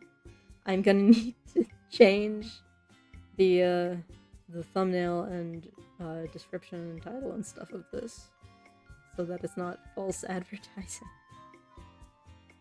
Maybe maybe throughout the week I'll try to like do some fiddling, try to figure out, see if I can actually get this game to work. If not, oh well.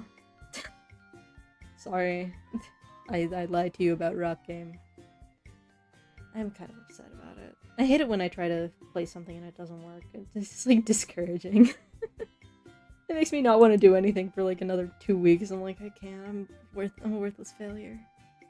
I might as well just quit. Because I couldn't play a video game correctly. But I'm not gonna. I'll just think about it really hard. DX Wine lets it run in window mode. There are guides online. I'll look them up. I'll see. And hopefully I'll be able to get it running. I will open that up in a tab on my computer. That is up in a tab on my computer now. So I will remember it and I will look and see how to do it. And hopefully it won't break, because I do have a tendency to break everything that I try to make my computer do. I have evil electricity running through my hands that explodes information in my computer and ruins it. Did salvage the stream somewhat. I like halfway salvaged it. You guys got to see me get mad about a saying I don't understand, so there's some entertainment value. Make an Eilis autism compilation out of all the things I've said tonight. And then every time I say something autistic, play like a Vine Boom sound effect and the chat message that is finger pointing autism. Every time I say something weird.